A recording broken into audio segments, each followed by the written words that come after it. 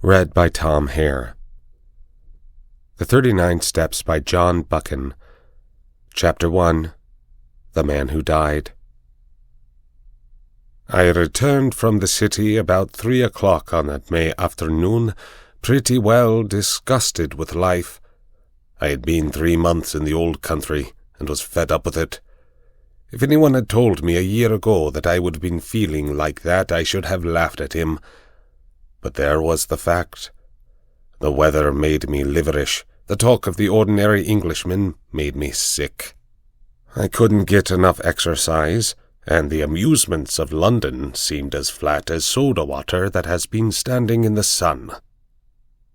Richard Haire, I kept telling myself, "You've got into the wrong ditch, my friend, and you had better climb out."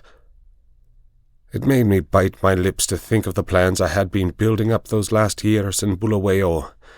I had got my pile, not one of the big ones, but good enough for me, and I had figured out all kinds of ways of enjoying myself. My father had brought me out from Scotland at the age of 6, and I had never been home since, so England was a sort of Arabian Nights to me, and I counted on stopping there for the rest of my days. But from the first I was disappointed with it. In about a week I was tired of seeing sights, and in less than a month I had had enough of restaurants and theatres and race meetings. I had no real pal to go out with, which probably explains things. Plenty of people invited me to their houses, but they didn't seem much interested in me. They would fling me a question or two about South Africa, and then get on to their own affairs. A lot of imperialist ladies asked me to tea to meet school teachers from New Zealand and editors from Vancouver, and that was the dismalest business of all. Here was I, 37 years old, sound in wind and limb, with enough money to have a good time, yawning my head off all day. I had just about settled to clear out and get back to the veld, for I was the best bored man in the United Kingdom. That afternoon I had been worrying my brokers about investments to give my mind something to work on, and on my way home I turned into my club, rather a pothouse, which took in colonial members. I had a long drink and read the evening papers. They were full of the row in the Near East, and there was an article about Carolides, the Greek premier. I rather fancied the chap. From all accounts he seemed the one big man in the show, and he played a straight game too, which was more than could be said for most of them. I gathered that they hated him pretty blackly in Berlin and Vienna, but that we were going to stick by him, and one paper said that he was the only barrier between Europe and Armageddon. I remember wondering if I could get a job in those parts. It struck me that Albania was the sort of place that might keep a man from yawning. About 6 o'clock I went home, dressed, dined at the Café Royal, and turned into a music hall. It was a silly show, all capering women and monkey-faced men, and I did not stay long. The night was fine and clear as I walked back to the flat I had hired near Portland Place. The crowd surged past me on the pavements, busy and chattering, and I envied the people for having something to do. These shop girls and clerks and dandies and policemen had some interest in life that kept them going. I gave half a crown to a beggar because I saw him yawn. He was a fellow sufferer. At Oxford Circus I looked up into the spring sky, and I made a vow. I would give the old country another day to fit me into something. If nothing happened, I would take the next boat for the Cape. My flat was the first floor in a new block behind Langham Place. There was a common staircase with a porter and a liftman at the entrance, but there was no restaurant or anything of that sort, and each flat was quite shut off from the others. I hate servants on the premises, so I had a fellow to look after me who came in by the day. He arrived before 8 o'clock every morning, and used to depart at 7, for I never dined at home. I was just fitting my key into the door when I noticed a man at my elbow. I had not seen him approach, and the sudden appearance made me start. He was a slim man, with a short brown beard and small, gimlety blue eyes. I recognized him as the occupant of a flat on the top floor, with whom I had passed the time of day on the stairs. "Can I speak to you?" he said. "May I come in for a minute?" He was steadying his voice with an effort, and his hand was pawing my arm. I got my door open and motioned him in. No sooner was he over the threshold than he made a dash for my back room, where I used to smoke and write my letters. Then he bolted back. "Is the door locked?" he asked feverishly, and he fastened the chain with his own hand. "I'm very sorry," he said humbly. "It's a mighty liberty, but you look the kind of man who would understand. I've had you in mind all this week when things got troublesome. Say, will you do me a good turn?" "I'll listen to you," I said. "That's all I'll promise." I was getting worried by the antics of this nervous little chap. There was a tray of drinks on a table beside him, from which he filled himself a stiff whiskey and soda. He drank it off in 3 gulps and cracked the glass as he set it down. "Pardon," he said. "I'm a bit rattled tonight. You see, I happen at this moment to be dead." I sat down in an armchair and lit my pipe. "What does it feel like?" I asked. I was pretty certain that I had to deal with a madman. A smile flickered over his drawn face. "I'm not mad, yet.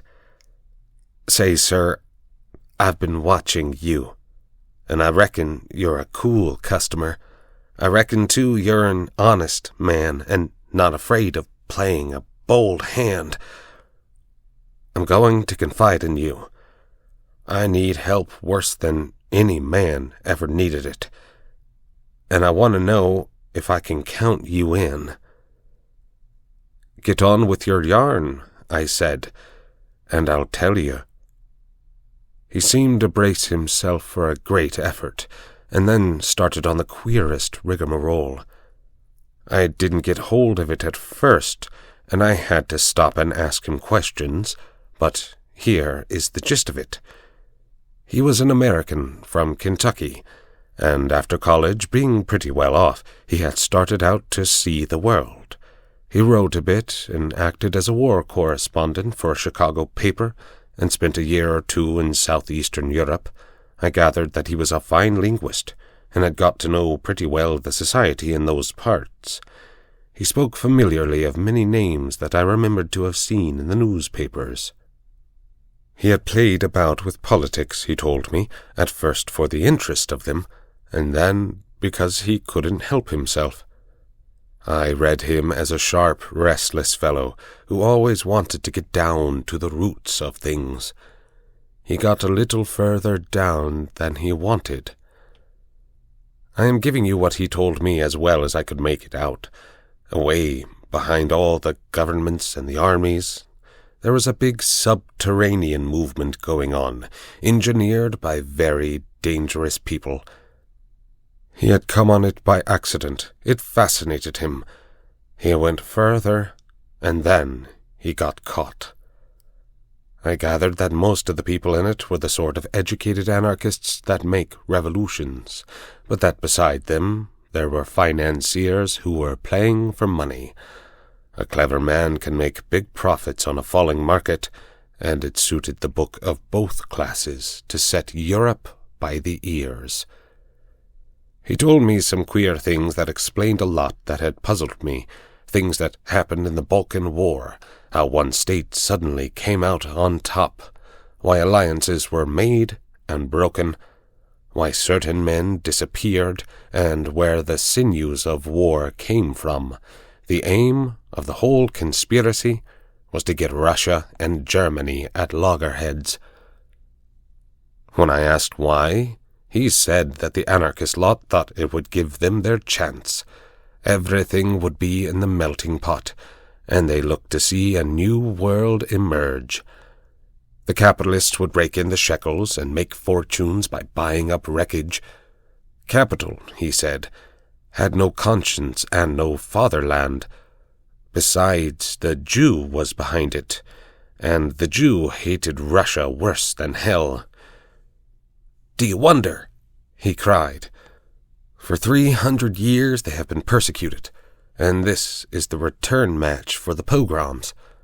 The Jew is everywhere, but you have to go far down the back stairs to find him. Take any big Teutonic business concern. If you have dealings with it, the first man you meet is Prince von Unzu something, an elegant young man who talks Eton and Harrow English, but he cuts no ice. If your business is big, you get behind him and find a prognathous Westphalian with a retreating brow and the manners of a hog. He is the German businessman that gives your English papers the shakes. But if you're on the biggest kind of job and are bound to get to the real boss, 10 to 1 you're brought up against a little white-faced Jew in a bath chair with an eye like a rattlesnake. Yes, sir, he is the man who is ruling the world just now, and he has his knife in the empire of the Tsar, because his aunt was outraged and his father flogged in some one-horse location on the Volga." I could not help saying that his Jew anarchists seemed to have got left behind a little. "Yes and no," he said. "They won up to a point, but they struck a bigger thing than money, a thing that couldn't be bought, the old elemental fighting instincts of man. If you're going to be killed, you invent some kind of flag and country to fight for, and if you survive, you get to love the thing. Those foolish devils of soldiers have found something they care for, and that has upset the pretty plan laid in Berlin and Vienna. But my friends haven't played their last card by a long sight. They've gotten the ace up their sleeve, and unless I can keep alive for a month, they're going to play it and win." "But I thought you were dead," I put in. "Mors janua vitae." He smiled. I recognized the quotation. It was about all the Latin I knew. "I'm coming to that. But I've got to put you wise about a lot of things first. If you read your newspaper, I guess you know the name of Constantine Carolides." I sat up at that, for I had been reading about him that very afternoon. "He is the man that has wrecked all their games.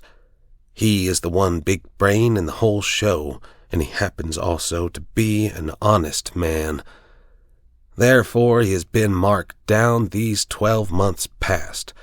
I found that out, not that it was difficult, for any fool could guess as much, but I found out the way they were going to get to him, and that knowledge was deadly. That's why I have had to decease." He had another drink, and I mixed it for him myself, for I was getting interested in the beggar. "They can't get him on his own land, for he has a bodyguard of Epirides that would skin their grandmothers, but on the 15th day of June he is coming to this city. The British Foreign Office has taken to having international tea parties, and the biggest of them is due on that date. Now, Carolides is reckoned the principal guest, and if my friends have their way, he will never return to his admiring countrymen." "That's simple enough, anyhow," I said. "You can warn him and keep him at home." "And play their game?" he asked sharply. "If he does not come, they win, for he's the only man that can straighten out the tangle. And if his government are warned, he won't come, for he does not know how big the stakes will be on June the 15th. "What about the British government?" I said. "They're not going to let their guests be murdered. Tip them the wink, and they'll take extra precautions." No good. They might stuff your city with plainclothes detectives and double the police, and Constantine would still be a doomed man. My friends are not playing this game for candy. They want a big occasion for the takeoff, with the eyes of all Europe on it. He'll be murdered by an Austrian, and there'll be plenty of evidence to show the connivance of the big folk in Vienna and Berlin. It will all be an infernal lie, of course, but the case will look black enough to the world. I'm not talking hot air, my friend. I happen to know every detail of the hellish contrivance, and I can tell you it will be the most finished piece of blackguardism since the Borgias. But it's not going to come off if there is a certain man who knows the wheels of the business alive right here in London on the 15th day of June. And that man is going to be your servant, Franklin P. Scudder. I was getting to like the little chap. His jaw had shut like a rat trap, and there was the fire of battle in his gimlety eyes. If he was spinning me a yarn, he could act up to it. "Where did you find out this story?" I asked. I got the first hint in an inn on the Akinzi in Tyrol. That set me inquiring, and I collected my other clues in a fur shop in the Galatian quarter of Buda, in a stranger's club in Vienna, and in a little bookshop off the Rocknitzstrasse in Leipzig. I completed my evidence 10 days ago in Paris. I can't tell you the details now, for it's something of a history. When I was quite sure in my own mind, I judged it my business to disappear. And I reached this city by a mighty queer circuit. I left Paris a dandified young French-American, and I sailed from Hamburg a Jew diamond merchant. In Norway I was an English student of Ibsen collecting materials for lectures. But when I left Bergen, I was a cinema man with special ski films. And I came here from Leith with a lot of pulpwood propositions in my pocket to put before the London newspapers. Till yesterday, I thought I had muddied my trail some and was feeling pretty happy. Then, the recollection seemed to upset him, and he gulped down some more whiskey. Then I saw a man standing in the street outside this block. I used to stay close in my room all day and only slip out after dark for an hour or two. I watched him for a bit from my window, and I thought I recognized him. He came in and spoke to the porter. When I came back from my walk last night, I found a card in my letter box. It bore the name of the man I want least to meet on God's earth. I think that the look in my companion's eyes, the sheer naked scare on his face, completed my conviction of his honesty. My own voice sharpened a bit as I asked him what he did next. I realized that I was bottled as sure as a pickled herring, and that there was only one way out. I had to die. If my pursuers knew I was dead, they would go to sleep again. How did you manage it? I told the man that valets me that I was feeling pretty bad, and I got myself up to look like death. That wasn't difficult, for I'm no slouch at disguises. Then I got a corpse. You can always get a body in London if you know where to go for it. I fetched it back in a trunk on top of the four-wheeler, and I had to be assisted upstairs to my room. You see, I had to pile up some evidence for the inquest. I went to bed and got my man to mix me a sleeping draught, and then told him to clear out. He wanted to fetch a doctor, but I swore some and said I couldn't abide leeches. When I was left alone, I started in to fake up that corpse. He was my size, and I judged had perished from too much alcohol. So I put some spirits handy about the place. The jaw was the weak point in the likeness, so I blew it away with a revolver. I dare say there will be somebody tomorrow to swear to having heard a shot, but there are no neighbors on my floor, and I guessed I could risk it. So I left the body in bed, dressed up in my pajamas, with a revolver lying on the bedclothes, and a considerable mess around. Then I got into a suit of clothes I had kept waiting for emergencies.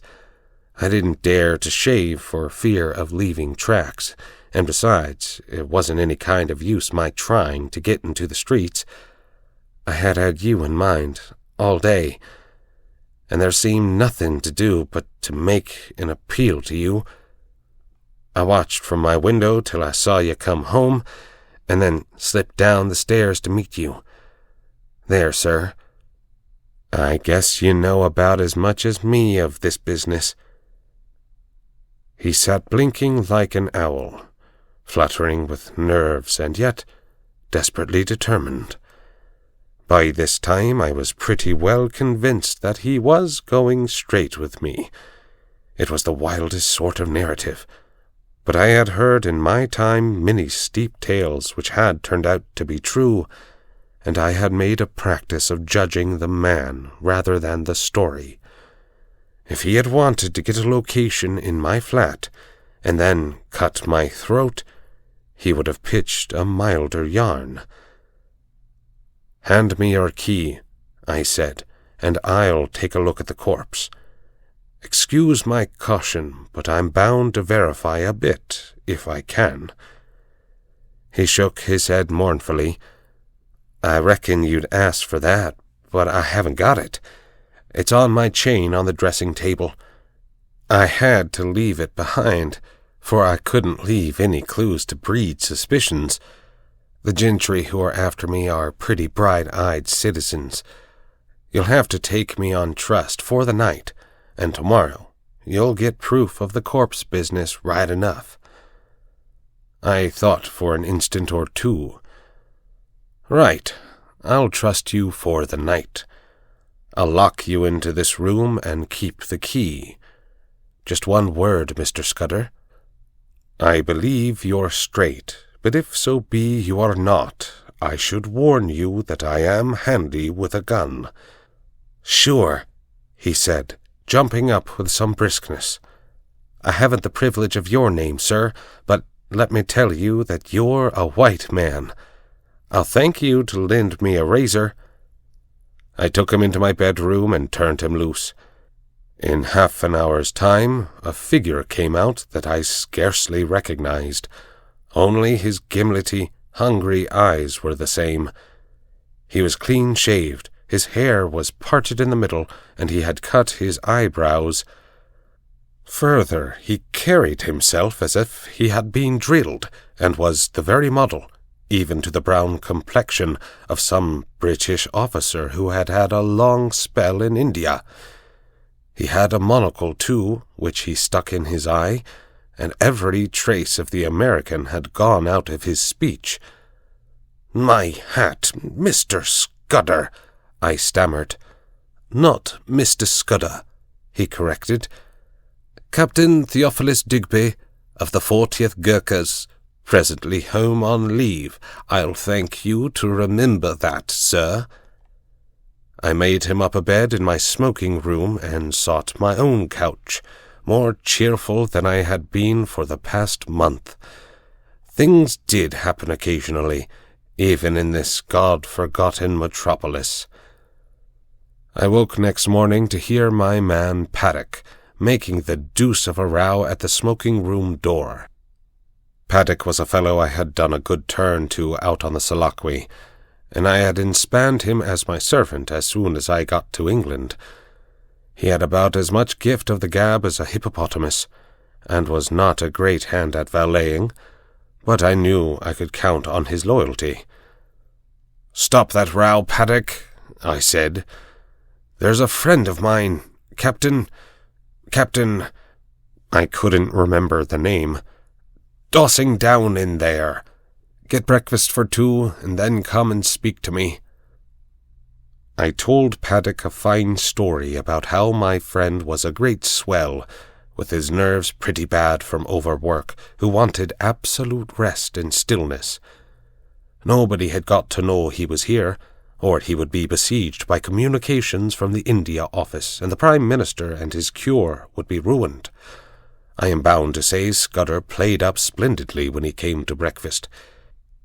He fixed Paddock with his eyeglass, just like a British officer, asked him about the Boer War, and slung out at me a lot of stuff about imaginary pals.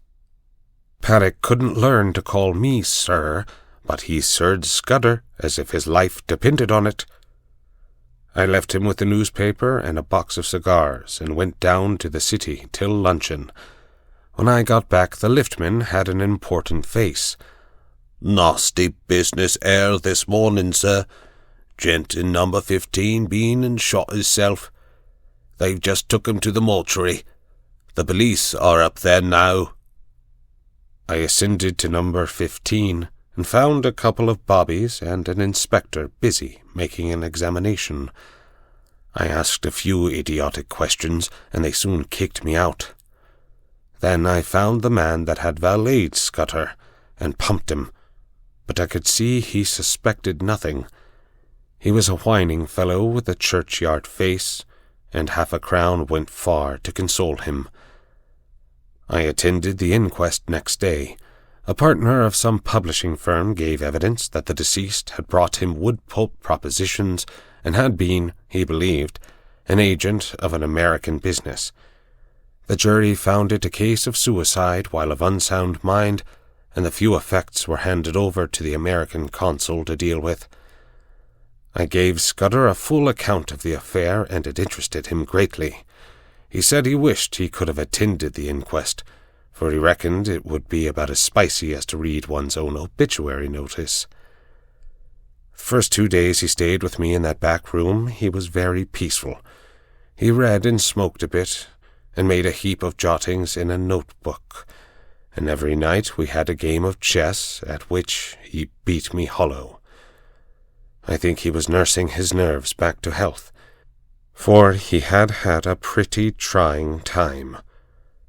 But on the 3rd day I could see he was beginning to get restless.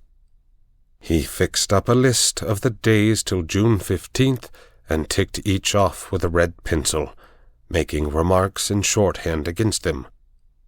I would find him sunk in a brown study, with his sharp eyes abstracted, and after those spells of meditation he was apt to be very despondent. Then I could see that he began to get edgy again. He listened for little noises, and was always asking me if Paddock could be trusted. Once or twice he got very peevish, and apologized for it. I didn't blame him. I made him every allowance, for he had taken on a fairly stiff job. It was not the safety of his own skin that troubled him, but the success of the scheme he had planned.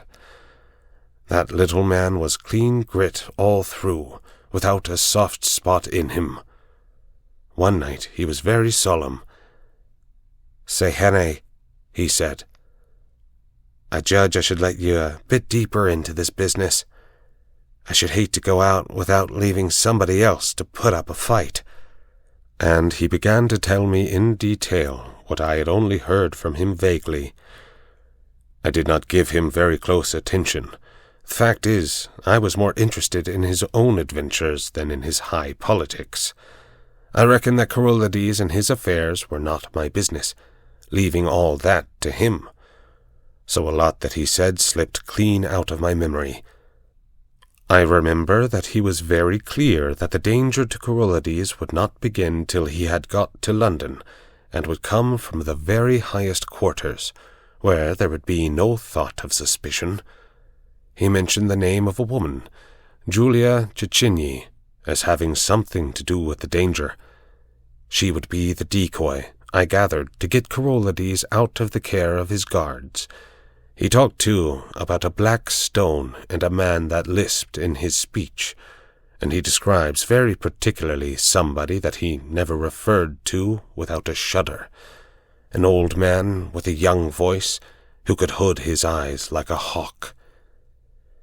He spoke a good deal about death, too. He was mortally anxious about winning through with his job, but he didn't care a rush for his life. I reckon it's like going to sleep when you are pretty well tired out, and waking to find a summer day with the scent of hay coming in at the window. I used to thank God for such mornings way back in the bluegrass country, and I guess I'll thank him when I wake up on the other side of Jordan. Next day he was much more cheerful, and read the life of Stonewall Jackson much of the time. I went out to dinner with a mining engineer I had got to see on business, and came back about 10:30 in time for our game of chess before turning in. I had a cigar in my mouth, I remember, as I pushed open the smoking-room door. The lights were not lit, which struck me as odd. I wondered if Scudder had turned in already. I snapped the switch, but there was nobody there. Then I saw something in the far corner, which made me drop my cigar and fall into a cold sweat. My guest was lying sprawled on his back. There was a long knife through his heart, which skewered him to the floor. End of Chapter 1. Chapter 2. The Milkman Sets Out on His Travels. I sat down in an armchair and felt very sick. That lasted for maybe 5 minutes, and was succeeded by a fit of the horrors. The poor, staring white face on the floor was more than I could bear, and I managed to get a tablecloth and cover it. Then I staggered to a cupboard, found the brandy, and swallowed several mouthfuls. I had seen men die violently before. Indeed, I had killed a few myself in the Matabele War, but this cold-blooded indoor business was different. Still, I managed to pull myself together. I looked at my watch and saw that it was 10:30. An idea seized me, and I went over the flat with a small-tooth comb. There was nobody there, nor any trace of anybody, but I shuttered and bolted the windows and put the chain on the door. By this time my wits were coming back to me, and I could think again. It took me about an hour to figure the thing out, and I did not hurry, for unless the murderer came back, I had till about 6 o'clock in the morning for my cogitations. I was in the soup. That was pretty clear. Any shadow of a doubt that I might have had about the truth of Scudder's tale was now gone. The proof of it was lying under the tablecloth. The men who knew that he knew what he knew had found him, and had taken the best way to make certain of his silence. Yes, but he had been in my rooms 4 days, and his enemies must have reckoned that he had confided in me, so I would be the next to go. It might be that very night, or next day, or the day after, but my number was up all right. Then suddenly I thought of another probability. Supposing I went out now and called in the police, or went to bed and let Paddock find the body and call them in the morning. What kind of story was I to tell about Scudder? I had lied to Paddock about him, and the whole thing looked desperately fishy. If I made a clean breast of it, and told the police everything he had told me, they would simply laugh at me. The odds were 1,000 to 1 that I would be charged with the murder, and the circumstantial evidence was strong enough to hang me. Few people knew me in England. I had no real pal who could come forward and swear to my character. Perhaps that was what those secret enemies were playing for.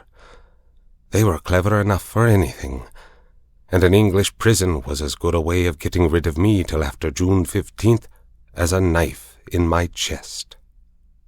Besides, if I told the whole story, and by any miracle was believed, I would be playing their game. Carolades would stay at home, which was what they wanted. Somehow or other, the sight of Scudder's dead face had made me a passionate believer in his scheme. He was gone, but he had taken me into his confidence, and I was pretty well bound to carry on his work.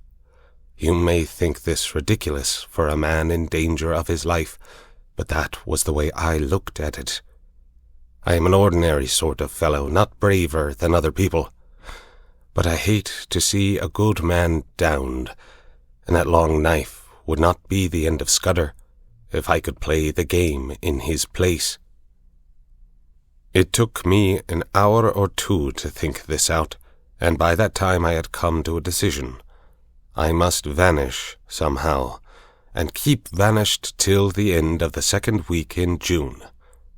Then I must somehow find a way to get in touch with the government people and tell them what Scudder had told me. I wished to heaven he had told me more, and that I had listened more carefully to the little he had told me. I knew nothing but the barest facts. There was a big risk that, even if I weathered the other dangers, I would not be believed in the end. I must take my chance of that, and hope that something might happen which would confirm my tale in the eyes of the government. My first job was to keep going for the next 3 weeks. It was now the 24th of May, and that meant 20 days of hiding before I could venture to approach the powers that be. I reckon that 2 sets of people would be looking for me, Scudder's enemies to put me out of existence, and the police, who would want me for Scudder's murder. It was going to be a giddy hunt, and it was queer how the prospect comforted me. I had been slack so long that almost any chance of activity was welcome.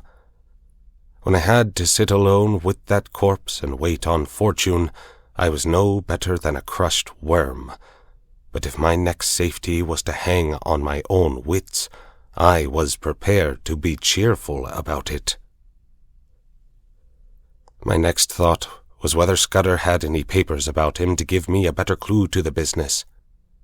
I drew back the tablecloth and searched his pockets, for I had no longer any shrinking from the body. The face was wonderfully calm for a man who had been struck down in a moment.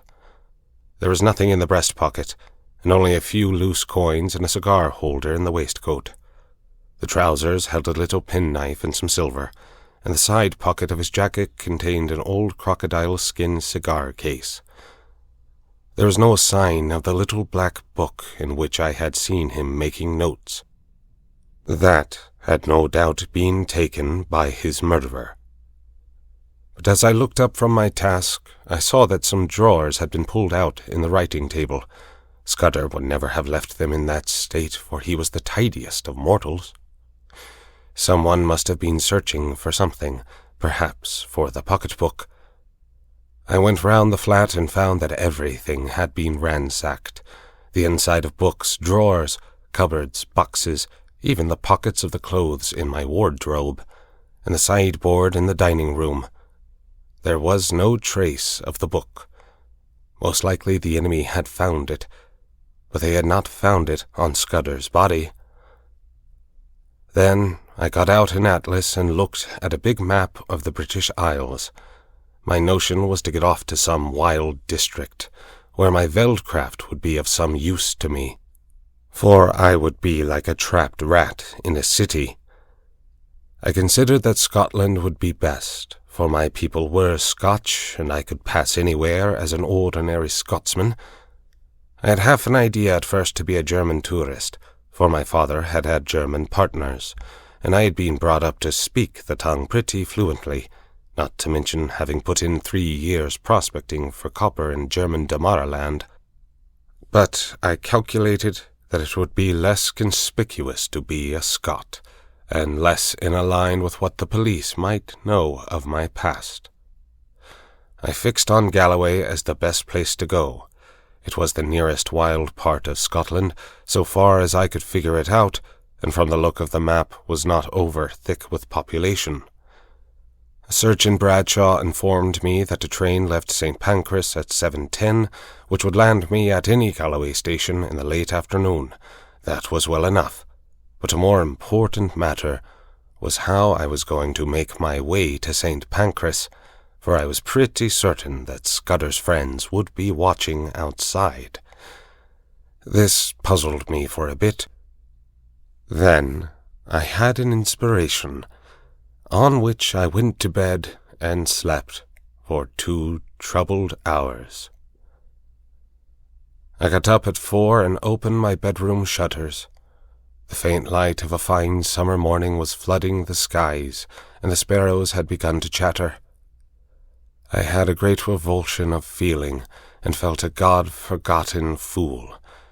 My inclination was to let things slide, and trust to the British police taking a reasonable view of my case.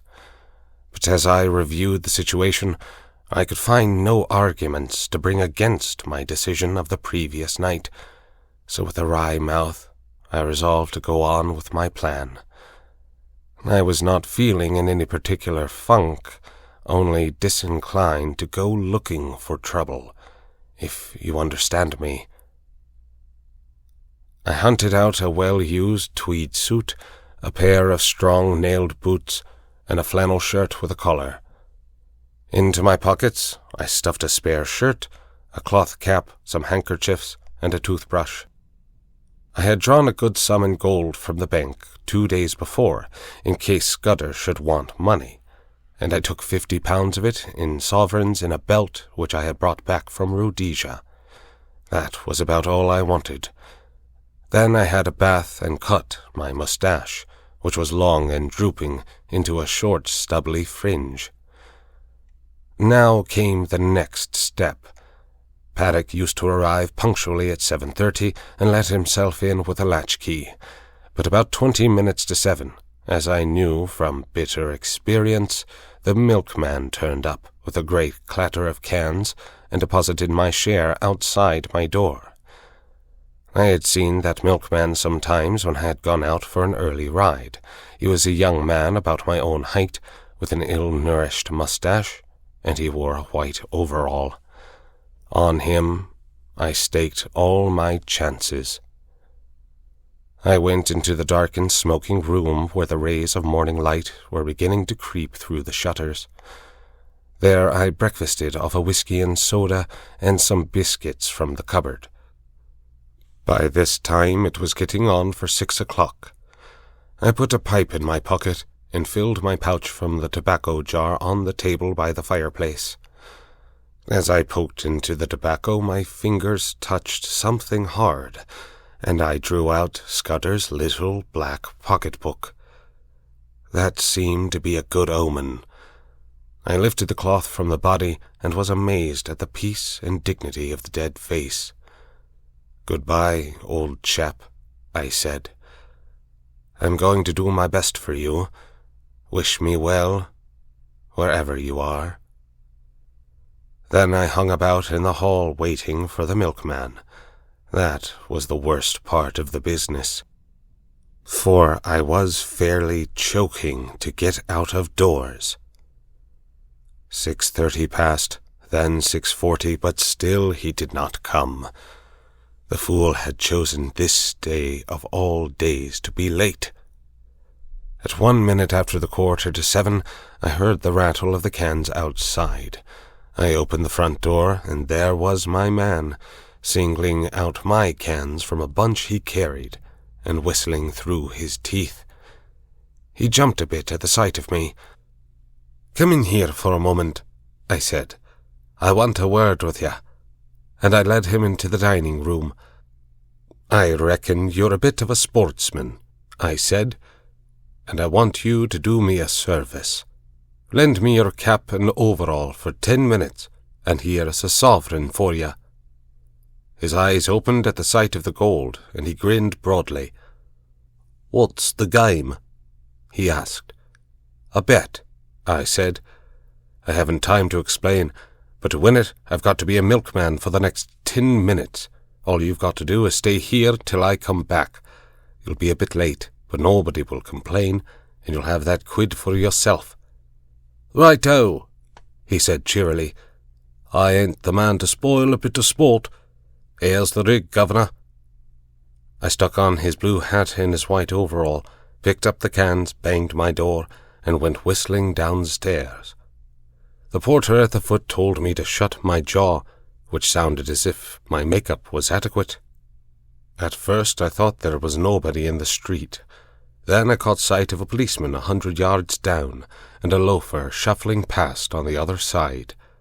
Some impulse made me raise my eyes to the house opposite, and there at a first-floor window was a face.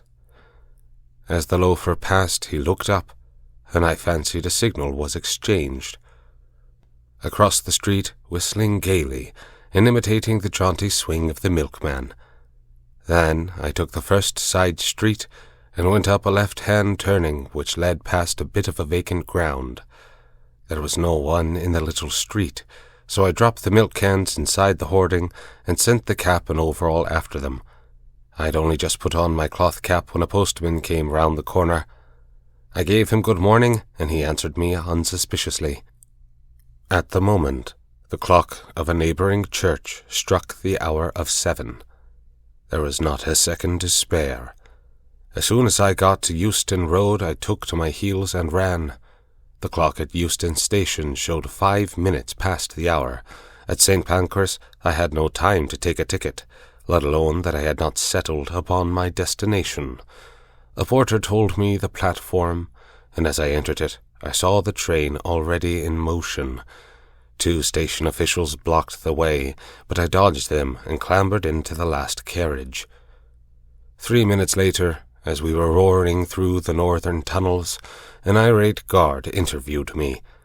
He wrote out for me a ticket to Newton Stewart, a name which had suddenly come back to my memory, and he conducted me from the first-class compartment where I had ensconced myself to a third-class smoker, occupied by a sailor and a stout woman with a child. He went off grumbling, and as I mopped my brow, I observed to my companions in my broadest Scots that it was a sore job catching trains. I had already entered upon my part. "The impudence o' that Gyard," said the lady bitterly. "He needed a Scotch tongue to put him in his place. He was complaining this wean no hadden no ticket, and her no far till August 12th, and he was objecting to this gentleman spitting." The sailor morosely agreed, and I started my new life in an atmosphere of protest against authority. I reminded myself that a week ago I had been finding the world dull. End of Chapter 2. Chapter 3. The Adventure of the Literary Innkeeper. I had a solemn time travelling north that day. It was fine May weather, with the hawthorn flowering on every hedge, and I asked myself why, when I was still a free man, I had stayed on in London and not got the good of this heavenly country. I didn't dare face the restaurant car, but I got a luncheon basket at Leeds and shared it with the fat woman. Also I got the morning's papers, with news about starters for the Derby and the beginning of the cricket season, and some paragraphs about how Balkan affairs were settling down and a British squadron was going to Kiel. When I had done with them, I got out Scudder's little black pocket-book and studied it. It was pretty well filled with jottings, chiefly figures, though now and then a name was printed in. For example, I found the words Hofgaard, Loonville, and avocado pretty often, and especially the word Pavia. Now I was certain that Scudder never did anything without a reason, and I was pretty sure that there was a cipher in all this. That is a subject which has always interested me, and I did a bit at it myself once as intelligence officer at Delagoa Bay during the Boer War. I have a head for things like chess and puzzles, and I used to reckon myself pretty good at finding out ciphers. This one looked like the numerical kind, where sets of figures correspond to the letters of the alphabet. But any fairly shrewd man can find the clue to that sort after an hour or two's work, and I didn't think Scudder would have been content with anything so easy. So I fastened on the printed words, for you can make a pretty good numerical cipher if you have a key word which gives you the sequence of the letters. I tried for hours, but none of the words answered. Then I fell asleep and woke at Dumfries just in time to bundle out and get into the slow Galloway train. There was a man on the platform whose looks I didn't like, but he never glanced at me, and when I caught sight of myself in the mirror of an automatic machine, I didn't wonder. With my brown face, my old tweeds, and my slouch, I was the very model of one of the hill farmers who were crowding into the third-class carriages. I travelled with half a dozen in an atmosphere of shag and clay pipes. They had come from the weekly market, and their mouths were full of prices. I heard accounts of how the lambing had gone up the Cairn and the Dooch and a dozen other mysterious waters. Above half the men had lunched heavily and were highly flavoured with whisky, so they took no notice of me. We rumbled slowly into a land of little wooded glens, and then to a great wide moorland place, gleaming with lochs, with high blue hills showing northwards. About 5 o'clock the carriage had emptied, and I was left alone, as I had hoped. I got out at the next station, a little place whose name I scarcely noted, set right in the heart of a bog. It reminded me of one of those forgotten little stations in the Karoo. An old station master was digging in his garden, and with his spade over his shoulder sauntered to the train, took charge of a parcel, and went back to his potatoes. A child of 10 received my ticket, and I emerged on a white road that straggled over the brown moor. It was a gorgeous spring evening, with every hill showing as clear as a cut amethyst. The air had the queer, rooty smell of bogs, but it was as fresh as mid-ocean, and it had the strangest effect on my spirits. I actually felt light-hearted. I might have been a boy out for a spring holiday tramp, instead of a man of 37, very much wanted by the police. I felt just as I used to feel when I was starting for a big trek on a frosty morning on the High Veld. If you believe me, I swung along that road whistling. There was no plan of campaign in my head, only just to go on and on in this blessed, honest-smelling hill country, for every mile put me in better humour with myself. In a roadside planting I cut a walking stick of hazel, and presently struck off the highway, up a bypath which followed the glen of a brawling stream. I reckoned that I was still far ahead of any pursuit, and for that night might please myself. It was some hours since I had tasted food, and I was getting very hungry when I came to a herd's cottage set in a nook beside a waterfall. A brown-faced woman was standing by the door, and greeted me with the kindly shyness of moorland places. When I asked for a night's lodging, she said I was welcome to the bed in the loft. And very soon she set before me a hearty meal of ham and eggs, scones, and thick, sweet milk. At the darkening her man came in from the hills, a lean giant, who in one step covered as much ground as 3 paces of ordinary mortals. They asked me no questions, for they had the perfect breeding of all dwellers in the wilds, but I could see they set me down as a kind of dealer, and I took some trouble to confirm their view. I spoke a lot about cattle, of which my host knew little, and I picked up from him a good deal about the local Galloway markets, which I tucked away in my memory for future use.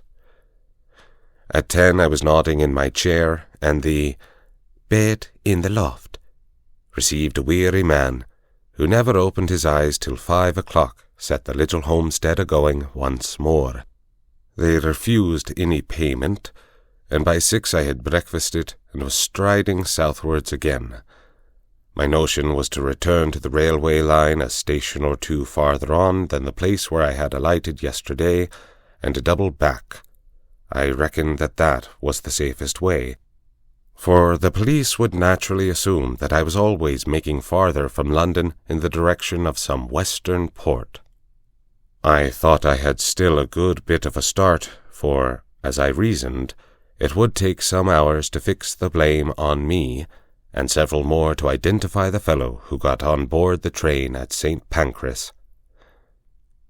It was the same jolly, clear spring weather, and I simply could not contrive to feel careworn. Indeed, I was in better spirits than I had been for months. Over a long ridge of moorland I took my road, skirting the side of a high hill which the herd had called Cairnsmore of Fleet. Nesting curlews and plovers were crying everywhere, and the links of green pasture by the streams were dotted with young lambs. All the slackness of the past months was slipping from my bones, and I stepped out like a 4-year-old. By and by I came to a swell of moorland which dipped to the vale of a little river, and a mile away in the heather I saw the smoke of a train. The station, when I reached it, proved to be ideal for my purpose. The moor surged up around it, and left room only for the single line, the slender siding, a waiting room, an office, the station master's cottage, and a tiny yard of gooseberries and sweet william. There seemed no road to it from anywhere, and to increase the desolation, the waves of a tarn lapped on their grey granite beach half a mile away. I waited in the deep heather till I saw the smoke of an east-going train on the horizon. Then I approached the tiny booking office and took a ticket for Dumfries. The only occupants of the carriage were an old shepherd and his dog, a wall-eyed brute that I mistrusted. The man was asleep, and on the cushions beside him was that morning's Scotsman. Eagerly I seized on it, for I fancied it would tell me something. There were 2 columns about the Portland Place murder, as it was called. My man Paddock had given the alarm and had the milkman arrested. Poor devil! It looked as if the latter had earned his sovereign hardly. But for me he had been cheap at the price, for he seemed to have occupied the police for the better part of the day. In the latest news I found a further installment of the story. The milkman had been released, I read, and the true criminal, about whose identity the police were reticent, was believed to have got away from London by one of the northern lines. There was a short note about me as the owner of the flat.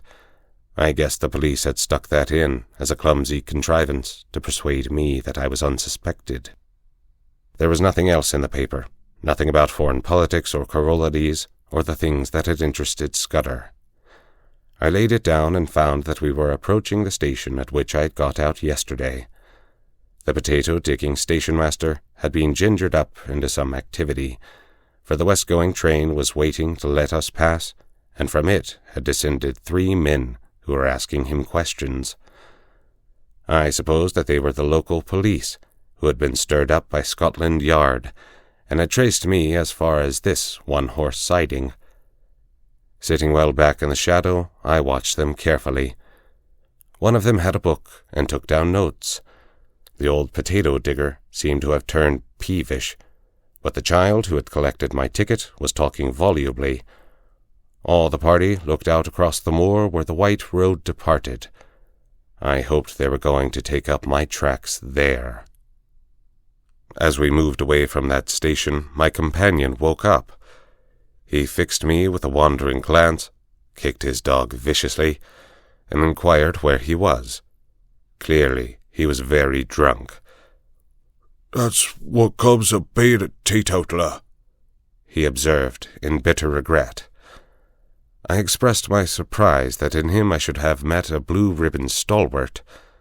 "Aye, but I'm a strong teetotaler," he said pugnaciously. "I took the pledge last Martinmas, and I haven't touched a drop of whisky since then. Not even at Ogmanay, though I was tempted."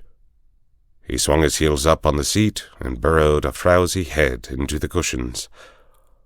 That's all I get," he moaned. "A hide better than hellfire, and twae in looking different ways for the Sabbath." "What did it?" I asked. "A drink they call brandy. Being a teetotaler, I keep it off the whisky, but I was nipping a day at this brandy, and I doubt I'll be no wheel for a fortnight." His voice died away into a splutter, and sleep once more laid its heavy hand on him. My plan had been to get out at some station down the line, but the train suddenly gave me a better chance, for it came to a standstill at the end of a culvert which spanned a brawling porter-coloured river. I looked out and saw that every carriage window was closed, and no human figure appeared in the landscape. So I opened the door and dropped quickly into the tangle of hazels which edged the line. It would have been all right but for that infernal dog. Under the impression that I was decamping with its master's belongings, it started to bark, and all but got me by the trousers. This woke up the herd, who stood bawling at the carriage door in the belief that I had committed suicide. I crawled through the thicket, reached the edge of the stream, and in cover of the bushes put 100 yards or so behind me. Then from my shelter I peered back, and saw the guard and several passengers gathered round the open carriage door and staring in my direction. I could not have made a more public departure if I had left with a bugler and a brass band. Happily, the drunken herd provided a diversion. He and his dog, which was attached by a rope to his waist, suddenly cascaded out of the carriage, landed on their heads on the track, and rolled some way down the bank towards the water. In the rescue which followed, the dog bit somebody, for I could hear the sound of hard swearing. Presently they had forgotten me, and when after a quarter of a mile's crawl I ventured to look back, the train had started again and was vanishing in the cutting. I was in a wide semicircle of moorland, with the brown river as radius, and the high hills forming the northern circumference. There was not a sign or sound of a human being, only the plashing water and the interminable crying of curlews. Yet, oddly enough, for the first time I felt the terror of the hunted on me. It was not the police that I thought of, but the other folk, who knew that I knew Scudder's secret, and dared not let me live. I was certain that they would pursue me with a keenness and vigilance unknown to the British law, and that once their grip closed on me I should find no mercy. I looked back, but there was nothing in the landscape. The sun glinted on the metals of the line and the wet stones in the stream, and you could not have found a more peaceful sight in the world. Nevertheless, I started to run. Crouching low in the runnels of the bog, I ran till the sweat blinded my eyes. The mood did not leave me till I had reached the rim of mountain and flung myself panting on a high ridge above the young waters of the brown river. From my vantage ground I could scan the whole moor right away to the railway line and to the south of it, where green fields took the place of heather. I have eyes like a hawk, but I could see nothing moving in the whole countryside. Then I looked east beyond the ridge, and saw a new kind of landscape, shallow green valleys with plentiful fir plantations, and the faint lines of dust which spoke of highroads.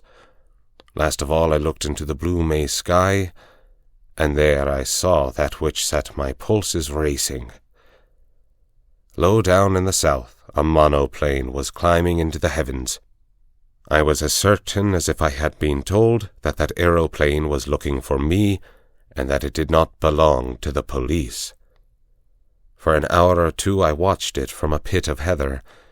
It flew low along the hilltops, and then in narrow circles over the valley up which I had come. Then it seemed to change its mind, rose to a great height, and flew away back to the south. I did not like this espionage from the air, and I began to think less well of the countryside I had chosen for a refuge. These heather hills were no sort of cover if my enemies were in the sky, and I must find a different kind of sanctuary. I looked with more satisfaction to the green country beyond the ridge, for there I should find woods and stone houses.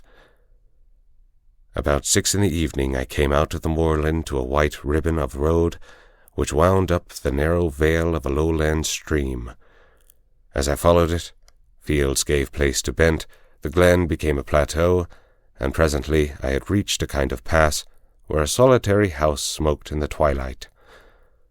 The road swung over a bridge, and leaning on the parapet was a young man. He was smoking a long clay pipe and studying the water with spectacled eyes. In his left hand was a small book with a finger marking the place. Slowly he repeated, "As when a griffin through the wilderness with winged step o'er hill and moory dale pursues the Eremaspian." He jumped round as my step rung on the keystone, and I saw a pleasant, sunburnt, boyish face. "Good evening to you," he said gravely. "It's a fine night for the road." The smell of peat smoke and of some savoury roast floated to me from the house. "Is that place an inn?" I asked. "At your service," he said politely. "I am the landlord, sir, and I hope you will stay the night, for to tell you the truth I have had no company for a week." I pulled myself up on the parapet of the bridge and filled my pipe.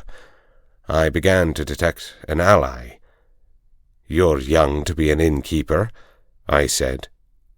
"My father died a year ago and left me the business. I live there with my grandmother. It's a slow job for a young man, and it wasn't my choice of profession." "Which was?" He actually blushed. "I want to write books," he said. "And what better chance could you ask?" I cried. "Man, I've often thought that an innkeeper would make the best storyteller in the world." "Not now," he said eagerly. "Maybe in the old days, when you had pilgrims and ballad-makers and highwaymen and mail coaches on the road, but not now. Nothing comes here but motor cars full of fat women who stop for lunch, and a fisherman or two in the spring, and the shooting tenants in August. There is not much material to be got out of that. I want to see life, to travel the world, and write things like Kipling and Conrad.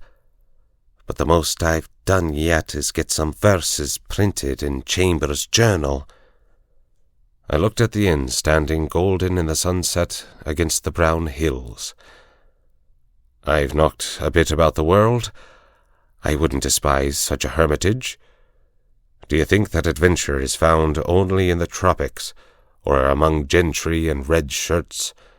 Maybe you're rubbing shoulders with it at this moment." "That's what Kipling says," he said, his eyes brightening, and he quoted some verse about "Romance brings up the 9:15. "Here's a true tale for you, then," I cried. "And a month from now you can make a novel out of it." Sitting on the bridge in the soft May, gloaming, I pitched him a lovely yarn. It was true in essentials, too, though I altered the minor details. I made out that I was a mining magnate from Kimberley, who had had a lot of trouble with IDB and had shown up a gang. They had pursued me across the ocean and had killed my best friend and were now on my tracks. I told the story well, though I say it, who shouldn't? I pictured a flight across the Kalahari to German Africa, the crackling, parching days, the wonderful blue velvet nights. I described an attack on my life on the voyage home, and I made a really horrid affair of the Portland police murder. "You're looking for adventure?" I cried. "Well, you found it here. The devils are after me, and the police are after them. It's a race that I mean to win." "By God," he whispered, drawing his breath in sharply. "It is all pure Rider Haggard and Conan Doyle." "You believe me?" I said gratefully. "Of course I do." And he held out his hand. "I believe everything out of the common. The only thing to distrust is the normal." He was very young. but he was the man for my money. I think they're off my track for the moment, but I must lie close for a couple of days. Can you take me in?" He caught my elbow in his eagerness and drew me towards the house. "You can lie as snug here as if you were in a moss hole. I'll see that nobody blabs either, and you'll give me some more material about your adventures." As I entered the inn porch, I heard from far off the beat of an engine. There, silhouetted against the dusky west, was my friend, the monoplane. He gave me a room at the back of the house, with a fine outlook over the plateau, and he made me free of his own study, which was stacked with cheap editions of his favourite authors. I never saw the grandmother, so I guessed she was bedridden. An old woman called Margit brought me my meals, and the innkeeper was around me at all hours. I wanted some time to myself, so I invented a job for him. He had a motor bicycle, and I sent him off next morning for the daily paper, which usually arrived at the post in the late afternoon. I told him to keep his eyes skinned, and make note of any strange figures he saw, keeping a special sharp lookout for motors and aeroplanes. Then I sat down in real interest to Scudder's notebook. He came back midday with the Scotsman. There was nothing in it, except some further evidence of Paddock and the milkman, and a repetition of yesterday's statement that the murderer had gone north. But there was a long article, reprinted from the Times, about Carolades and the state of affairs in the Balkans, though there was no mention of any visit to England. I got rid of the innkeeper for the afternoon, for I was getting very warm in my search for the cipher. As I told you, it was a numerical cipher, and by an elaborate system of experiments, I had pretty well discovered what were the nulls and stops. The trouble was the key word, and when I thought of the odd million words he might have used, I felt pretty hopeless. But about 3 o'clock, I had a sudden inspiration. The name, Julia Shashinyi, flashed across my memory. Scudder had said it was the key to the Carolades business, and it occurred to me to try it on his cipher. It worked. The 5 letters of Julia gave me the position of the vowels.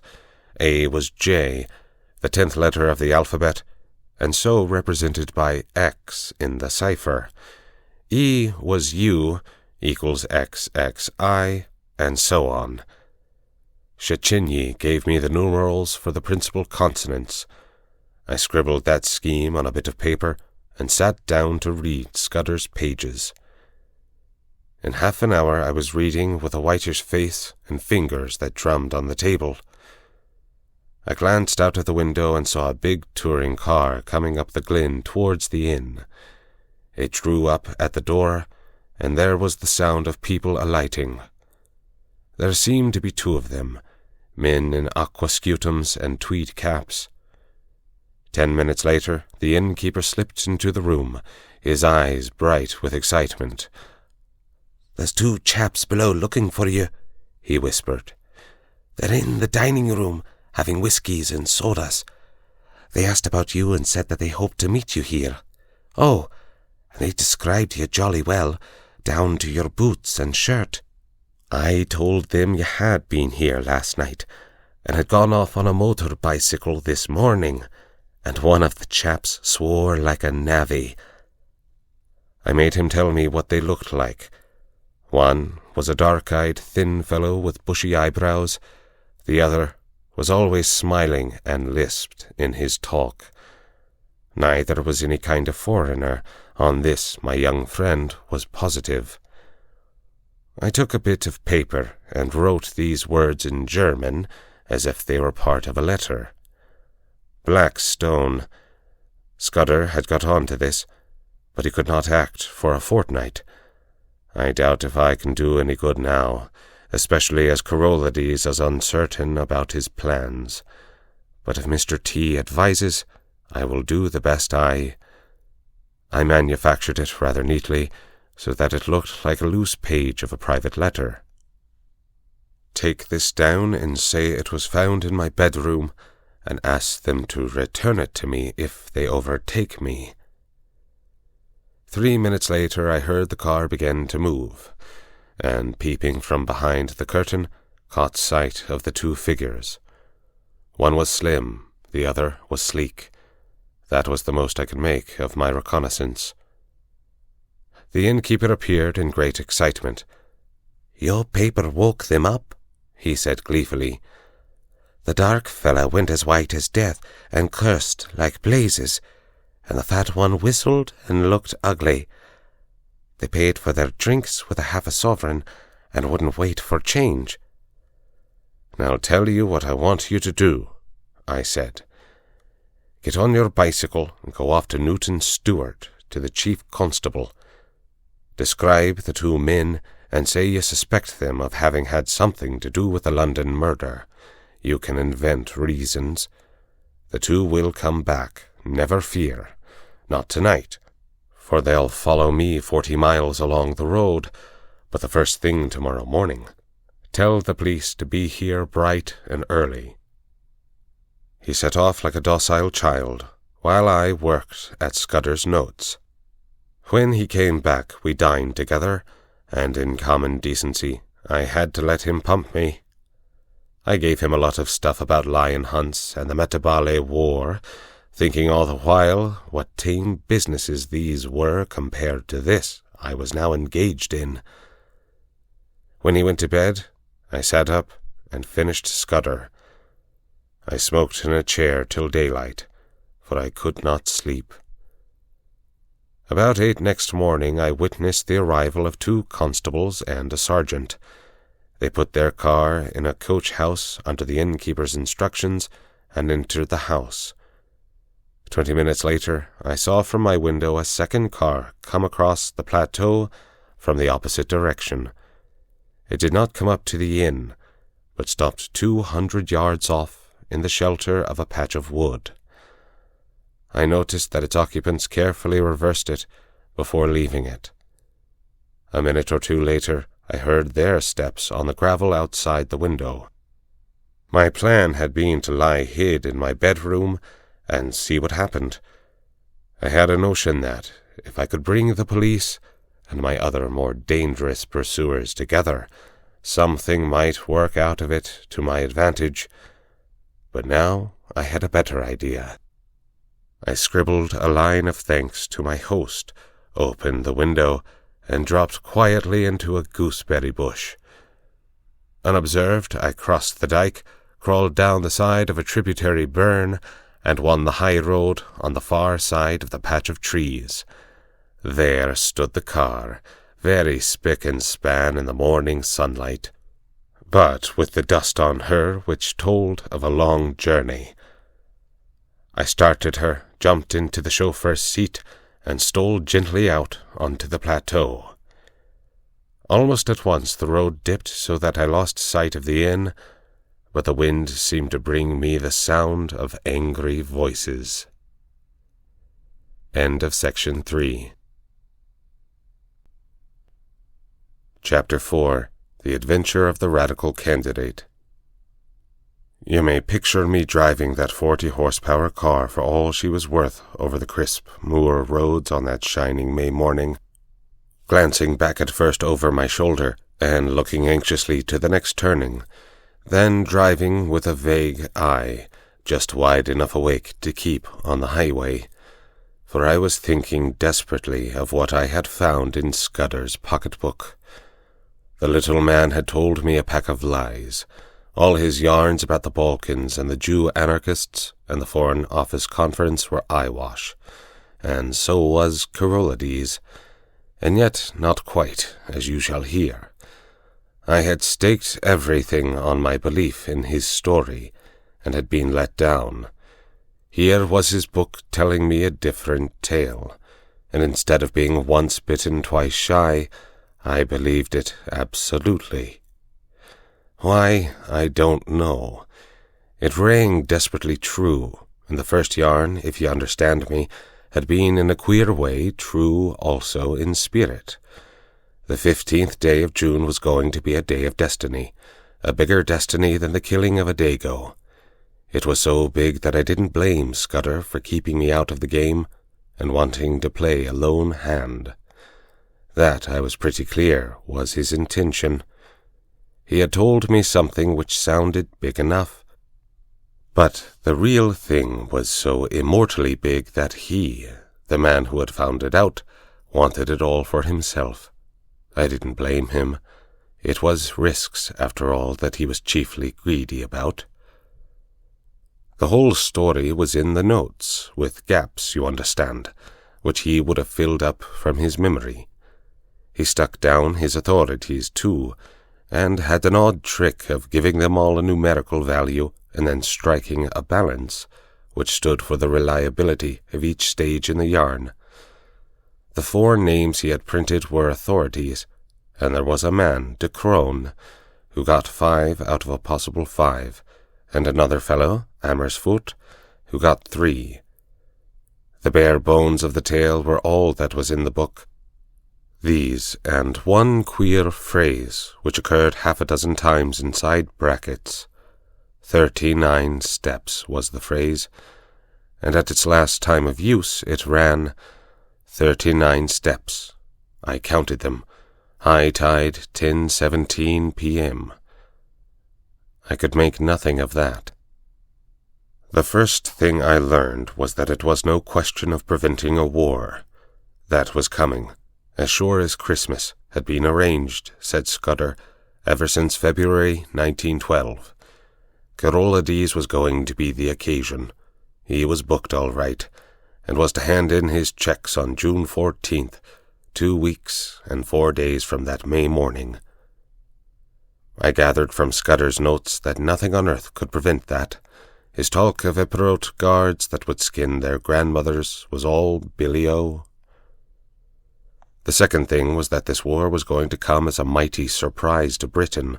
Carolades' death would set the Balkans by the ears, and then Vienna would chip in with an ultimatum. Russia wouldn't like that, and there would be high words.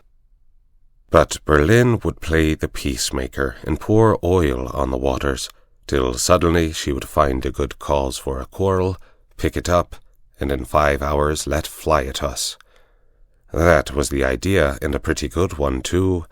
Honey and fair speeches, and then a stroke in the dark. While we were talking about the good will and good intentions of Germany, our coast would be silently ringed with mines, and submarines would be waiting for every battleship. But all this depended upon the third thing, which was due to happen on June 15th. I would never have grasped this if I hadn't once happened to meet a French staff officer, coming back from West Africa, who had told me a lot of things. One was that, in spite of all the nonsense talked in Parliament, there was a real working alliance between France and Britain, and that the 2 general staffs met every now and then, and made plans for joint action in case of war. Well, in June a very great swell was coming over from Paris, and he was going to get nothing less than a statement of the disposition of the British Home Fleet on mobilization. At least I gathered it was something like that. Anyhow, it was something uncommonly important. But on the 15th day of June there were to be others in London, others at whom I could only guess. Scudder was content to call them, collectively, the Black Stone. They represented not our allies, but our deadly foes, and the information destined for France was to be diverted to their pockets, and it was to be used, remember, used a week or 2 later, with great guns and swift torpedoes, suddenly in the darkness of a summer night. This was the story I had been deciphering in a back room of a country inn, overlooking a cabbage garden. This was the story that hummed in my brain as I swung in the big touring car from glen to glen. My first impulse had been to write a letter to the Prime Minister, but a little reflection convinced me that that would be useless. Who would believe my tale? I must show a sign, some token in proof. and heaven knew what that could be. Above all, I must keep going myself, ready to act when things got riper, and that was going to be no light job with the police of the British Isles in full cry after me, and the watchers of the Black Stone running silently and swiftly on my trail. I had no very clear purpose in my journey, but I steered east by the sun, for I remembered from the map that if I went north, I would come into a region of coal pits and industrial towns. Presently I was down from the moorlands and traversing the broad haugh of a river. For miles I ran alongside a park wall, and in a break of the trees I saw a great castle. I swung through little old thatched villages, and over peaceful lowland streams, and past gardens blazing with hawthorn and yellow laburnum. The land was so deep in peace that I could scarcely believe that somewhere behind me were those who sought my life, aye, and that in a month's time, unless I had the almightiest of luck, these round country faces would be pinched and staring, and men would be lying dead in English fields. About midday I entered a long, straggling village, and had a mind to stop and eat. Halfway down was the post office, and on the steps of it stood the postmistress and a policeman hard at work conning a telegram. When they saw me, they wakened up, and the policeman advanced with raised hand and cried on me to stop. I nearly was fool enough to obey. Then it flashed upon me that the wire had to do with me, that my friends at the inn had come to an understanding, and were united in desiring to see more of me, and that it had been easy enough for them to wire the description of me and the car to 30 villages through which I might pass. I released the brakes just in time. As it was, the policeman made a claw at the hood, and only dropped off when he got my left in his eye. I saw that main roads were no place for me, and turned into the byways. It wasn't an easy job without a map, for there was the risk of getting onto a farm road and ending in a duck pond or a stable yard, and I couldn't afford that kind of delay. I began to see what an ass I had been to steal the car.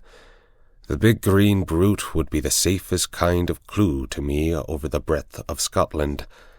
If I left it and took to my feet, it would be discovered in an hour or two, and I would get no start in the race. The immediate thing to do was to get to the loneliest roads.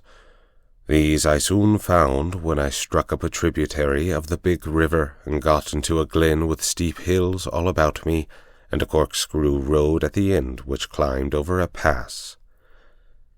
Here I met nobody, but it was taking me too far north, so I slewed east along a bad track and finally struck a big double-lined railway. Away below me I saw another broadish valley, and it occurred to me that if I crossed it, I might find some remote inn to pass the night. The evening was now drawing in, and I was furiously hungry, for I had eaten nothing since breakfast except a couple of buns I had bought from a baker's cart. Just then I heard a noise in the sky, and lo and behold, there was that infernal aeroplane, flying low, about a dozen miles to the south and rapidly coming towards me. I had the sense to remember that on a bare moor I was at the aeroplane's mercy, and that my only chance was to get to the leafy cover of the valley. Down the hill I went like blue lightning, screwing my head around whenever I dared to watch that damned flying machine. Soon I was on a road between hedges and dipping to the deep-cut glen of a stream. Then came a bit of thick wood where I slackened speed. Suddenly on my left I heard the hoot of another car and realized to my horror that I was almost up on a couple of gate posts through which a private road debouched on the highway. My horn gave an agonized roar, but it was too late. I clapped on my brakes, but my impetus was too great, and there before me a car was sliding athwart my course. In a second there would have been the deuce of a wreck. I did the only thing possible, and ran slap into the hedge on the right, trusting to find something soft beyond. But there I was mistaken. My car slithered through the hedge like butter, and then gave a sickening plunge forward. I saw what was coming, leapt on the seat, and would have jumped out, but a branch of hawthorn got me in the chest, lifted me up and held me, while a ton or two of expensive metal slipped below me, bucked and pitched, and then dropped with an almighty smash 50 feet to the bed of the stream. Slowly that thorn let me go. I subsided first on the hedge, and then very gently on a bower of nettles. As I scrambled to my feet, a hand took me by the arm, and a sympathetic and badly scared voice asked me if I were hurt. I found myself looking at a tall young man in goggles and a leather ulster, who kept on blessing his soul and whinnying apologies. For myself, once I got my wind back, I was rather glad than otherwise. This was one way of getting rid of the car. "My blame, sir," I answered him. "It's lucky that I did not add homicide to my follies. That's the end of my Scotch motor tour, but it might have been the end of my life." He plucked out a watch and studied it. "You're the right sort of fellow," he said. "I can spare a quarter of an hour, and my house is 2 minutes off. I'll see you clothed and fed and snug in bed. Where's your kit, by the way? Is it in the burn along with the car?" "It's in my pocket," I said, brandishing a toothbrush. "I am a colonial and travel light." "A colonial?" he cried. "By gad, you're the very man I've been praying for. Are you, by any blessed chance, a free trader?" "I am," said I, without the foggiest notion of what he meant. He patted my shoulder and hurried me into his car. 3 minutes later we drew up before a comfortable-looking shooting box set among pine trees, and he ushered me indoors. He took me first to a bedroom and flung 6 of his suits before me, for my own had been pretty well reduced to rags.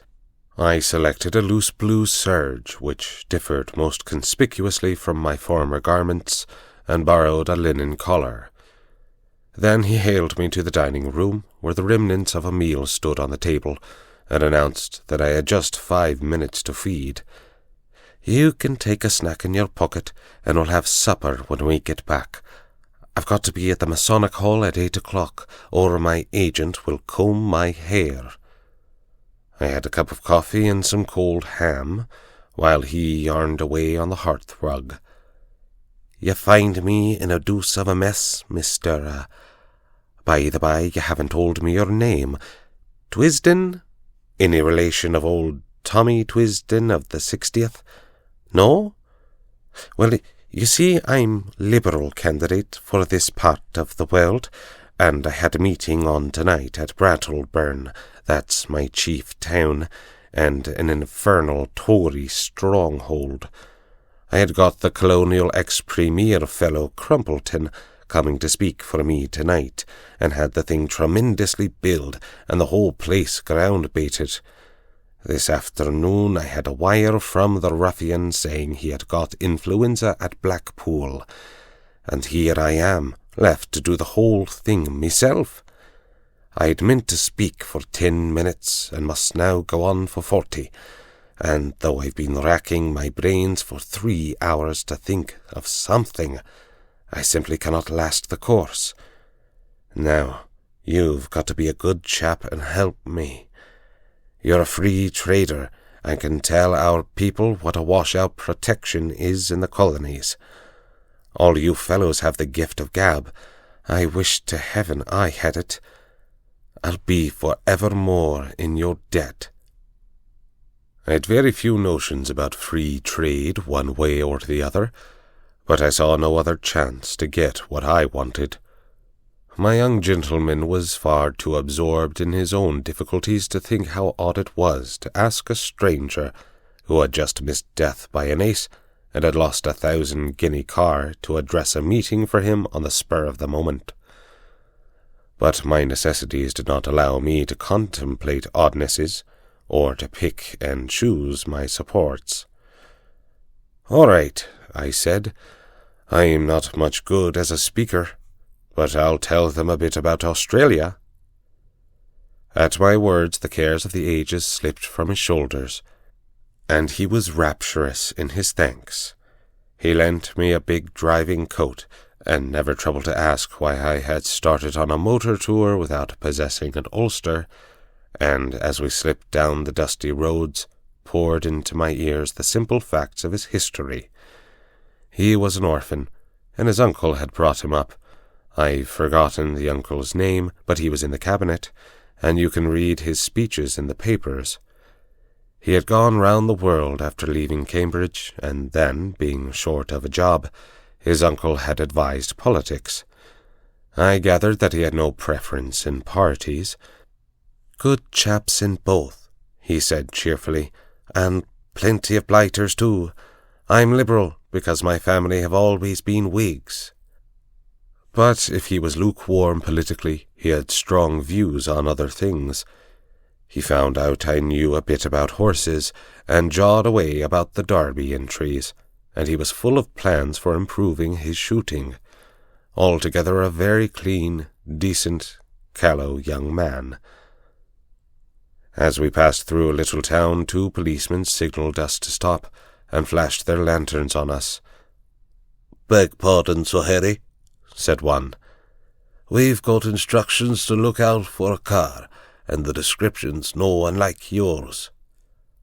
"Righto," said my host, while I thanked Providence for the devious ways I had been brought to safety. After that he spoke no more, for his mind began to labour heavily with his coming speech.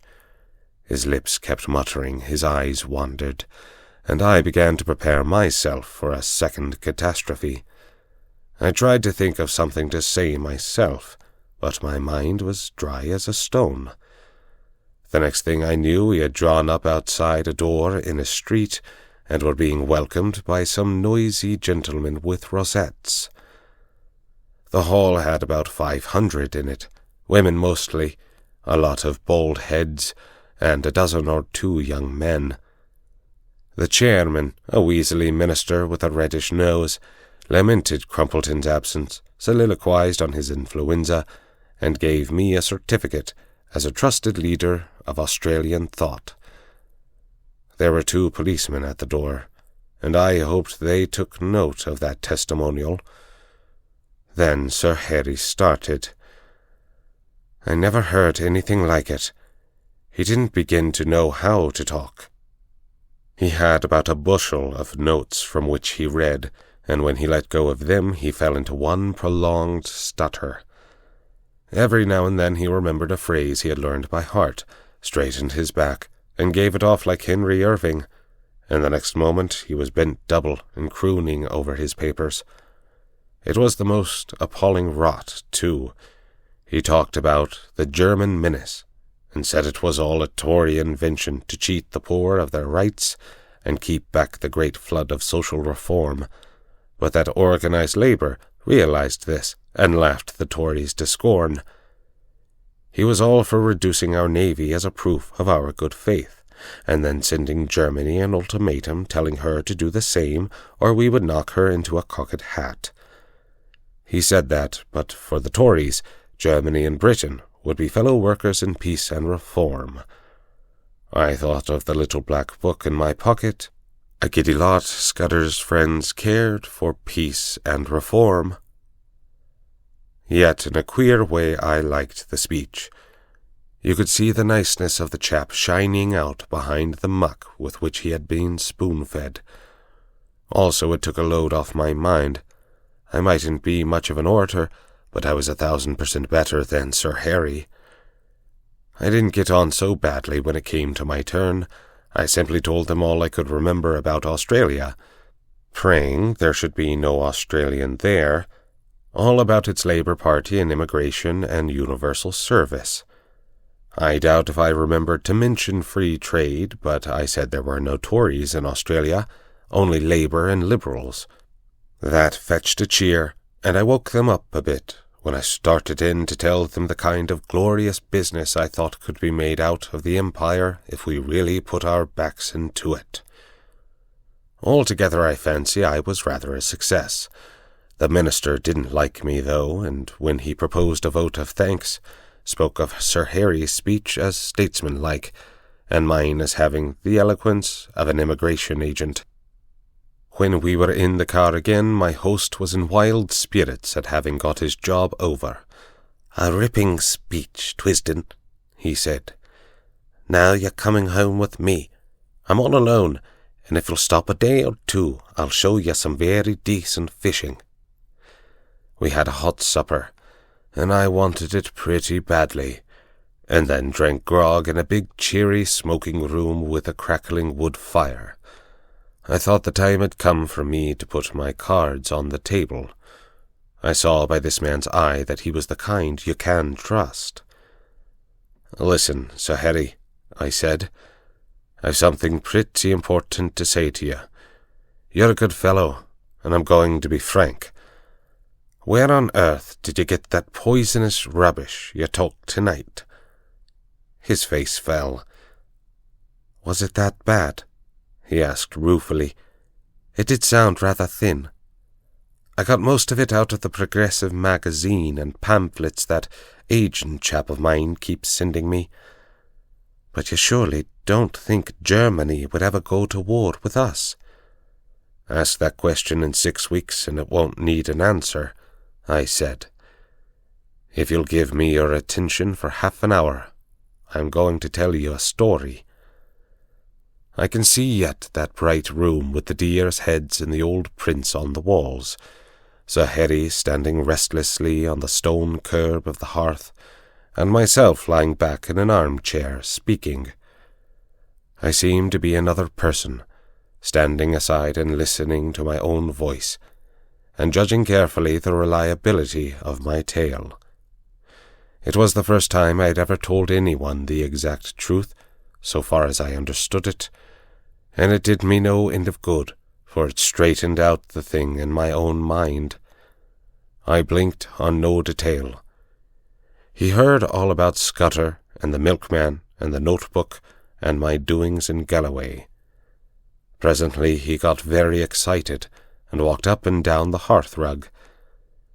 "So you see," I concluded, "you have got here in your house the man that is wanted for the Portland Place murder. Your duty is to send your car for the police and give me up. I don't think I'll get very far. There'll be an accident, and I'll have a knife in my ribs an hour or so after arrest. Nevertheless, it's your duty, as a law-abiding citizen. Perhaps in a month's time you'll be sorry, but you have no cause to think of that." He was looking at me with bright, steady eyes. "What was your job in Rhodesia, Mr. Haire?" he asked. "Mining engineer," I said. "I've made my pile cleanly, and I've had a good time in the making of it." "Not a profession that weakens the nerves, is it?" I laughed. "Oh, as to that, my nerves are good enough." I took down a hunting knife from a stand on the wall, and did the old Mashona trick of tossing it and catching it in my lips. That wants a pretty steady heart. He watched me with a smile. "I don't want proofs. I may be an ass on the platform, but I can size up a man. You're no murderer, and you're no fool, and I believe you are speaking the truth. I'm going to back you up. Now, what can I do?" "First, I want you to write a letter to your uncle. I've got to get in touch with the government people some time before the 15th of June. He pulled his moustache. "That won't help you.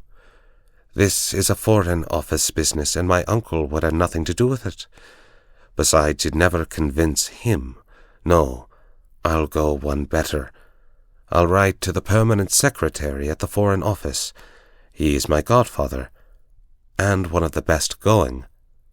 What do you want?" He sat down at a table and wrote to my dictation. The gist of it was that if a man called Twisden, I thought I had better stick to that name, turned up June 15th, he was to entreat him kindly. He said Twisden would prove his bona fides by passing the word Blackstone and whistling Annie Laurie. "Good," said Sir Harry, "that's the proper style. By the way, you'll find my godfather, his name is Sir Walter Bullivant, down at his country cottage for Whitsuntide. It's close to Artonswell on the Kinnet. That's done. Now, what's the next thing?" "You're about my height. Lend me the oldest tweed suit you've got. Anything will do, so long as the colour is the opposite of the clothes I destroyed this afternoon. Then show me a map of the neighbourhood, and explain to me the lie of the land. Lastly, if the police come seeking me, just show them the car in the glen. If the other lot turn up, tell them I caught the South Express after your meeting." He did, or promised to do, all these things. I shaved off the remnants of my moustache and got inside an ancient suit of what I believe is called heather mixture. The map gave me some notion of my whereabouts, and told me the two things I wanted to know, where the main railway to the south could be joined, and what were the wildest districts near at hand. At 2 o'clock he wakened me from my slumbers in the smoking-room armchair, and led me blinking into the dark, starry night. An old bicycle was found in a tool-shed and handed over to me. "First turn to the right up by the long fir wood," he enjoined. "By daybreak you'll be well into the hills. Then I should pitch the machine into a bog and take to the moors on foot. You can put in a week among the shepherds and be as safe as if you are in New Guinea." I pedalled diligently up steep roads of hill gravel till the skies grew pale with morning. As the mists cleared before the sun, I found myself in a wide green world with glens falling on every side and a far-away blue horizon. Here, at any rate, I could get early news of my enemies. End of section 4. Chapter 5. The Adventure of the Spectacled Roadman. I sat down on the very crest of the pass and took stock of my position. Behind me was the road climbing through a long cleft in the hills, which was the upper glen of some notable river. In front was a flat space of maybe a mile, all pitted with bog-holes and rough with tussocks.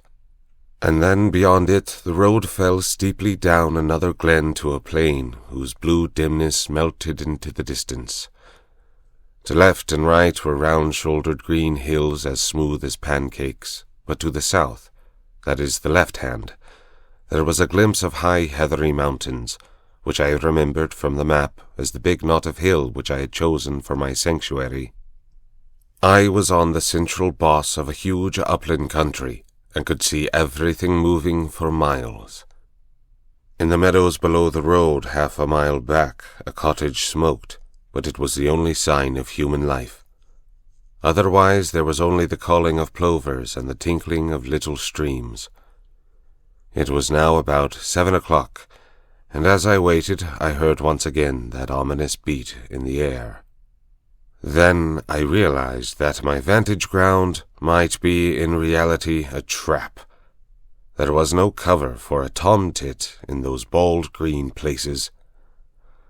I sat quite still and hopeless while the beat grew louder. Then I saw an aeroplane coming up from the east. It was flying high, but as I looked it dropped several hundred feet and began to circle round the knot of hill in narrowing circles, just as a hawk wheels before it pounces. Now it was flying very low. Now the observer on board caught sight of me. I could see one of the two occupants examining me through glasses.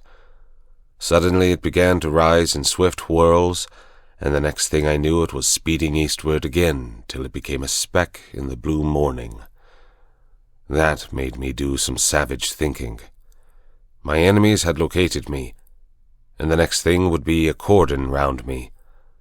I didn't know what force they could command, but I was certain it would be sufficient. The aeroplane had seen my bicycle and would conclude that I would try to escape by the road. In that case, there might be a chance on the moors to the right or left. I wheeled the machine 100 yards from the highway and plunged it into a moss hole, where it sank among pondweed and water buttercups. Then I climbed to a knoll which gave me a view of 2 valleys. Nothing was stirring on the long white ribbon that threaded them. I have said there was not cover in the whole place to hide a rat. As the day advanced, it was flooded with soft fresh light till it had the fragrant sunniness of the South African veld. At other times I would have liked the place, but now it seemed to suffocate me. The free moorlands were prison walls, and the keen hill air was the breath of a dungeon. I tossed a coin, heads right, tails left, and it fell heads, so I turned to the north. In a little I came to the brow of the ridge which was the containing wall of the pass. I saw the high road for maybe 10 miles, and far down it something that was moving, and that I took to be a motor car. Beyond the ridge I looked on a rolling green moor which fell away into wooded glens. Now my life on the veld has given me the eyes of a kite, and I can see things for which most men need a telescope. Away down the slope, a couple of miles away, several men were advancing, like a row of beaters at a shoot. I dropped out of sight behind the skyline. That way was shut to me, and I must try the bigger hills to the south beyond the highway. The car I had noticed was getting nearer, but it was still a long way off with some very steepish gradients before it. I ran hard, crouching low except in the hollows, and as I ran I kept scanning the brow of the hill before me. Was it my imagination, or did I see figures, 1, 2, perhaps more, moving in a glen beyond the stream? If you are hemmed in on all sides in a patch of land, there is only one chance of escape. You must stay in the patch, and let your enemies search it and not find you. That was good sense, but how on earth was I to escape notice in that tablecloth of a place? I would have buried myself to the neck in mud, or lain below water, or climbed the tallest tree, but there was not a stick of wood. The bog holes were little puddles, the stream was a slender trickle. There was nothing but short heather and bare hill bent and the white highway. Then, in a tiny bite of road beside a heap of stones, I found the roadman. He had just arrived and was wearily flinging down his hammer. He looked at me with a fishy eye and yawned. "Confound the day I ever left the herdin'," he said, as if to the world at large. "There I was, my own master. Now I'm a slave to the government, tethered to the roadside, wee serene, and a back like a sickle." He took up the hammer, struck a stone, dropped the implement with an oath, and put both hands to his ears. "Mercy on me, my head's bursting," he cried. He was a wild figure, about my own size but much bent, with a week's beard on his chin and a pair of big horn spectacles. "I canna die it," he cried again. "The surveyor mon just report me. I'm for my bed." I asked him what was the trouble, though indeed that was clear enough. "The trouble is that I'm no sober. Last nicht my Dr. Merrin was wedded, and I danced till 4 in the byre. Me and some other chills sat down to the drinking, and here I am. Pity that I ever looked on the wine when it was red." I agreed with him about bed. It's easy speaking, he moaned. But I got a postcard yesterday saying that the new road surveyor would be round the day. He'll come and he'll no find me, or else he'll find me fou, and either way I'm a done man. I'll away back to my bed and say I'm no whale, but I doubt that'll no help me, for they ken my kind of no wellness. Then I had an inspiration. Does the new surveyor know you? I asked. Know him. He's just been a week at the job. He rides about in a wee motor car and would spear the inside out a welk. Where's your house? I asked, and was directed by a wavering finger to the cottage by the stream. Well, back to your bed, I said, and sleep in peace. I'll take on your job for a bit and see the surveyor. He stared at me blankly. Then, as the notion dawned on his fuddled brain, his face broke into the vacant drunkard's smile.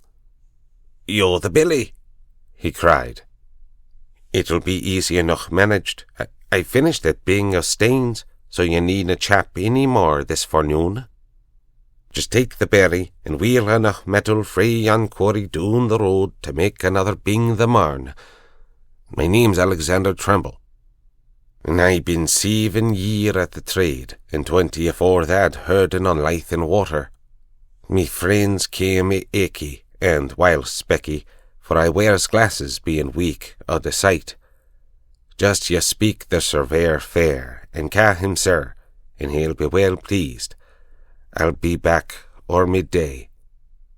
I borrowed his spectacles and filthy old hat, stripped off coat, waistcoat, and collar, and gave him them to carry home. Borrowed, too, the foul stump of a clay pipe as an extra property. He indicated my simple tasks, and without more ado set off at an amble bedwards.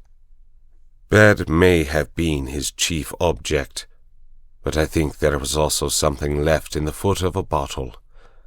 I prayed that he might be safe under cover before my friends arrived on the scene. Then I set to work to dress for the part. I opened the collar of my shirt. It was a vulgar blue and white check such as ploughmen wear, and revealed a neck as brown as any tinker's. I rolled up my sleeves, and there was a forearm which might have been a blacksmith's, sunburnt and rough with old scars.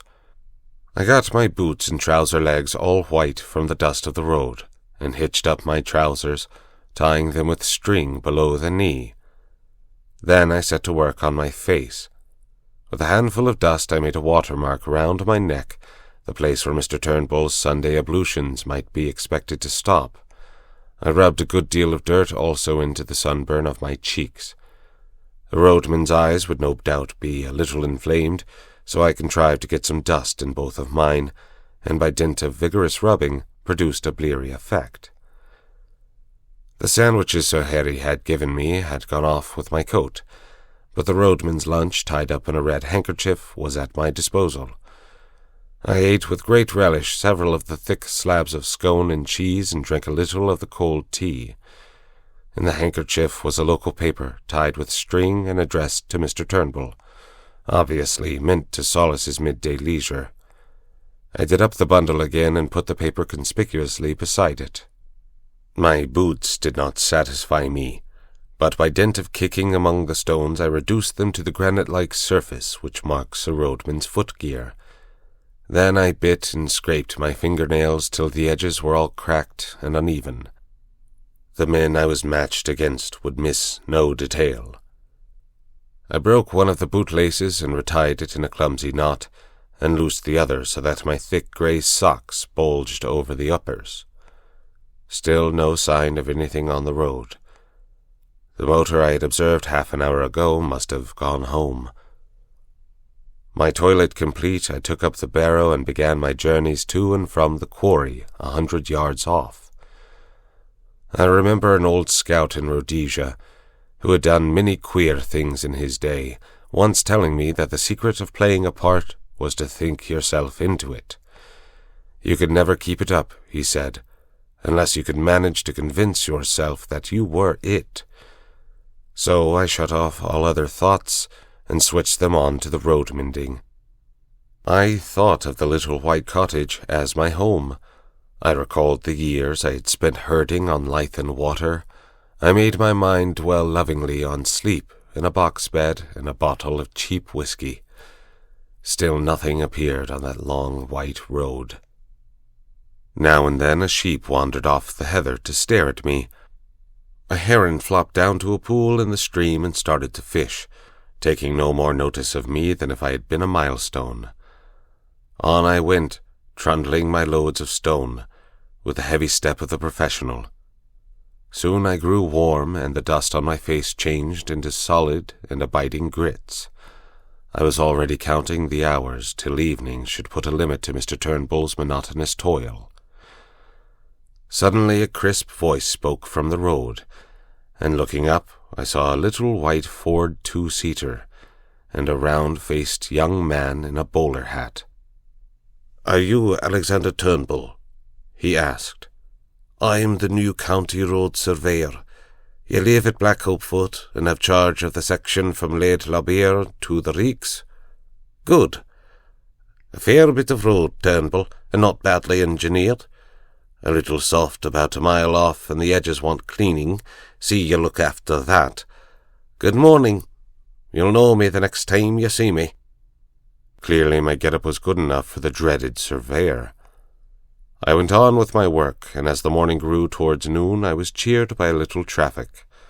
A baker's van breasted the hill and sold me a bag of ginger biscuits, which I stowed in my trouser pockets against emergencies. Then a herd passed with sheep, and disturbed me somewhat by asking loudly, "What had become of Specky?" "In bed with the colic," I replied, and the herd passed on. Just about midday a big car stole down the hill, glided past, and drew up 100 yards beyond.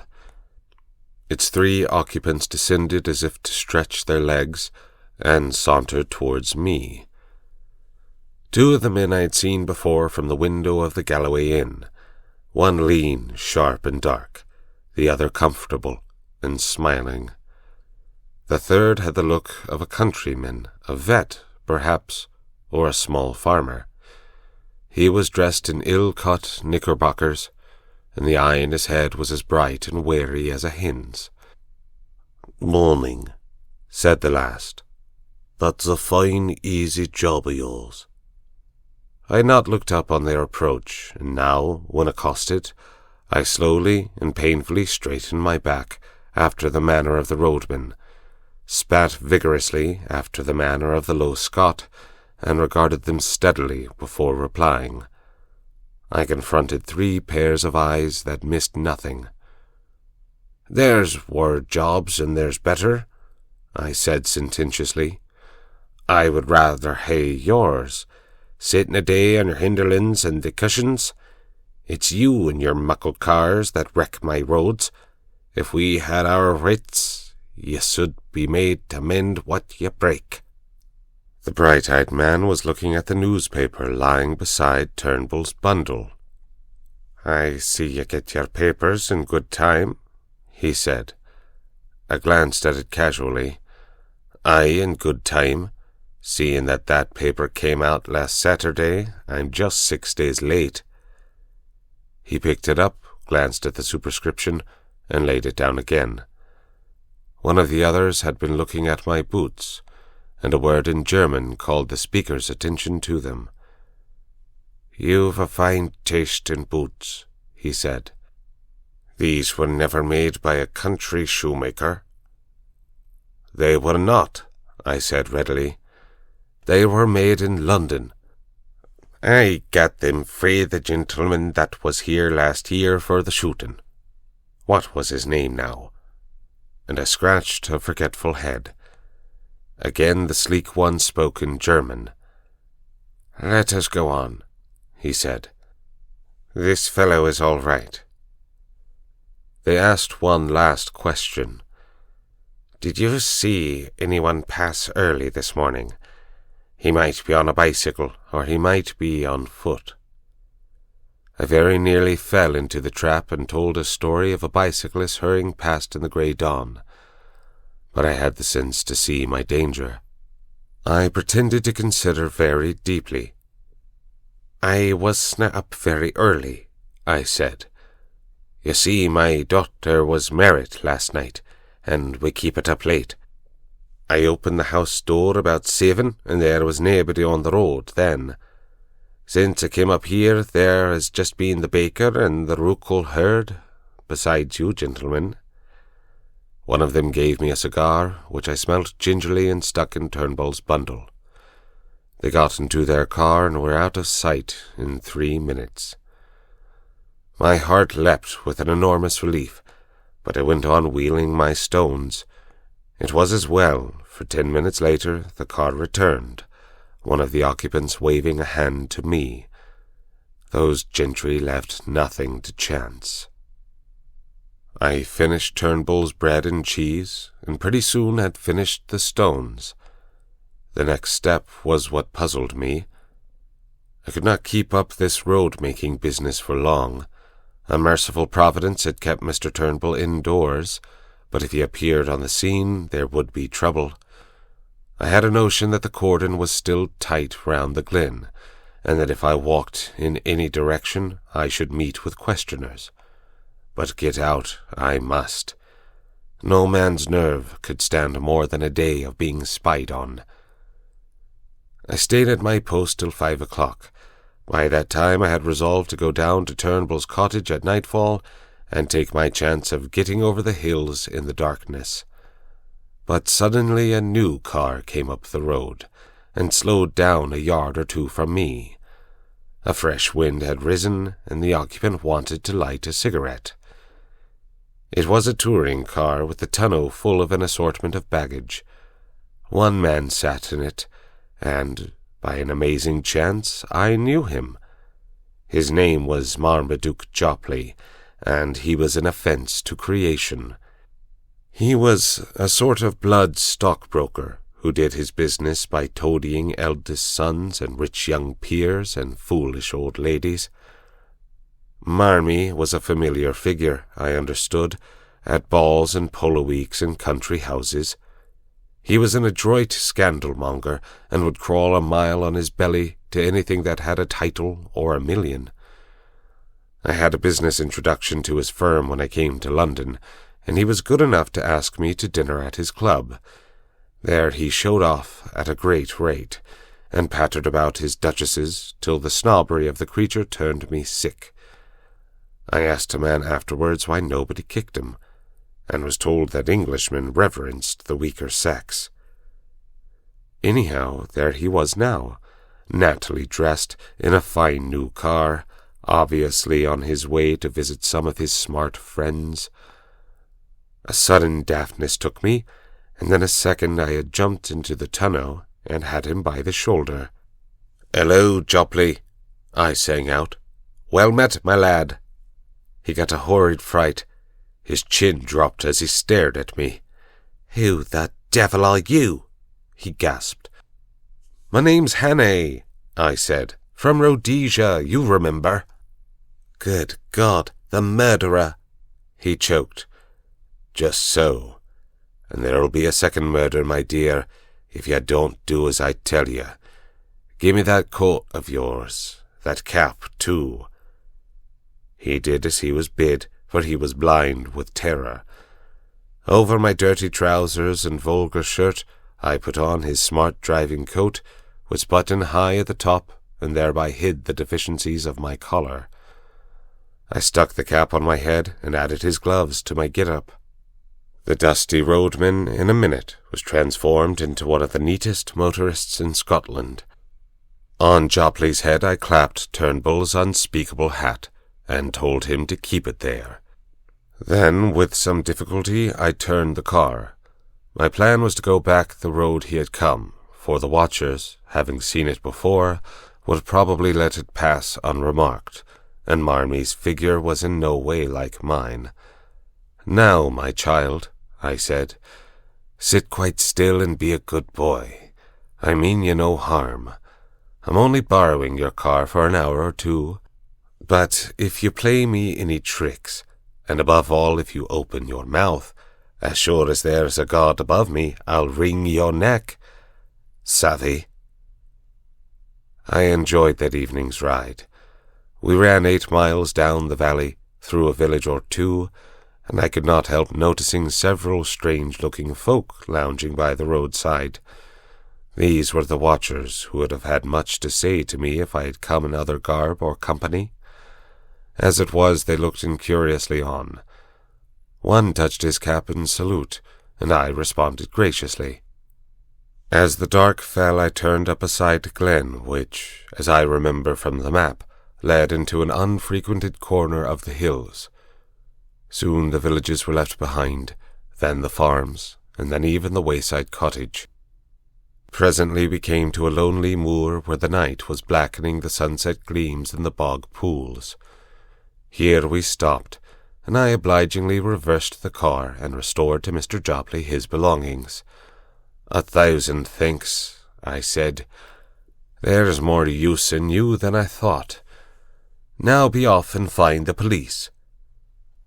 As I sat on the hillside watching the tail light dwindle, I reflected on the various kinds of crime I had now sampled. Contrary to general belief, I was not a murderer, but I had become an unholy liar, a shameless impostor, and a highwayman with a marked taste for expensive cars. End of section 5. Chapter 6. The Adventure of the Bald Archaeologist. I spent the night on a shelf of the hillside, in the lee of a boulder where the heather grew long and soft. It was a cold business, for I had neither coat nor waistcoat. These were in Mr. Turnbull's keeping, as was Scudder's little book, my watch, and, worst of all, my pipe and tobacco pouch. Only my money accompanied me in my belt, and about 1/2 pound of ginger biscuits in my trousers pocket. I supped off half those biscuits, and by worming myself deep into the heather got some kind of warmth. My spirits had risen, and I was beginning to enjoy this crazy game of hide-and-seek. So far I had been miraculously lucky. The milkman, the literary innkeeper, Sir Haire, the roadman, and the idiotic Marmee were all pieces of undeserved good fortune. Somehow, the first success gave me a feeling that I was going to pull the thing through. My chief trouble was that I was desperately hungry. When a Jew shoots himself in the city and there is an inquest, the newspapers usually report that the deceased was well-nourished. I remember thinking that they would not call me well-nourished if I broke my neck in a bog-hole. I lay and tortured myself, for the ginger biscuits merely emphasized the aching void, with the memory of all the good food I had thought so little of in London. There were Paddock's crisp sausages and fragrant shavings of bacon, and shapely poached eggs. How often I had turned up my nose at them! There were the cutlets they did at the club, and a particular ham that stood on the cold table, for which my soul lusted. My thoughts hovered over all varieties of mortal edible, and finally settled on a porterhouse steak and a quart of bitter, with a Welsh rabbit to follow. And longing hopelessly for these dainties, I fell asleep. I woke very cold and stiff about an hour after dawn. It took me a little while to remember where I was, for I had been very weary and had slept heavily. I saw the first pale blue sky through a net of heather, then a big shoulder of hill, and then my own boots placed neatly in a blaeberry bush. I raised myself up on my arms and looked down into the valley, and that one look set me lacing up my boots in a mad haste, for there were men below, not more than 1/4 of a mile off, spaced out on the hillside like a fan and beating the heather. Marmee had not been slow in looking for his revenge. I crawled out of my shelf into the cover of a boulder, and from it gained a shallow trench which slanted up the mountain face. This led me presently into the narrow gully of a burn, by way of which I scrambled to the top of the ridge. From there I looked back, and saw that I was still undiscovered. My pursuers were patiently quartering the hillside and moving upwards. Keeping behind the skyline, I ran for maybe half a mile, till I judged I was above the uppermost end of the glen. Then I showed myself, and was instantly noted by one of the flankers, who passed the word to the others. I heard cries coming up from below, and saw that the line of search had changed its direction. I pretended to retreat over the skyline, but instead went back the way I had come, and in 20 minutes was behind the ridge overlooking my sleeping place. From that viewpoint I had the satisfaction of seeing the pursuit streaming up the hill at the top of the glen on a hopelessly false scent. I had before me a choice of routes, and I chose a ridge which made an angle with the one I was on, and so would put a deep glen between me and my enemies. The exercise had warmed my blood, and I was beginning to enjoy myself amazingly. As I went, I breakfasted on the dusty remnants of the ginger biscuits.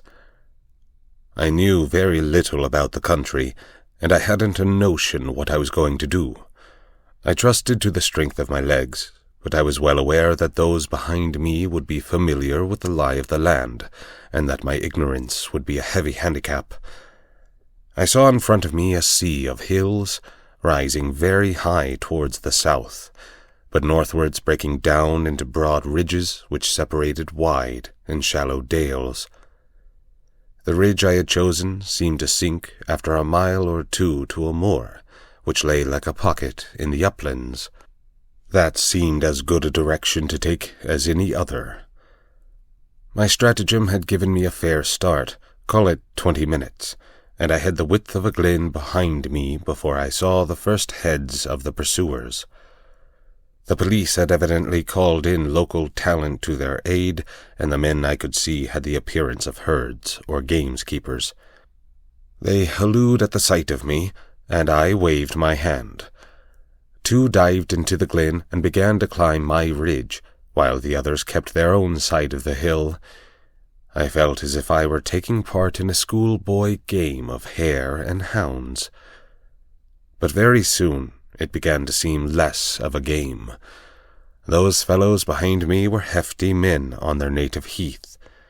Looking back, I saw that only 3 were following direct, and I guessed that the others had fetched a circuit to cut me off. My lack of local knowledge might very well be my undoing, and I resolved to get out of this tangle of glens to the pocket of moor I had seen from the tops. I must so increase my distance as to get clear away from them, and I believed I could do this if I could find the right ground for it. If there had been cover, I would have tried a bit of stalking, but on these bare slopes you could see a fly a mile off.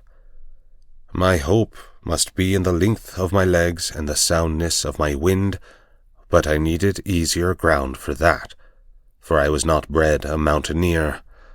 How I longed for a good Afrikander pony! I put on a great spurt and got off my ridge and down into the moor before any figures appeared on the skyline behind me. I crossed a burn and came out on a high road which made a pass between 2 glens. All in front of me was a big field of heather, sloping up to a crest which was crowned with an odd feather of trees. In the dike by the roadside was a gate, from which a grass-grown track led over the first wave of the moor. I jumped the dike and followed it, and after a few 100 yards, as soon as it was out of sight of the highway, the grass stopped, and it became a very respectable road, which was evidently kept with some care. Clearly it ran to a house, and I began to think of doing the same. Hitherto my luck had held, and it might be that my best chance would be found in this remote dwelling. Anyhow, there were trees there, and that meant cover. I did not follow the road, but the burn side which flanked it on the right, where the bracken grew deep and the high banks made a tolerable screen. It was well I did so, for no sooner had I gained the hollow Then, looking back, I saw the pursuit topping the ridge from which I had descended. After that, I did not look back. I had no time. I ran up the burnside, crawling over the open places, and for a large part wading in the shallow stream. I found a deserted cottage with a row of phantom peat stacks and an overgrown garden. Then I was among young hay, and very soon had come to the edge of a plantation of wind-blown firs. From there I saw the chimneys of the house, smoking a few 100 yards to the left. I forsook the burnside, crossed another dike, and almost before I knew was on a rough lawn. A glance back told me that I was well out of sight of the pursuit, which had not yet passed the first lift of the moor. The lawn was a very rough place, cut with a scythe instead of a mower, and planted with beds of scrubby rhododendrons. A brace of black game, which are not usually garden birds, rose at my approach. The house before me was the ordinary moorland farm, with a more pretentious whitewashed wing added. Attached to this wing was a glass veranda, and through the glass I saw the face of an elderly gentleman meekly watching me. I stalked over the border of coarse hill gravel and entered the open veranda door. Within was a pleasant room, glass on one side, and on the other a mass of books. More books showed in an inner room. On the floor, instead of tables, stood cases such as you see in a museum, filled with coins and queer stone implements. There was a knee-hole desk in the middle, and seated at it, with some papers and open volumes before him, was the benevolent old gentleman. His face was round and shiny, like Mr. Pickwick's. Big glasses were stuck on the end of his nose, and the top of his head was as bright and bare as a glass bottle. He never moved when I entered, but raised his placid eyebrows and waited on me to speak. It was not an easy job, with about 5 minutes to spare, to tell a stranger who I was and what I wanted, and to win his aid. I did not attempt it. There was something about the eye of the man before me, something so keen and knowledgeable, that I could not find a word. I simply stared at him, and stuttered. "You seem in a hurry, my friend," he said slowly. I nodded towards the window. It gave me a prospect across the moor through a gap in the plantation, and revealed certain figures half a mile off, straggling through the heather. "Ah, I see," he said, and took up a pair of field glasses through which he patiently scrutinized the figures. "A fugitive from justice, eh? Well, we'll go into the matter at our leisure. Meantime, I object to my privacy being broken in upon by the clumsy rural policeman. Go into my study and you will see 2 doors facing you. Take the one on the left and close it behind you. You will be perfectly safe." And this extraordinary man took up his pen again. I did as I was bid, and found myself in a little dark chamber, which smelt of chemicals, and was lit only by a tiny window high up in the wall.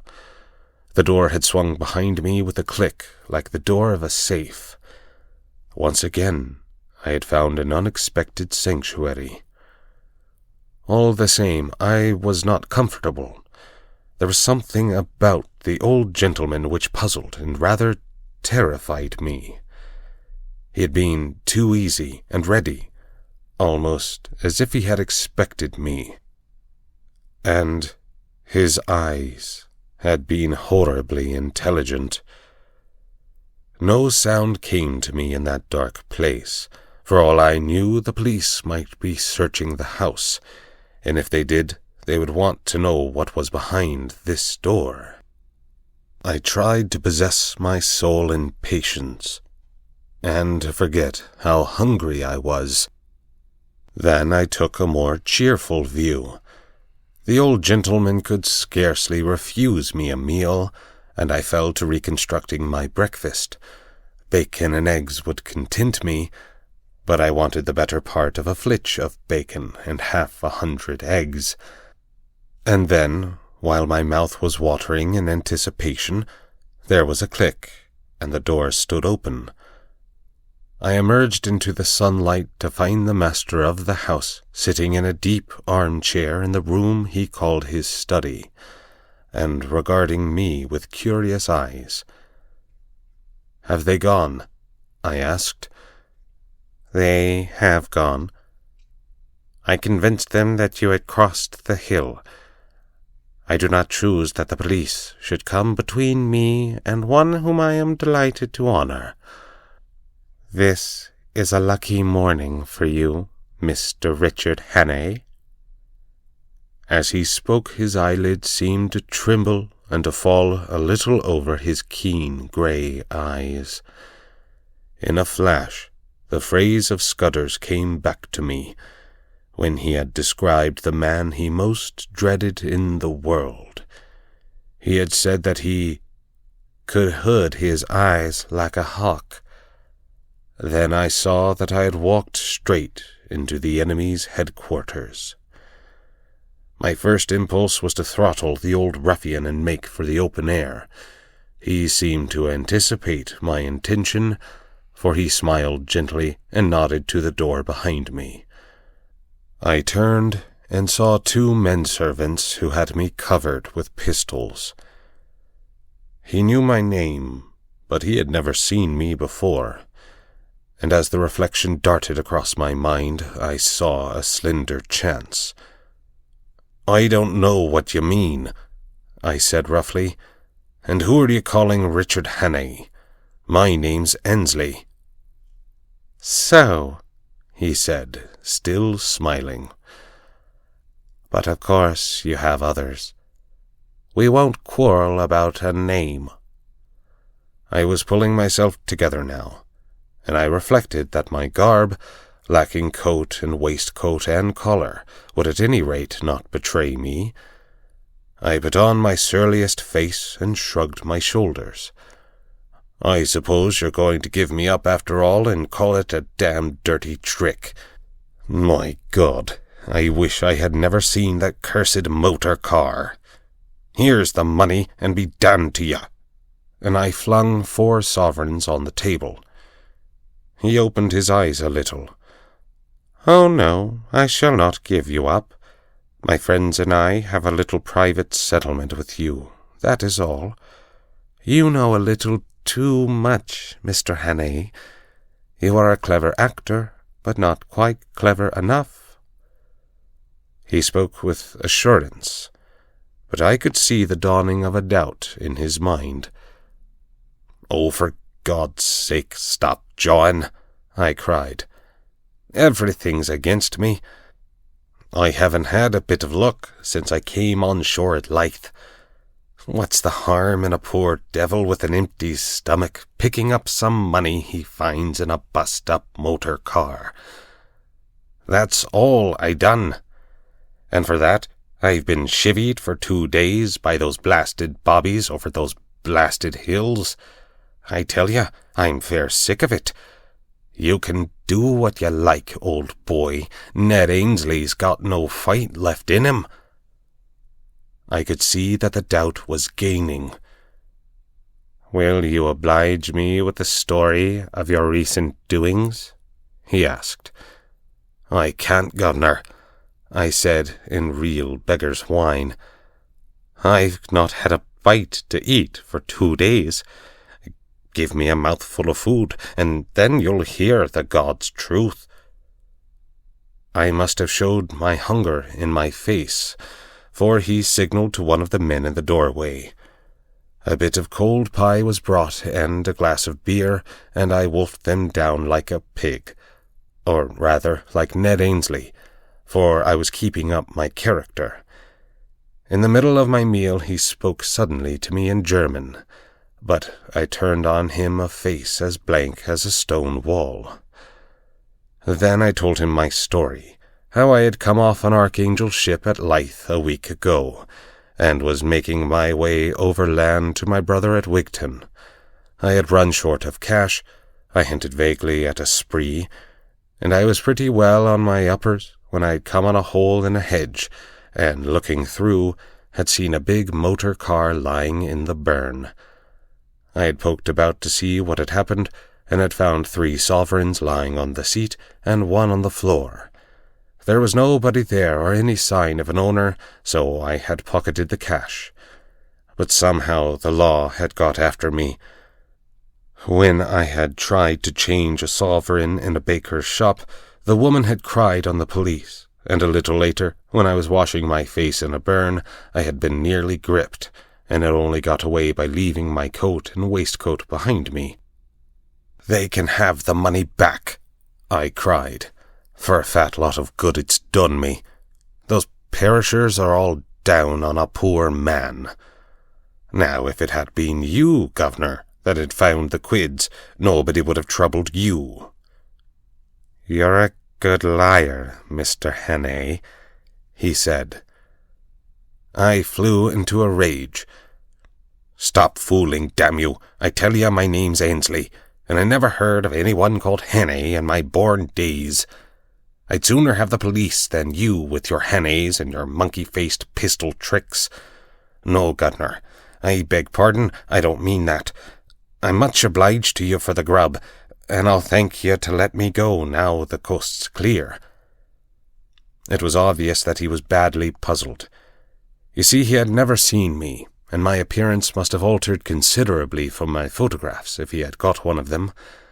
I was pretty smart and well-dressed in London, and now I was a regular tramp. "I do not propose to let you go.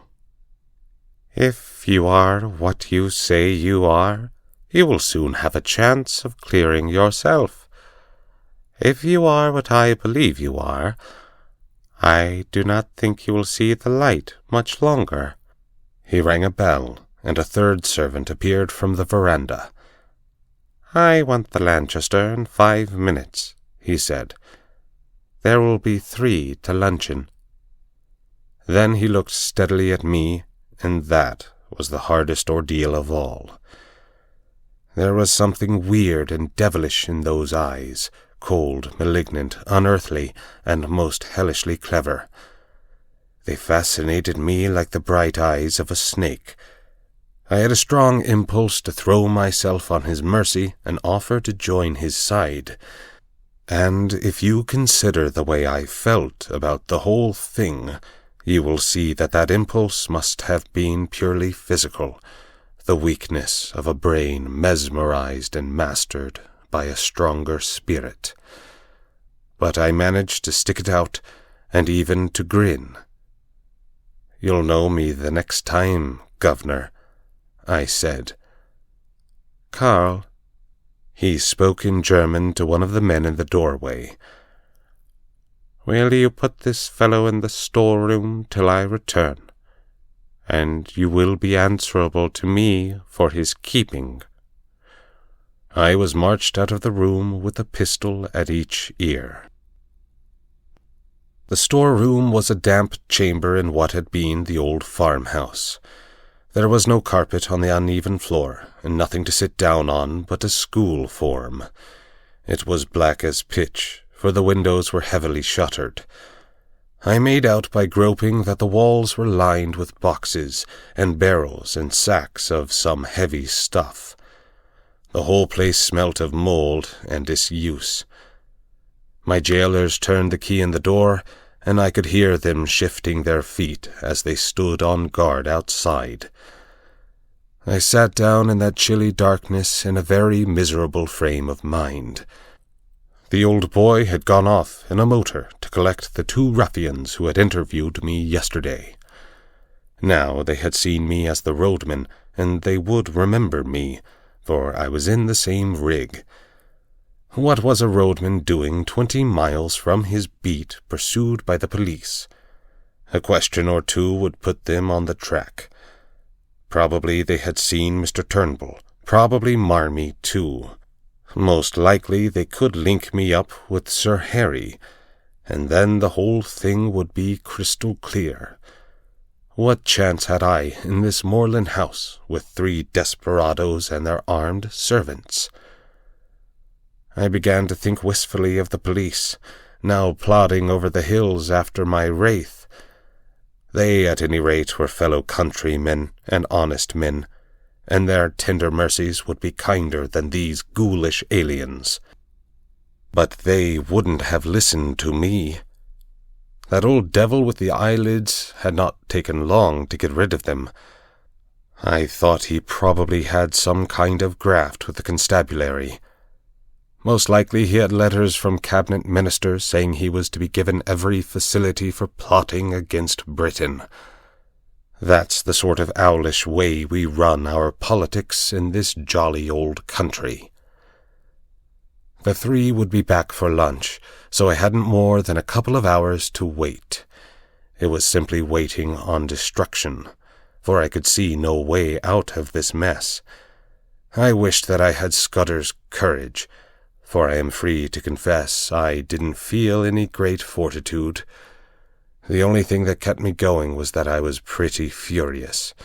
It made me boil with rage to think of those 3 spies getting the pull on me like this.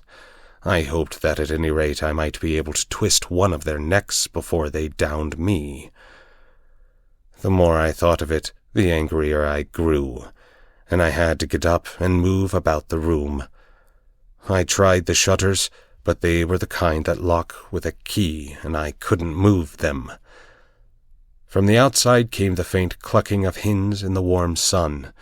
Then I groped among the sacks and boxes.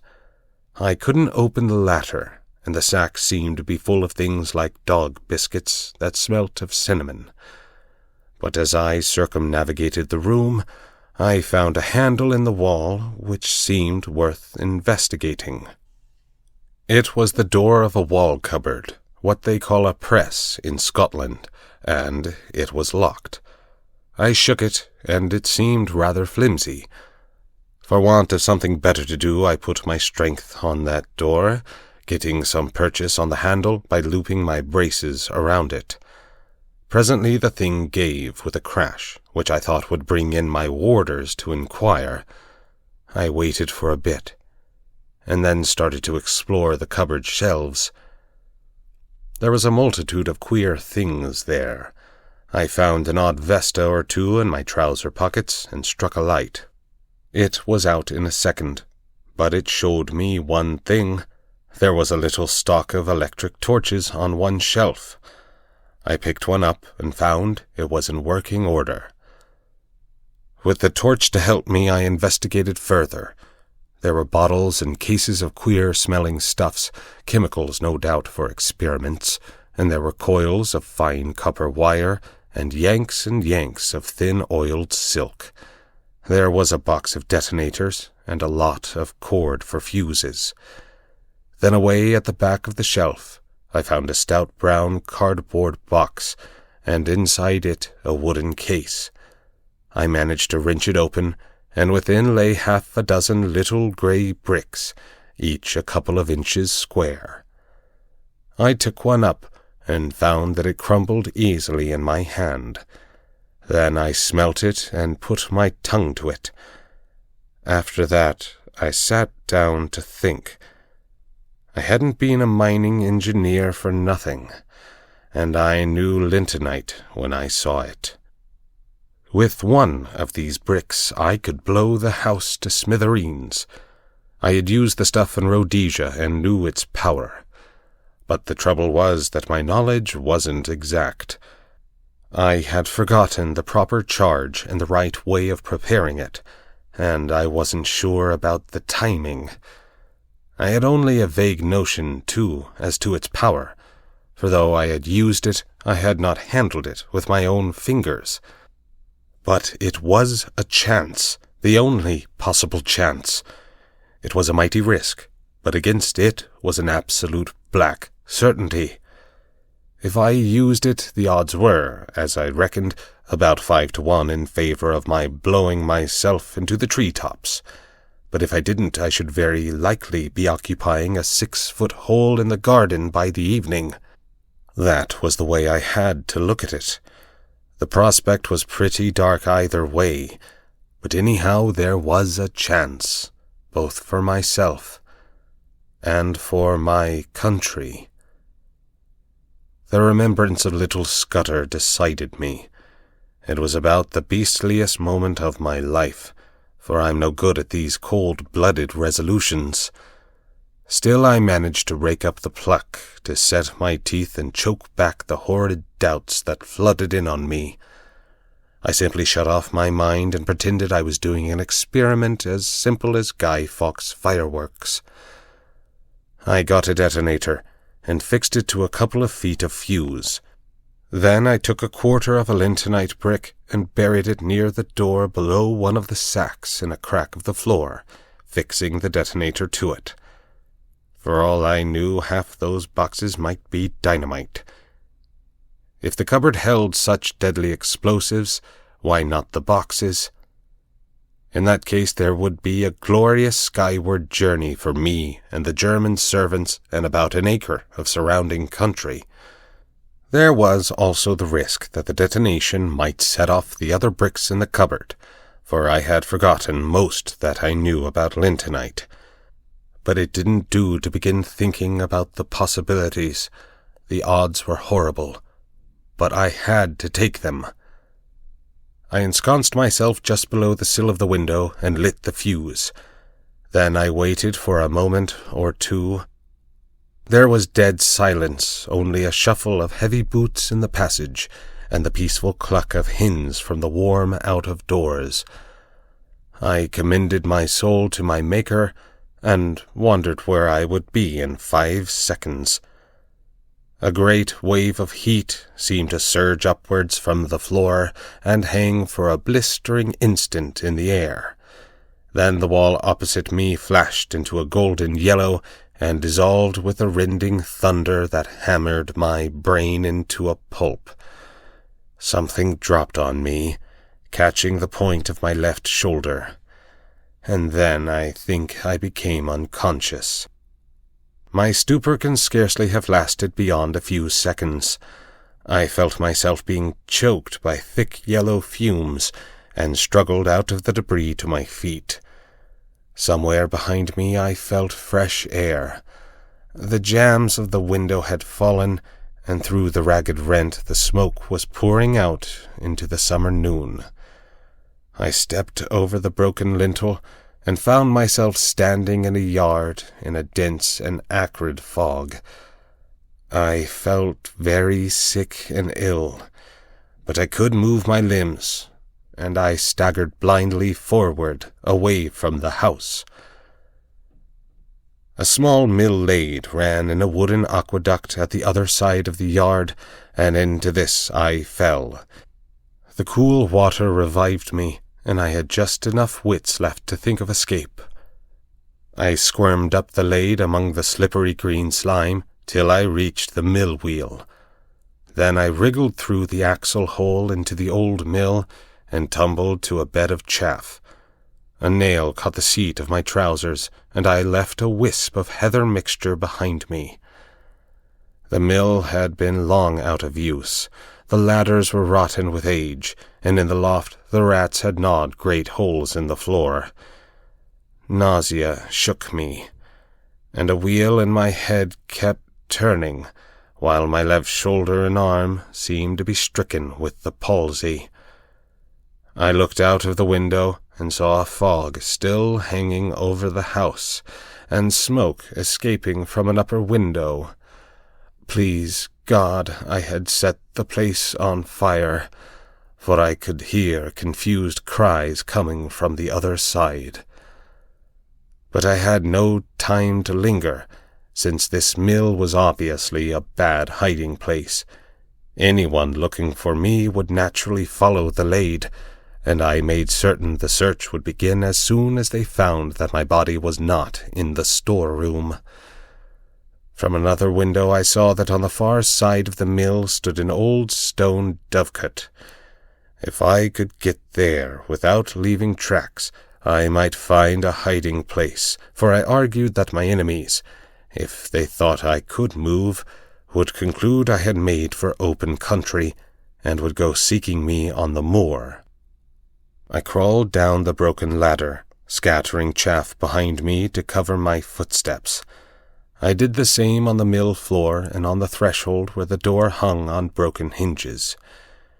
Peeping out, I saw that between me and the dovecot was a piece of bare cobbled ground where no footmarks would follow. Also it was mercifully hid by the mill buildings from any view from the house.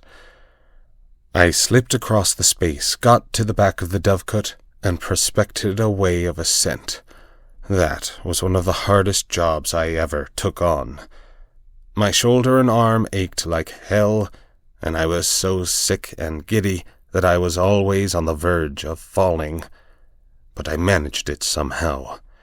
By the use of out-jutting stones and gaps in the masonry and a tough ivy root, I got to the top in the end.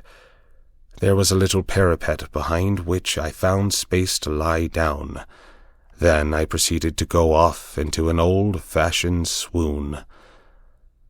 I woke with a burning head and the sun glaring in my face. For a long time I lay motionless, for those horrible fumes seemed to have loosened my joints and dulled my brain. Sounds came to me from the house, men speaking throatily and the throbbing of a stationary car.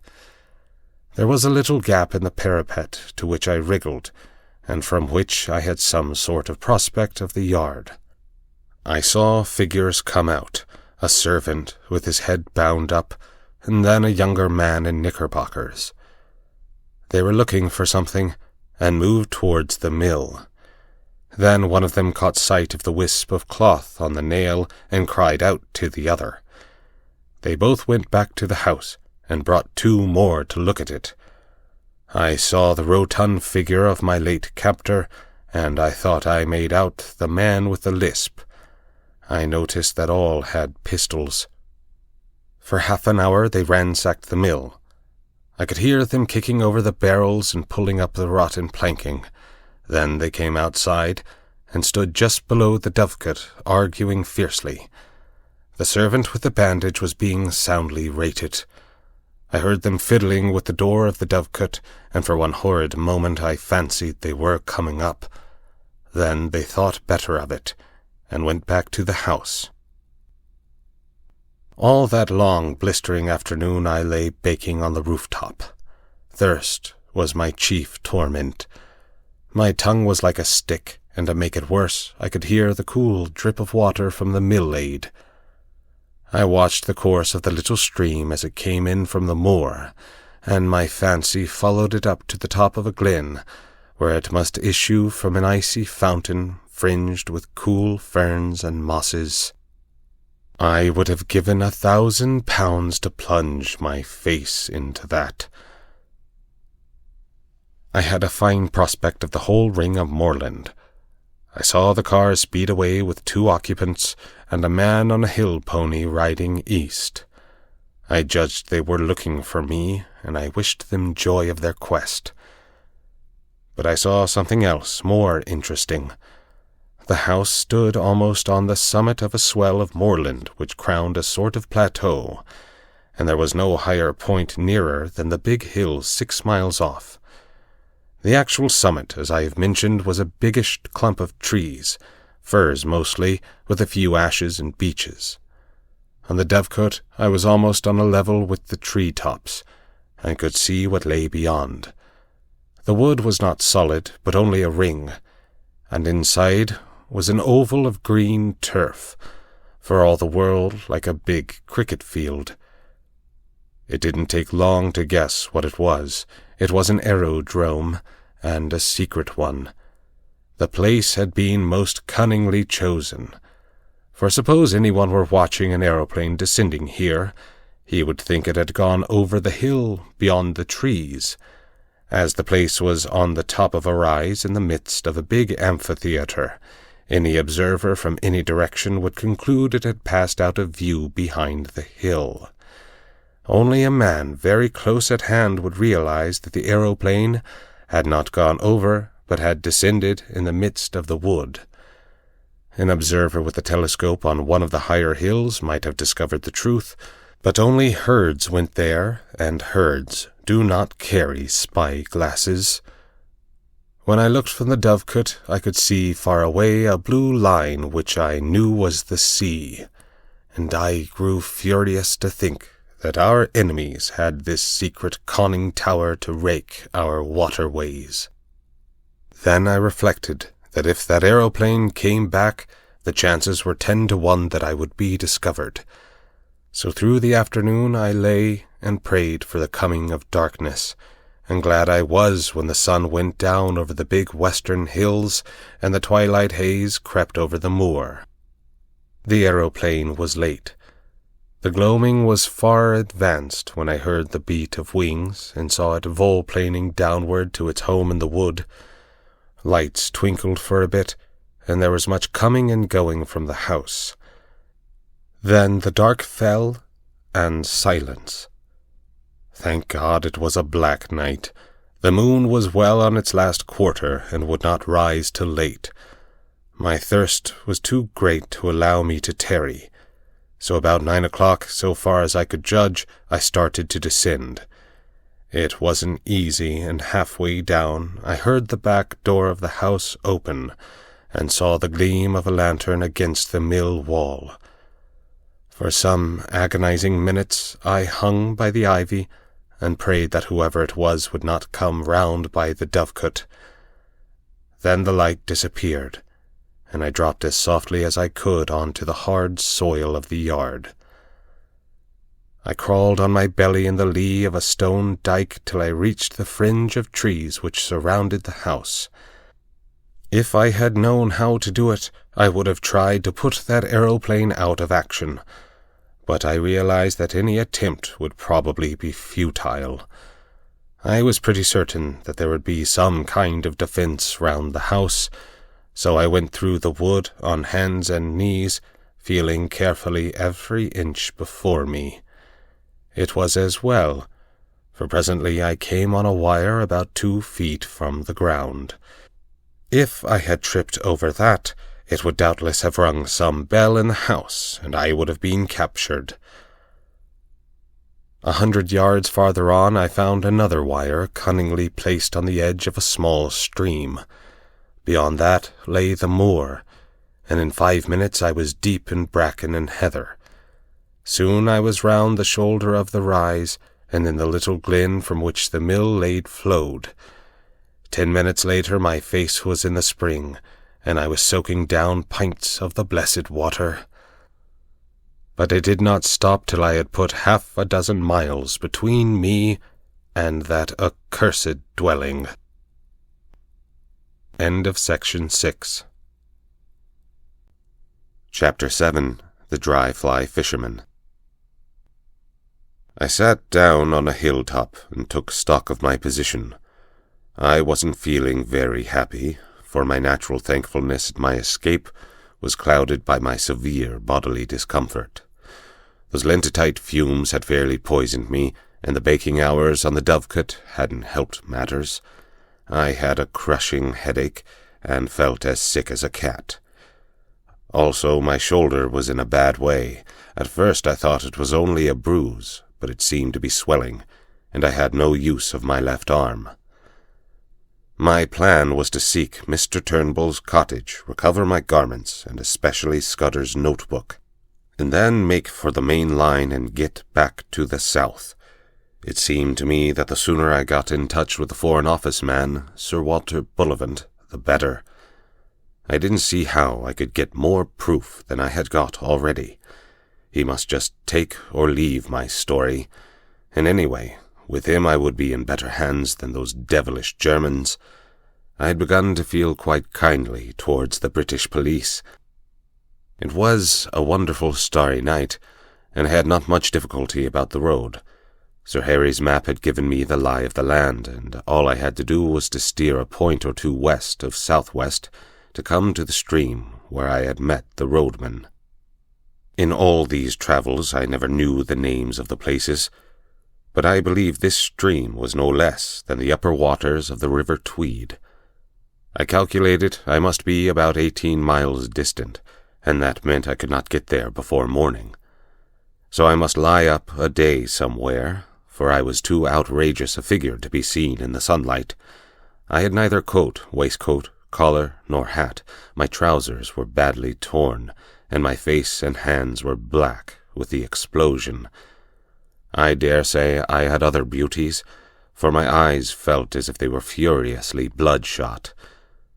Altogether I was no spectacle for God-fearing citizens to see on a high road. Very soon after daybreak I made an attempt to clean myself in a hill burn, and then approached a herd's cottage, for I was feeling the need of food. The herd was away from home, and his wife was alone, with no neighbor for 5 miles. She was a decent old body, and a plucky one, for though she got a fright when she saw me, she had an axe handy, and would have used it on any evildoer. I told her that I had had a fall. I didn't say how, and she saw by my looks that I was pretty sick. Like a true Samaritan, she asked no questions, but gave me a bowl of milk with a dash of whiskey in it, and let me sit for a little by her kitchen fire.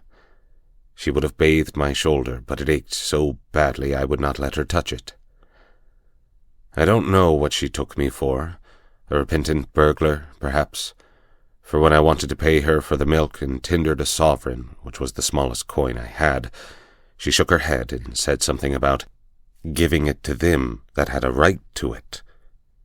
At this I protested so strongly that I think she believed me honest, for she took the money and gave me a warm new plaid for it and an old hat of her man's.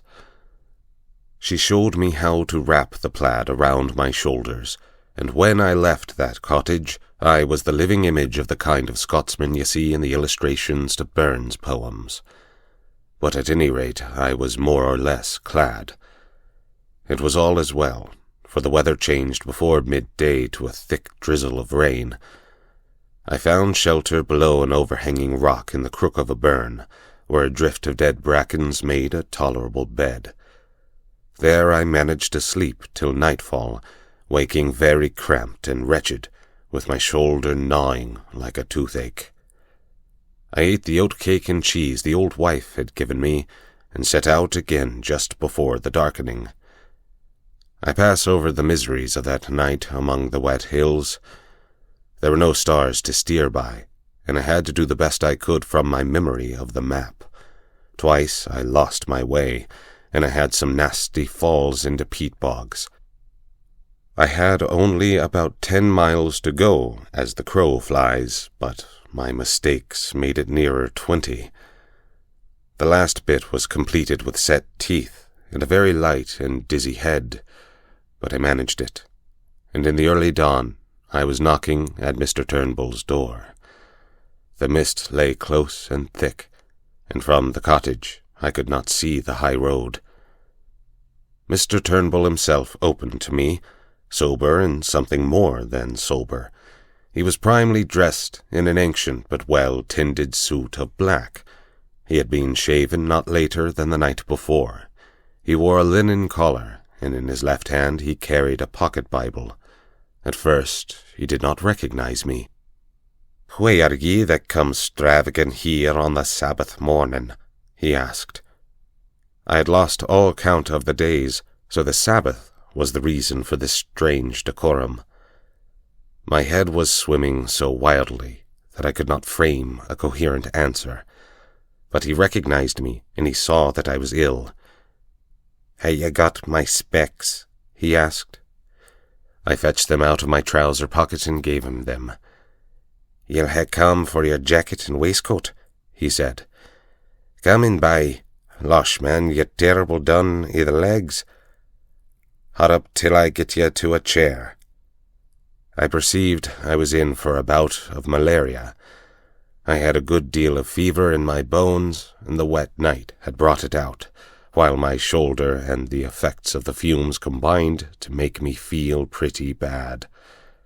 Before I knew, Mr. Turnbull was helping me off with my clothes, and putting me to bed in one of the 2 cupboards that lined the kitchen walls. He was a true friend in need, that old roadman. His wife was dead years ago, and since his daughter's marriage he lived alone. For the better part of 10 days he did all the rough nursing I needed.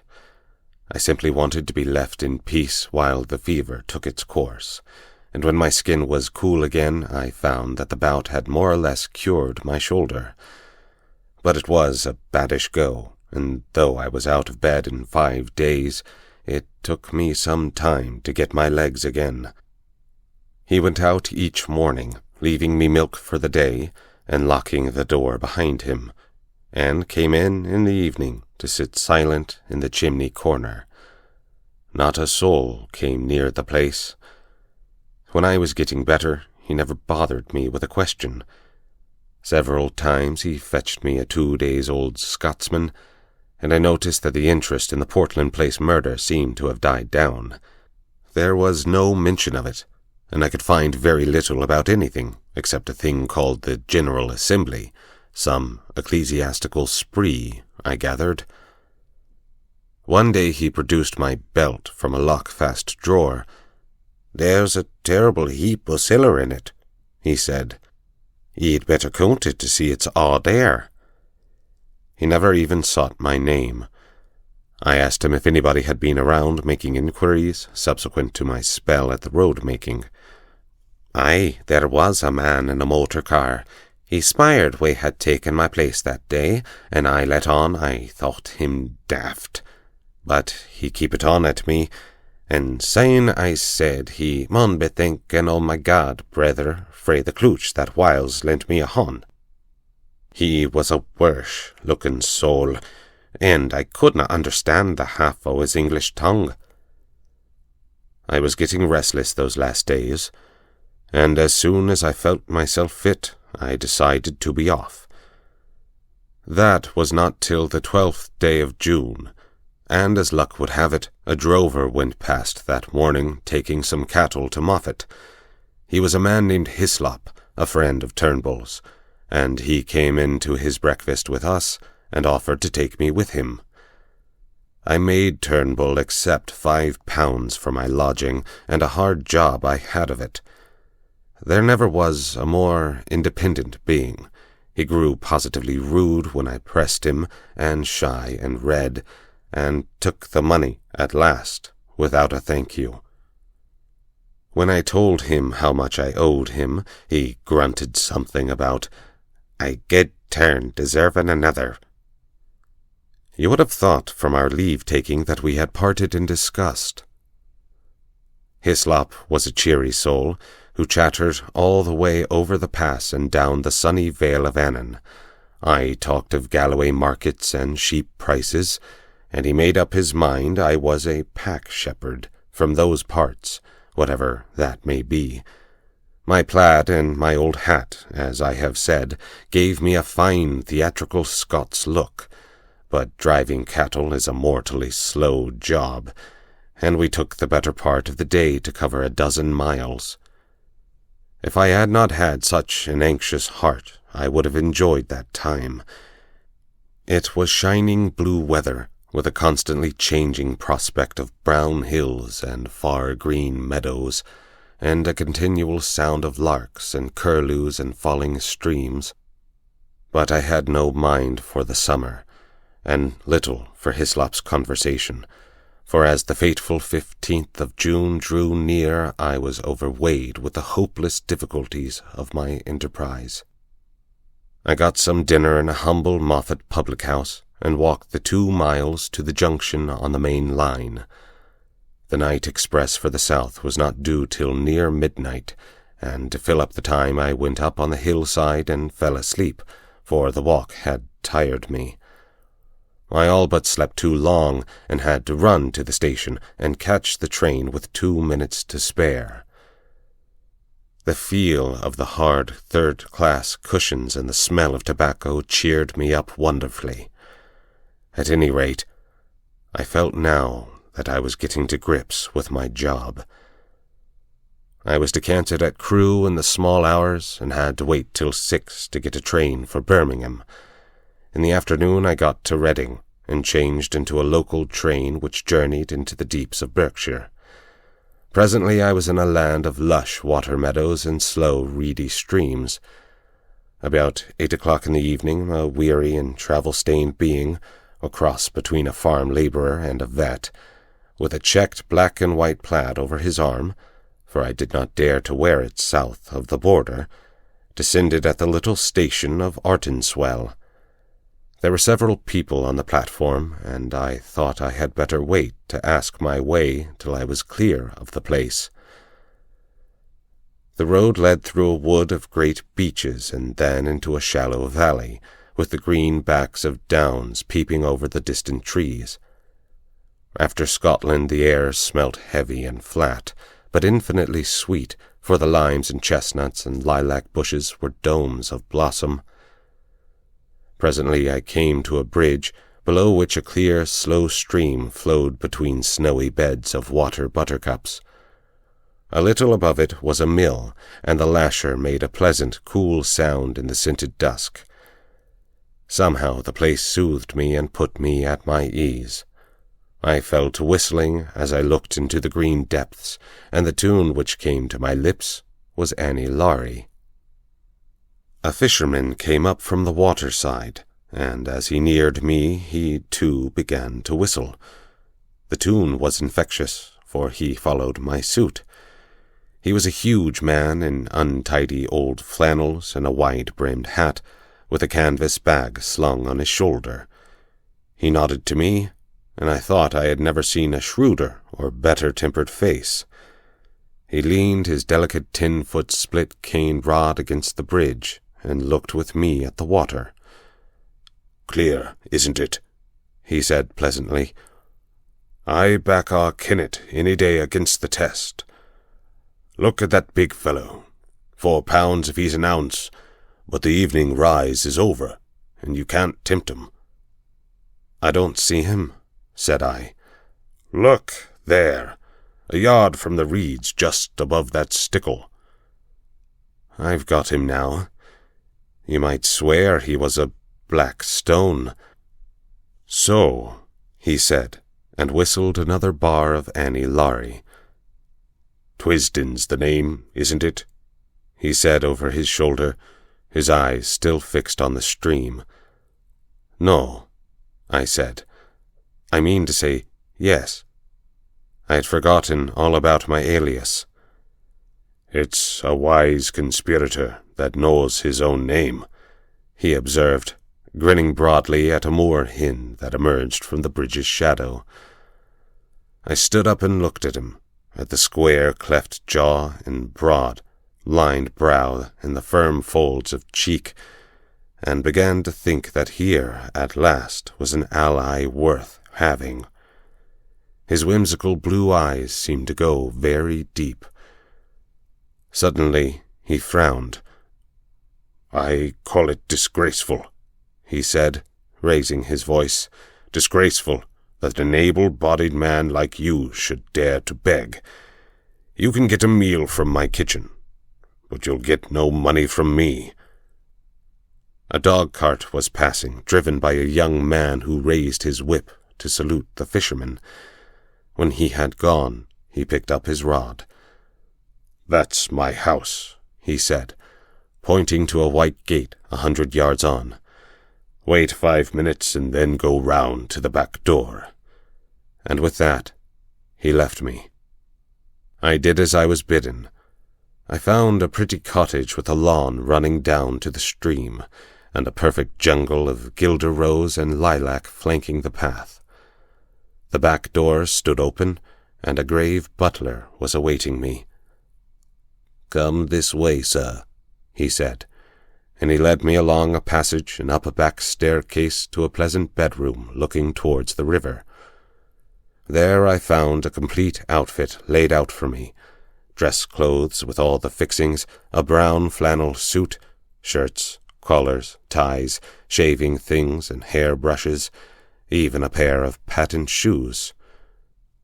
"Sir Walter thought as how Mr. Reggie's things would fit you, sir," said the butler. "He keeps some clothes here, for he comes regular on the weekends. There's a bathroom next door, and I've prepared a hot bath. Dinner in half an hour, sir. You'll hear the gong." The grave being withdrew, and I sat down in a chintz-covered easy-chair and gaped. It was like a pantomime to come suddenly out of beggardom into this orderly comfort. Obviously Sir Walter believed in me, though why he did I could not guess. I looked at myself in the mirror and saw a wild, haggard brown fellow, with a fortnight's ragged beard and dust in ears and eyes, collarless, vulgarly shirted, with shapeless old tweed clothes and boots that had not been cleaned for the better part of a month. I made a fine tramp and a fair drover, and here I was, ushered by a prim butler into this temple of gracious ease, and the best of it was that they did not even know my name. I resolved not to puzzle my head, but to take the gifts the gods had provided. I shaved and bathed luxuriously, and got into the dress clothes and clean, crackling shirt, which fitted me not so badly. By the time I had finished, the looking-glass showed a not unpersonable young man. Sir Walter awaited me in a dusky dining room where a little round table was lit with silver candles. The sight of him, so respectable and established and secure, the embodiment of law and government and all the conventions, took me aback and made me feel an interloper. He couldn't know the truth about me, or he wouldn't treat me like this. I simply could not accept his hospitality on false pretenses. "I'm more obliged to you than I can say, but I'm bound to make things clear," I said. "I'm an innocent man, but I'm wanted by the police. I've got to tell you this, and I won't be surprised if you kick me out." He smiled. "That's all right. Don't let that interfere with your appetite. We can talk about these things after dinner." I never ate a meal with greater relish, for I had had nothing all day but railway sandwiches. Sir Walter did me proud, for we drank a good champagne and had some uncommon fine port afterwards. It made me almost hysterical to be sitting there, waited on by a footman and a sleek butler, and remember that I had been living for 3 weeks like a brigand, with every man's hand against me. I told Sir Walter about tigerfish in the Zambezi that bite off your fingers if you give them a chance, and we discussed sport up and down the globe, for he had hunted a bit in his day. We went to his study for coffee, a jolly room full of books and trophies and untidiness and comfort. I made up my mind that if ever I got rid of this business and had a house of my own, I would create such a room. Then, when the coffee cups were cleared away, and we had got our cigars lit, my host swung his long legs over the side of his chair and bade me get started with my yarn. "I've obeyed Harry's instructions," he said, "and the bribe he offered me was that you would tell me something to wake me up. I'm ready, Mr. Haire." I noticed with a start that he called me by my proper name. I began at the very beginning. I told of my boredom in London, and the night I had come back to find Scudder gibbering on my doorstep. I told him all Scudder had told me about Corolades and the Foreign Office Conference, and that made him purse his lips and grin. Then I got to the murder, and he grew solemn again. He heard all about the milkman and my time in Galloway, and my deciphering Scudder's notes at the inn. "You've got them here?" he asked sharply, and drew a long breath when I whipped the little book from my pocket. I said nothing of the contents. Then I described my meeting with Sir Harry and the speeches at the hall, At that he laughed uproariously. "Harry talked dashed nonsense, did he? I quite believe it. He's as good a chap as ever breathed, but his idiot of an uncle has stuffed his head with maggots. Go on, Mr. Haire." My day as a roadman excited him a bit. He made me describe the two fellows in the car very closely, and seemed to be raking back in his memory. He grew merry again when he heard of the fate of that ass Jopley. But the old man in the moorland house solemnized him. Again I had to describe every detail of his appearance. "Bland and bald-headed, and hooded his eyes like a bird. He sounds like a sinister wild fowl. And you dynamited his hermitage after he saved you from the police. Spirited piece of work, that." Presently I reached the end of my wanderings. He got up slowly and looked down at me from the hearth-rug. "You may dismiss the police from your mind," he said. "You're in no danger from the law of this land." "Great Scott!" I cried. "Have they got the murderer?" "No, but for the last fortnight they have dropped you from the list of possibles." "Why?" I asked in amazement. "Principally because I received a letter from Scudder. I knew something of the man, and he did several jobs for me. He was half crank, half genius, but he was wholly honest. The trouble about him was his partiality for playing a lone hand. That made him pretty well useless in any secret service. A pity, for he had uncommon gifts. I think he was the bravest man in the world, for he was always shivering with fright, and yet nothing would choke him off. I had a letter from him on the 31st of May. But he had been dead a week by then. The letter was written and posted on the 23rd. He evidently did not anticipate his immediate decease. His communications usually took a week to reach me, for they were sent undercover to Spain and then to Newcastle. He had a mania, you know, for concealing his tracks. "What did he say?" I stammered. "Nothing. Merely that he was in danger, but had found shelter with a good friend, and I would hear from him before the 15th of June. He gave me no address, but he said he was living near Portland Place. I think his object was clear to you if anything happened. When I got it, I went to Scotland Yard, went over the details of the inquest, and concluded that you were the friend. We made inquiries about you, Mr. Haire, and found you were respectable. I thought I knew the motives for your disappearance, not only the police, the other one, too. And when I got Harry's scrawl, I guessed at the rest. I've been expecting you any time this past week. You can imagine what a load this took off my mind. I felt a free man once more, for I was now up against my country's enemies only, and not my country's law. "Now let us have the little notebook," said Sir Walter. It took us a good hour to work through it. I explained the cipher, and he was jolly quick at picking it up. He amended my reading of it on several points, but I had been fairly correct on the whole. His face was very grave before he had finished, and he sat silent for a while. "I don't know what to make of it," he said at last. "He is right about one thing. What is going to happen the day after tomorrow? How the devil can it have got known? That is ugly enough in itself, but all this about war and the Black Stone, it reads like some wild melodrama. If only I had more confidence in Scudder's judgment. The trouble about him was that he was too romantic. He had the artistic temperament, and wanted a story to be better than God meant it to be.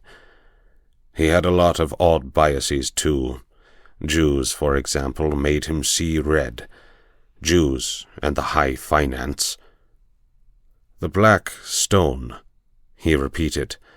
Der Schwarzstein. It's like a penny novelette. And all this stuff about Corolades, that is the weak part of the tale, for I happen to know that the virtuous Corolades is likely to outlast us both. There is no state in Europe that wants him gone. Besides, he has just been playing up to Berlin and Vienna, and giving my chief some uneasy moments. No. Scudder has gone off the track there. Frankly, Haire, I don't believe that part of the story. There's some nasty business afoot, and he found out too much and lost his life over it. But I am ready to take my oath that it is ordinary spy work. A certain great European power makes a hobby of her spy system, and her methods are not too particular. Since she pays by piecework, her blackguards are not likely to stick at a murder or two. They want our naval dispositions for their collection at the Marine Amt, but they will be pigeonholed, nothing more. Just then the butler entered the room. "There's a trunk call from London, Sir Walter. It's Mr. Reith, and he wants to speak to you personally." My host went off to the telephone. He returned in 5 minutes with a whitish face. "I apologize to the shade of Scudder," he said. "Corolades was shot dead this evening at a few minutes after 7. End of section 7. Chapter 8. The Coming of the Black Stone. I came down to breakfast the next morning, after 8 hours of blessed, dreamless sleep, to find Sir Walter decoding a telegram in the midst of muffins and marmalade. His fresh rosiness of yesterday seemed a thought tarnished. "I had a busy hour on the telephone after you went to bed," he said. "I got my chief to speak to the First Lord and the Secretary of War, and they are bringing Royer over a day sooner. This wire clinches it. He will be in London at 5. Odd that the code word for a sous-chef d'etat major general should be polka." He directed me to the hot dishes and went on. "Not that I think it will do much good. If your friends were clever enough to find out the first arrangement, they are clever enough to discover the change. I would give my head to know where the leak is.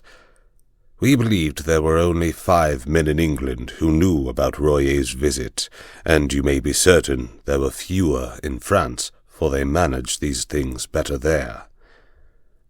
While I ate, he continued to talk, making me, to my surprise, a present of his full confidence. "Can the dispositions not be changed?" I asked. "They could," he said, "but we want to avoid that, if possible. They are the result of immense thought, and no alteration would be as good. Besides, on 1 or 2 points, change is simply impossible. Still, something could be done, I suppose, if it were absolutely necessary. But you see the difficulty, Haire. Our enemies are not going to be such fools as to pick Royer's pocket or any childish game like that. They know that would mean a row and put us on our guard. Their aim is to get the details without any one of us knowing, so that Royer will go back to Paris in the belief that the whole business is still deadly secret. If they can't do that, they fail, for, once we suspect, they know that the whole thing must be altered. Then we must stick by the Frenchman's side till he is home again," I said. "If they thought they could get the information in Paris, they would try there. It means they have some deep scheme on foot in London, which they reckon is going to win out. Royer dines with my chief, and then comes to my house, where 4 people will see him: Whitaker from the Admiralty, myself, Sir Arthur Drew, and General Winstanley. The First Lord is ill and has gone to Birmingham. At my house he will get a certain document from Whittaker, and after that he will be motored to Portsmouth, where a destroyer will take him to Havre. His journey is too important for the ordinary boat train. He will never be left unattended for a moment till he is safe on French soil. The same with Whittaker till he meets Royer. That is the best we can do, and it's hard to see how there can be any miscarriage. But I don't mind admitting that I'm horribly nervous. This murder of Carolades will play the deuce in the chancelleries of Europe. After breakfast he asked me if I could drive a car. Well, you'll be my chauffeur today and wear Hudson's rig. You're about his size. You have a hand in this business, and we are taking no risks. There are desperate men against us who will not respect the country retreat of an overworked official. When I first came to London, I had bought a car and amused myself with running about the south of England, so I knew something of the geography. I took Sir Walter to town by the Bath Road and made good going.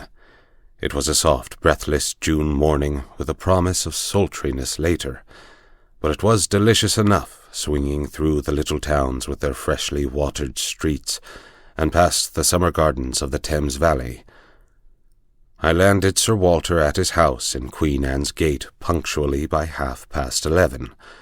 The butler was coming up by train with the luggage. The first thing he did was to take me round to Scotland Yard. There we saw a prim gentleman with a clean-shaven lawyer's face.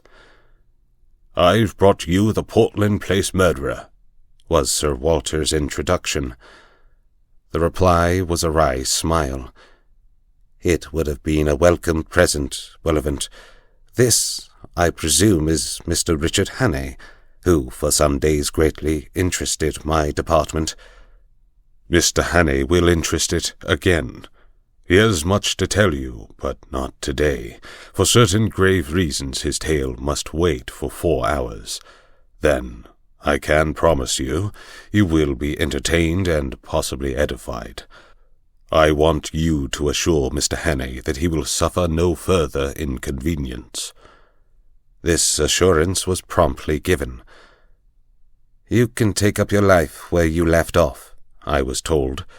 "Your flat, which probably you no longer wish to occupy, is waiting for you, and your man is still there. As you were never publicly accused, we considered that there was no need of a public exculpation. But on that, of course, you must please yourself." "We may want your assistance later on, McAllifrey," Sir Walter said as we left. Then he turned me loose. "Come and see me tomorrow, Haire. I needn't tell you to keep deadly quiet. If I were you, I would go to bed, for you must have considerable arrears of sleep to overtake. You had better lie low, for if one of your Blackstone friends saw you, there might be trouble." I felt curiously at a loose end. At first it was very pleasant to be a free man, able to go where I wanted without fearing anything. I had only been a month under the ban of the law, and it was quite enough for me. I went to the Savoy and ordered very carefully a very good luncheon, and then smoked the best cigar the house could provide. But I was still feeling nervous. When I saw anybody looking at me in the lounge, I grew shy, and wondered if they were thinking about the murder. After that I took a taxi and drove miles away up into North London. I walked back through fields and lines of villas and terraces, and then slums and mean streets, and it took me pretty nearly 2 hours. All the while my restlessness was growing worse. I felt that great things, tremendous things, were happening or about to happen, and I, who was the cogwheel of the whole business, was out of it. Royer would be landing at Dover. Sir Walter would be making plans with the few people in England who were in the secret, and somewhere in the darkness the Black Stone would be working. I felt the sense of danger and impending calamity, and I had the curious feeling, too, that I alone could avert it, alone could grapple with it. But I was out of the game now. How could it be otherwise? It was not likely that cabinet ministers and admiralty lords and generals would admit me to their councils. I actually began to wish that I could run up against one of my 3 enemies. That would lead to developments. I felt that I wanted enormously to have a vulgar scrap with those gentry, where I could hit out and flatten something. I was rapidly getting into a very bad temper.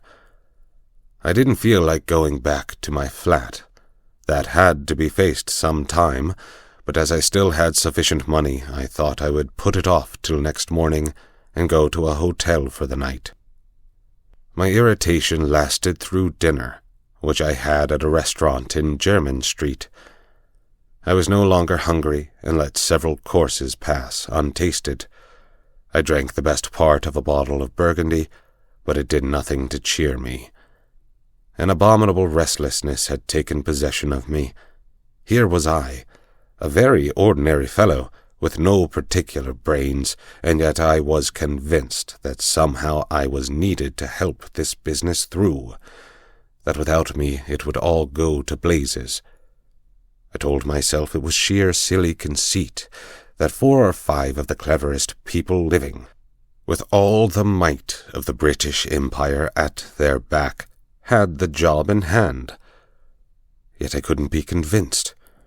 It seemed as if a voice kept speaking in my ear, telling me to be up and doing, or I would never sleep again.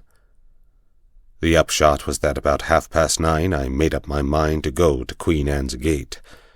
Very likely I would not be admitted, but it would ease my conscience to try. I walked down Jermyn Street, and at the corner of Duke Street passed a group of young men. They were in evening dress, had been dining somewhere, and were going on to a music hall. One of them was Mr. Marmaduke Jopley. He saw me and stopped short. "By God, the murderer!" he cried. "Here, you fellows, hold him! That's Haire, the man who did the Portland Place murder!" He gripped me by the arm, and the others crowded round. I wasn't looking for any trouble, but my ill temper made me play the fool. A policeman came up, and I should have told him the truth, and, if he didn't believe it, demanded to be taken to Scotland Yard, or, for that matter, to the nearest police station.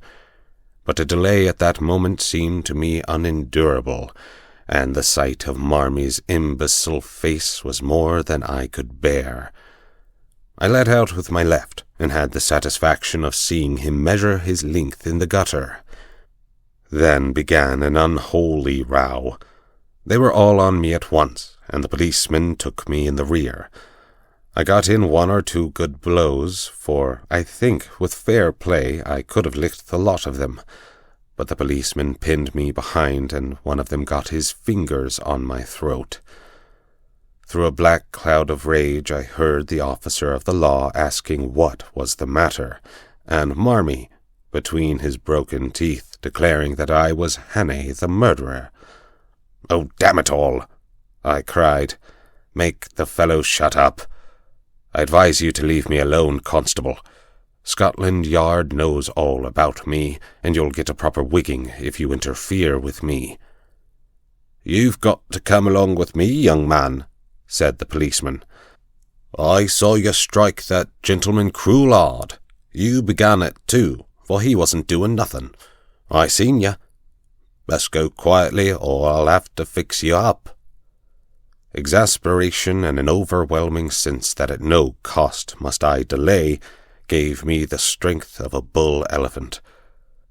I fairly wrenched the constable off his feet, floored the man who was gripping my collar, and set off at my best pace down Duke Street.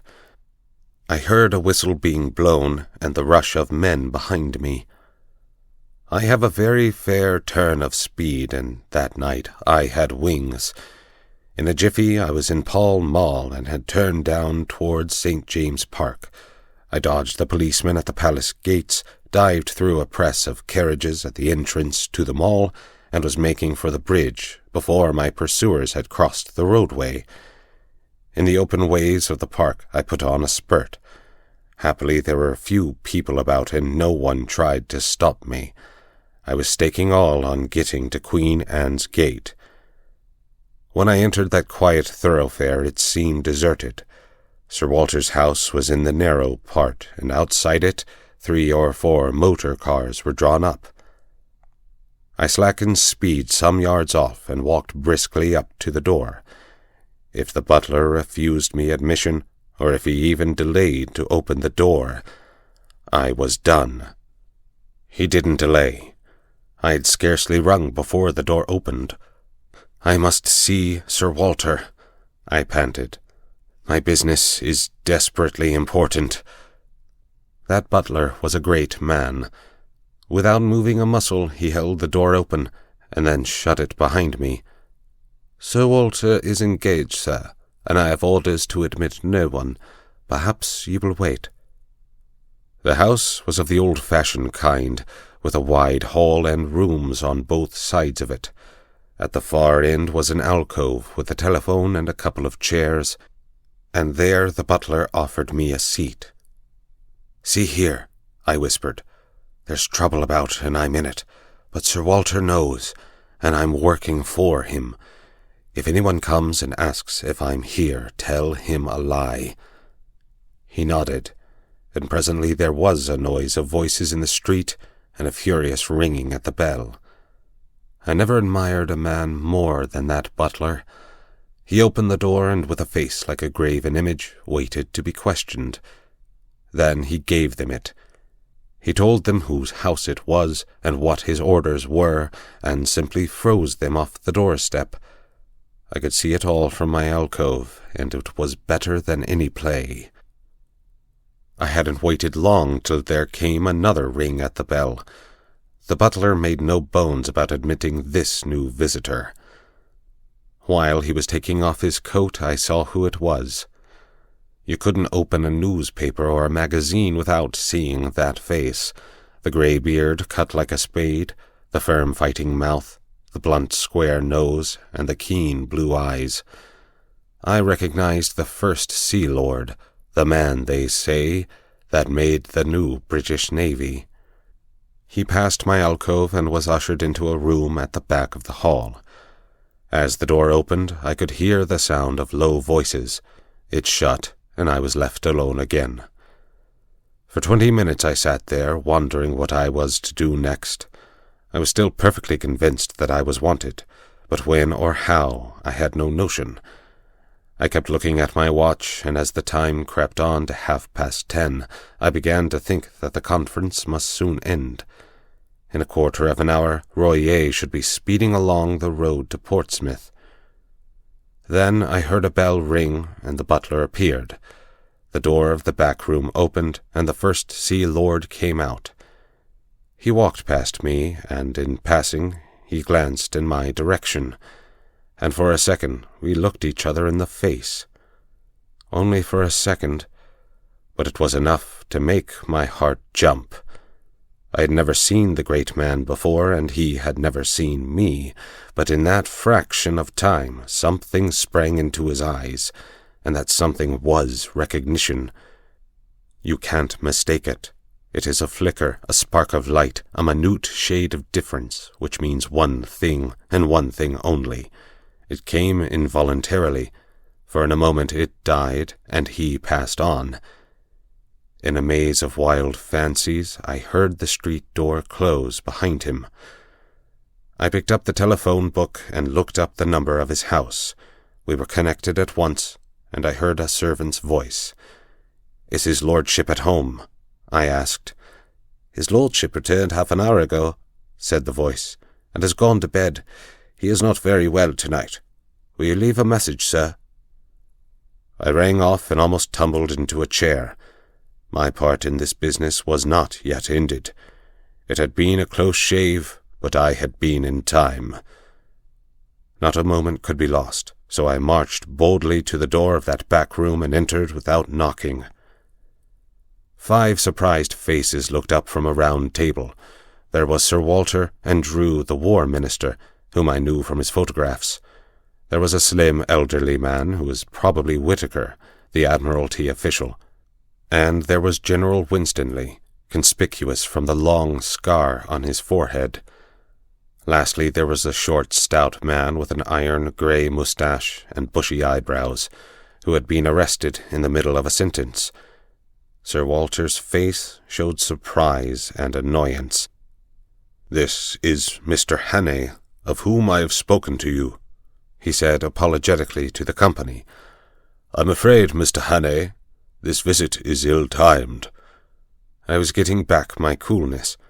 "That remains to be seen, sir," I said, "but I think it may be in the nick of time. For God's sake, gentlemen, tell me who went out a minute ago." "Lord Alloa," Sir Walter said, reddening with anger. "It was not," I cried. "It was his living image, but it was not Lord Alloa. It was someone who recognized me, someone I have seen in the last month. He had scarcely left the doorstep when I rang up Lord Alloa's house and was told he had come in half an hour before and had gone to bed." Who, someone stammered. "The Black Stone," I cried. And I sat down in the chair so recently vacated and looked round at 5 badly scared gentlemen. End of section 8. Chapter 9. The 39 Steps.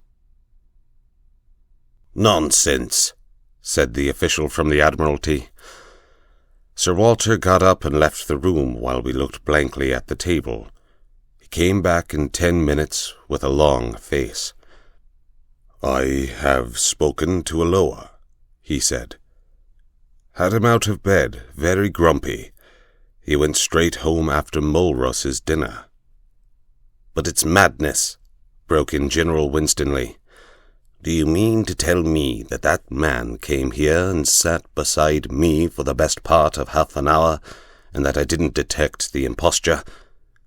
Alloa must be out of his mind." "Don't you see the cleverness of it?" I said. "You were too interested in other things to have any eyes. You took Lord Alloa for granted. If it had been anybody else, you might have looked more closely, but it was natural for him to be here, and that put you all to sleep." Then the Frenchman spoke, very slowly and in good English. "The young man is right. His psychology is good. Our enemies have not been foolish." He bent his wise brows on the assembly. "I will tell you a tale," he said. "It happened many years ago in Senegal. I was quartered in a remote station, and to pass the time used to go fishing for big barbel in the river. A little Arab mare used to carry my luncheon basket, one of the salted dun breed you got at Timbuktu in the old days. Well, one morning I had good sport, and the mare was unaccountably restless. I could hear her whinnying and squealing and stamping her feet, and I kept soothing her with my voice while my mind was intent on fish. I could see her all the time, as I thought, out of a corner of my eye, tethered to a tree 20 yards away. After a couple of hours, I began to think of food. I collected my fish in a tarpaulin bag and moved down the stream towards the mare, trolling my line. When I got up to her, I flung the tarpaulin on her back. He paused and looked around. It was the smell that gave me warning. I turned my head and found myself looking at a lion 3 feet off, an old man-eater. That was the terror of the village. What was left of the mare, a mass of blood and bones and hide, was behind him. "What happened?" I asked. I was enough of a hunter to know a true yarn when I heard it. "I stuffed my fishing rod into his jaws, and I had a pistol. Also my servants came presently with rifles, but he left his mark on me." He held up a hand which lacked 3 fingers. "Consider," he said, The mare had been dead more than an hour, and the brute had been patiently watching me ever since. I never saw the kill, for I was accustomed to the mare's fretting, and I never marked her absence, for my consciousness of her was only of something tawny, and the lion filled that part. If I could blunder thus, gentlemen, in a land where men's senses are keen, why should we be busy, preoccupied urban folk not err also? Sir Walter nodded. No one was ready to gainsay him. "But I don't see," went on Winstanley. "Their object was to get these dispositions without our knowing it. Now it only required one of us to mention to Alloa our meeting tonight for the whole fraud to be exposed." Sir Walter laughed dryly. "The selection of Alloa shows their acumen. Which of us was likely to speak to him about tonight, or was he likely to open the subject?" I remembered the First Sea Lord's reputation for taciturnity and shortness of temper. "The one thing that puzzles me," said the General, "is what good his visit here would do that spy fellow. He could not carry away several pages of figures and strange names in his head." "That is not difficult," the Frenchman replied. "A good spy is trained to have a photographic memory, like your own Macaulay. You noticed he said nothing, but went through these papers again and again. I think we may assume that he has every detail stamped on his mind. When I was younger, I could do the same trick." "Well, I suppose there is nothing for it but to change the plans," said Sir Walter ruefully. Whitaker was looking very glum. "Did you tell Lord Alloa what has happened?" he asked. "No?" "Well, I can't speak with absolute assurance, but I'm nearly certain we can't make any serious change unless we alter the geography of England. Another thing must be said. It was Royer who spoke. I talked freely when that man was here. I told something of the military plans of my government. I was permitted to say so much. But that information would be worth many millions to our enemies. No, my friends, I see no other way. The man who came here and his confederates must be taken, and taken at once." "Good God!" I cried. "And we have not a rag of a clue."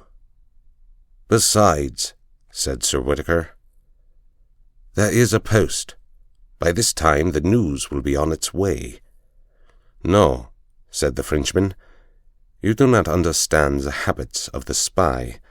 He receives personally his reward, and he delivers personally his intelligence. We in France know something of the breed. There is still a chance, mes amis. These men must cross the sea, and there are ships to be searched and ports to be watched. Believe me, the need is desperate for both France and Britain." Royer's grave good sense seemed to pull us together. He was the man of action among fumblers. But I saw no hope in his face, and I felt none. Where among the 50 millions of these islands, and within a dozen hours, were we to lay hands on the 3 cleverest rogues in Europe? Then I suddenly had an inspiration. "Where is Scudder's book?" I cried to Sir Walter. "Quick, man, I remember something in it." He unlocked the door of a bureau and gave it to me. I found the place.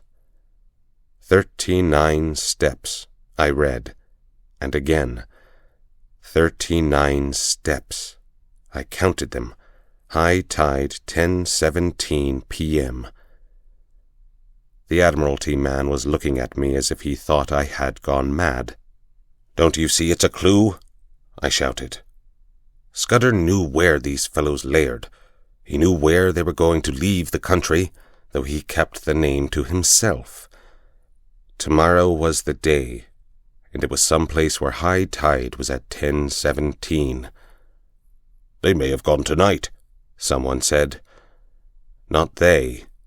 They have their own snug, secret way, and they won't be hurried. I know Germans, and they are mad about working to a plan. Where the devil can I get a book of tide tables? Whitaker brightened up. It's a chance, he said. Let's go over to the Admiralty. We got into 2 of the waiting motor cars, all but Sir Walter, who went off to Scotland Yard to mobilize McGallivray, so he said. We marched through empty corridors and big chambers where the charwomen were busy, till we reached a little room lined with books and maps. A resident clerk was unearthed, who presently fetched from the library the Admiralty tide tables. I sat at the desk and the others stood round, for somehow or other I had got charge of this expedition. It was no good. There were hundreds of entries, and so far as I could see, 1017 might cover 50 places. We had to find some way of narrowing the possibilities. I took my head in my hands and thought. There must be some way of reading this riddle. What did Scudder mean by steps? I thought of Doc's steps, but if he had meant that, I didn't think he would have mentioned the number. It must be some place where there were several staircases, and one marked out from the others by having 39 steps. Then I had a sudden thought, and hunted up all the steamer sailings. There was no boat which left for the continent at 10:17 p.m. Why was high tide so important? If it was a harbor, it must be some little place where the tide mattered, or else it was a heavy draft boat. But there was no regular steamer sailing at that hour, and somehow I didn't think they would travel by a big boat from a regular harbor. So it must be some little harbor where the tide was important, or perhaps no harbor at all. But if it was a little port, I couldn't see what the steps signified. There were no sets of staircases on any harbor that I had ever seen. It must be some place which a particular staircase identified, and where the tide was full at 10:17. On the whole, it seemed to me that the place must be a bit of open coast, but the staircases kept puzzling me. Then I went back to wider considerations. Whereabouts would a man be likely to leave for Germany, a man in a hurry, who wanted a speedy and secret passage? Not from any of the big harbors, and not from the Channel or the West Coast or Scotland, for remember, he was starting from London. I measured the distance on the map, and tried to put myself in the enemy's shoes. I should try for Ostend or Antwerp or Rotterdam, and I should sail from somewhere on the east coast between Cromer and Dover. All of this was very loose guessing, and I don't pretend it was ingenious or scientific. I wasn't any kind of Sherlock Holmes. But I have always fancied I had a kind of instinct about questions like this. I don't know if I can explain myself, but I used to use my brains as far as they went, and after they came to a blank wall, I guessed. And I usually found my guesses pretty right. So I set out all my conclusions on a bit of Admiralty paper. They ran like this. Fairly certain. 1. Placed where there are several sets of stairs, one that matters distinguished by having 39 steps. 2. Full tide at 10:17 p.m., leaving shore only possible at full tide. 3. Steps, not dock steps, and so place probably not harbor. 4. No regular night steamer at 10:17. Means of transport must be tramp, unlikely, yacht or fishing boat. There my reasoning stopped. I made another list which I headed guessed, but I was just as sure of the one as the other. Guessed. 1. Place not harbor, but open coast. 2. Boat small, trawler, yacht, or launch. 3. place somewhere on the east coast between Cromer and Dover. It struck me as odd I should be sitting at that desk with a cabinet minister, a field marshal, 2 high government officials, and a French general watching me, while from the scribble of a dead man I was trying to drag a secret which meant life or death for us. Sir Walter had joined us, and presently McGallivray arrived. He had sent out instructions to watch the ports and railway stations for the 3 men whom I had described to Sir Walter. Not that he or anybody else thought that would do much good. "Here's the most I can make of it," I said. "We've got to find a place where there are several staircases down to the beach, one of which has 39 steps. I think it's a piece of open coast with biggish cliffs, somewhere between the Wash and the Channel. Also, it's a place where full tide is at 10:17 tomorrow night." Then an idea struck me. "Is there no inspector of coast guards or some fellow like that who knows the East Coast?" Whitaker said there was, and that he lived in Clapham. He went off in a car to fetch him, and the rest of us sat about the little room and talked of anything that came into our heads. I lit a pipe and went over the whole thing again till my brain grew weary. About 1 in the morning the Coast Guard man arrived. He was a fine old fellow with the look of a naval officer, and was desperately respectful to the company. I left the War Minister to cross-examine him, for I felt he would think it cheek in me to talk. "We want you to tell us the places you know on the East Coast where there are cliffs, and where several sets of steps run down to the beach." He thought for a bit. "What kind of steps do you mean, sir? There are plenty of places with roads cut down through the cliffs, and most roads have a step or 2 in 'em. Or do you mean regular staircases, all steps, so to speak?" Sir Arthur looked towards me. "We mean regular staircases," I said. He reflected a minute or 2. "I don't know that I can think of any." "Wait a second. There's a place in Norfolk, Brattlesham, beside a golf course, where there are a couple of staircases to let the gentlemen get a loose ball." "That's not it," I said. "Then there are plenty of marine parades, if that's what you mean.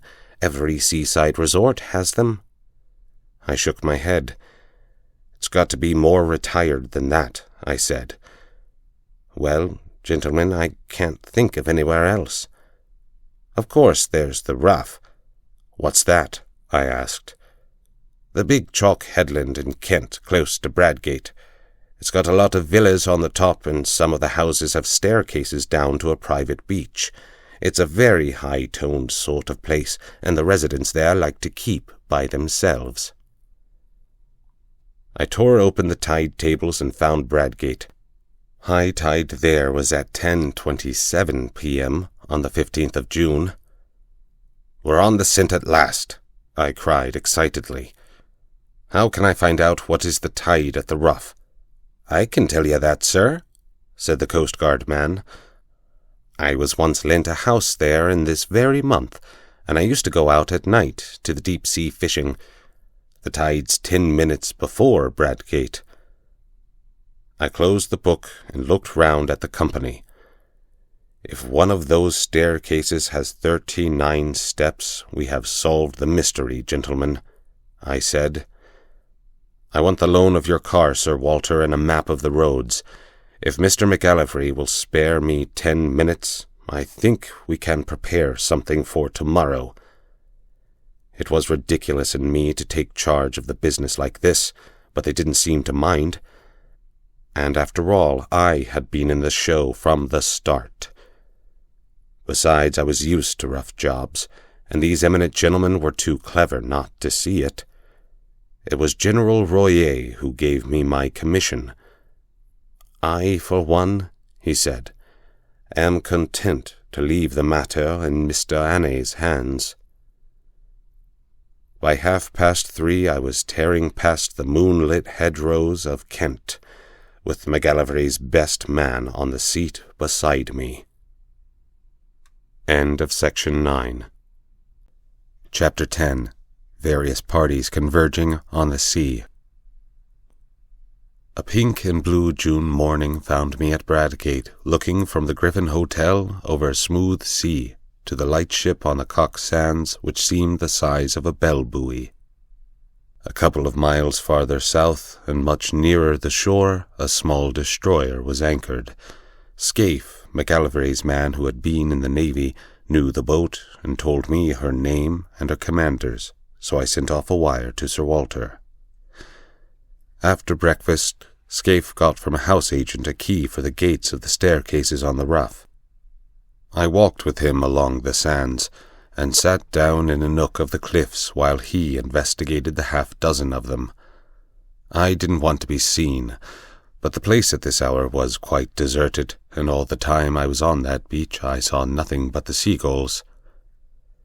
It took him more than an hour to do the job, and when I saw him coming towards me, conning a bit of paper, I can tell you my heart was in my mouth. Everything depended, you see, on my guess proving right. He read aloud the number of steps in the different stairs: 34, 35, 39, 42, 47, and 21, where the cliffs grew lower. I almost got up and shouted. We hurried back to the town and sent a wire to McAllivray. I wanted half a dozen men, and I directed them to divide themselves among different specified hotels. Then Scaife set out to prospect the house at the head of the 39 steps. He came back with news that both puzzled and reassured me. The house was called Trafalgar Lodge, and belonged to an old gentleman called Appleton, a retired stockbroker, the house agent said.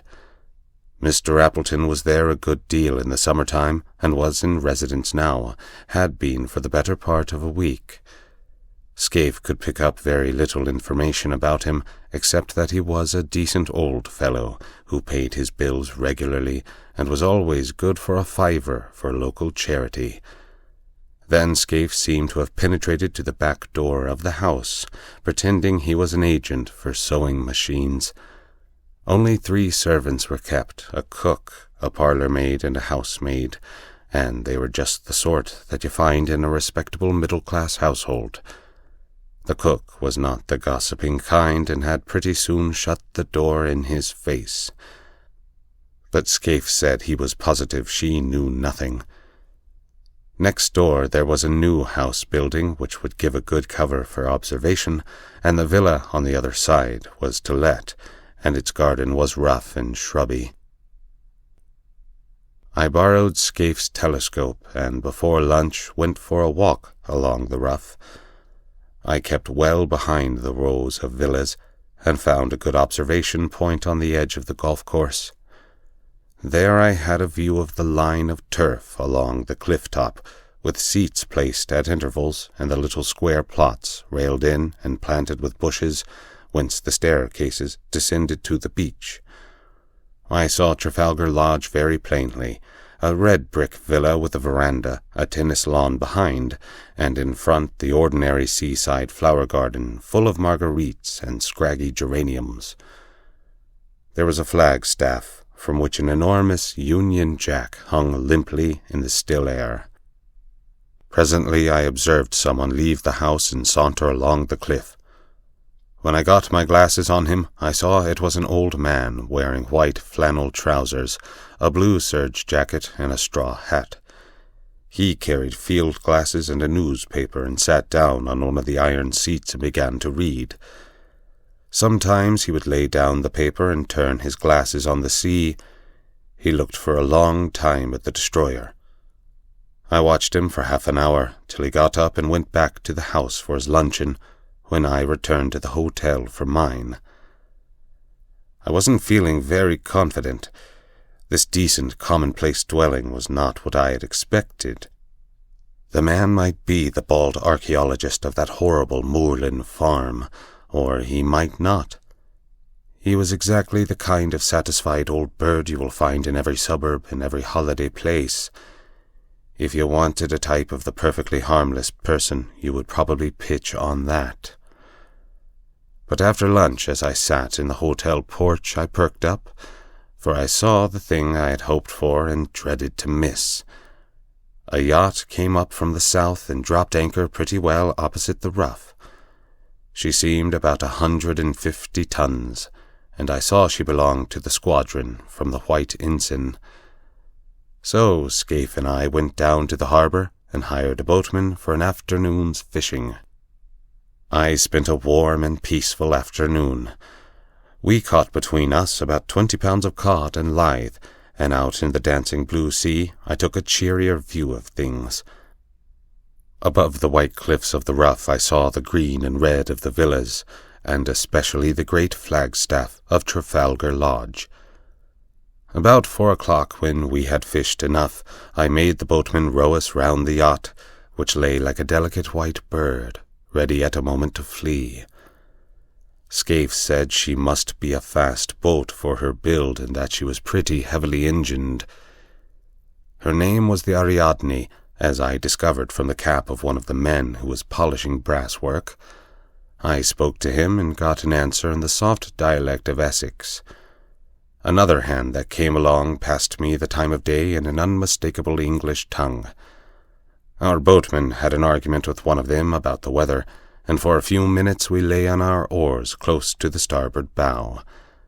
Then the men suddenly disregarded us and bent their heads to their work as an officer came along the deck. He was a pleasant, clean-looking young fellow, and he put a question to us about our fishing in very good English. But there could be no doubt about him. His close-cropped head and the cut of his collar and tie never came out of England. That did something to reassure me. But as we rowed back to Bradgate, my obstinate doubts would not be dismissed.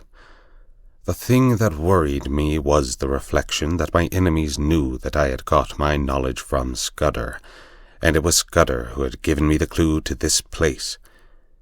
If they knew that Scudder had this clue, would they not be certain to change their plans?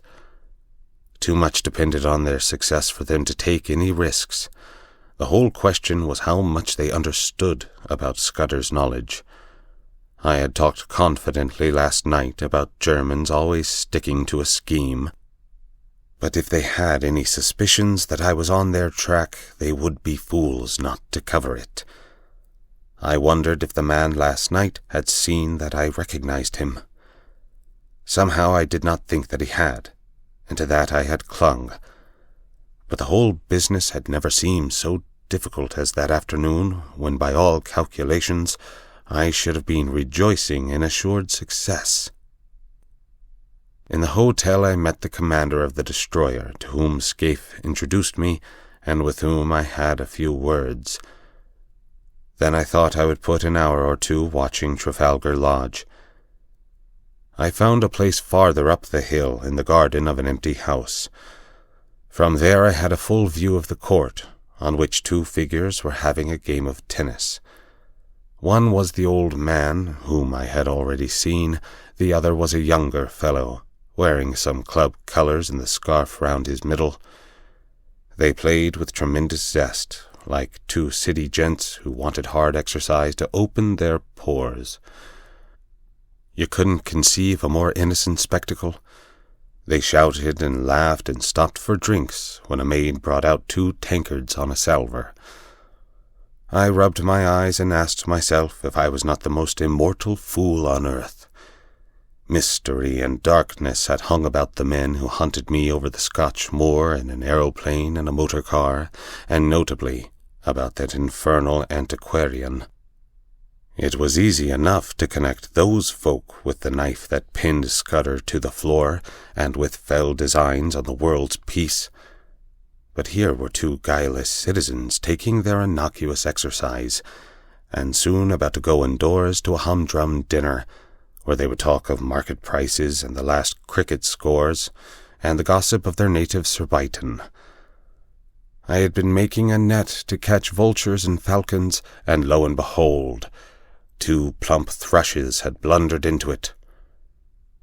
Presently a third figure arrived, a young man on a bicycle, with a bag of golf clubs slung on his back. He strolled round to the tennis lawn and was welcomed riotously by the players. Evidently they were chaffing him, and their chaff sounded horribly English. Then the plump man, mopping his brow with a silk handkerchief, announced that he must have a tub. I heard his very words. "I've got into a proper lather," he said. "This will bring down my weight and my handicap, Bob. I'll take you on tomorrow and give you a stroke a hole." You couldn't find anything much more English than that. They all went into the house and left me feeling a precious idiot. I had been barking up the wrong tree this time. These men might be acting, but if they were, where was their audience? They didn't know I was sitting 30 yards off in a rhododendron. It was simply impossible to believe that these 3 hearty fellows were anything but what they seemed. 3 ordinary, game-playing, suburban Englishmen, wearisome, if you like, but sordidly innocent. And yet there were 3 of them, and one was old, and one was plump, and one was lean and dark. And their house chimed in with Scudder's notes, and half a mile off was lying a steam yacht with at least 1 German officer.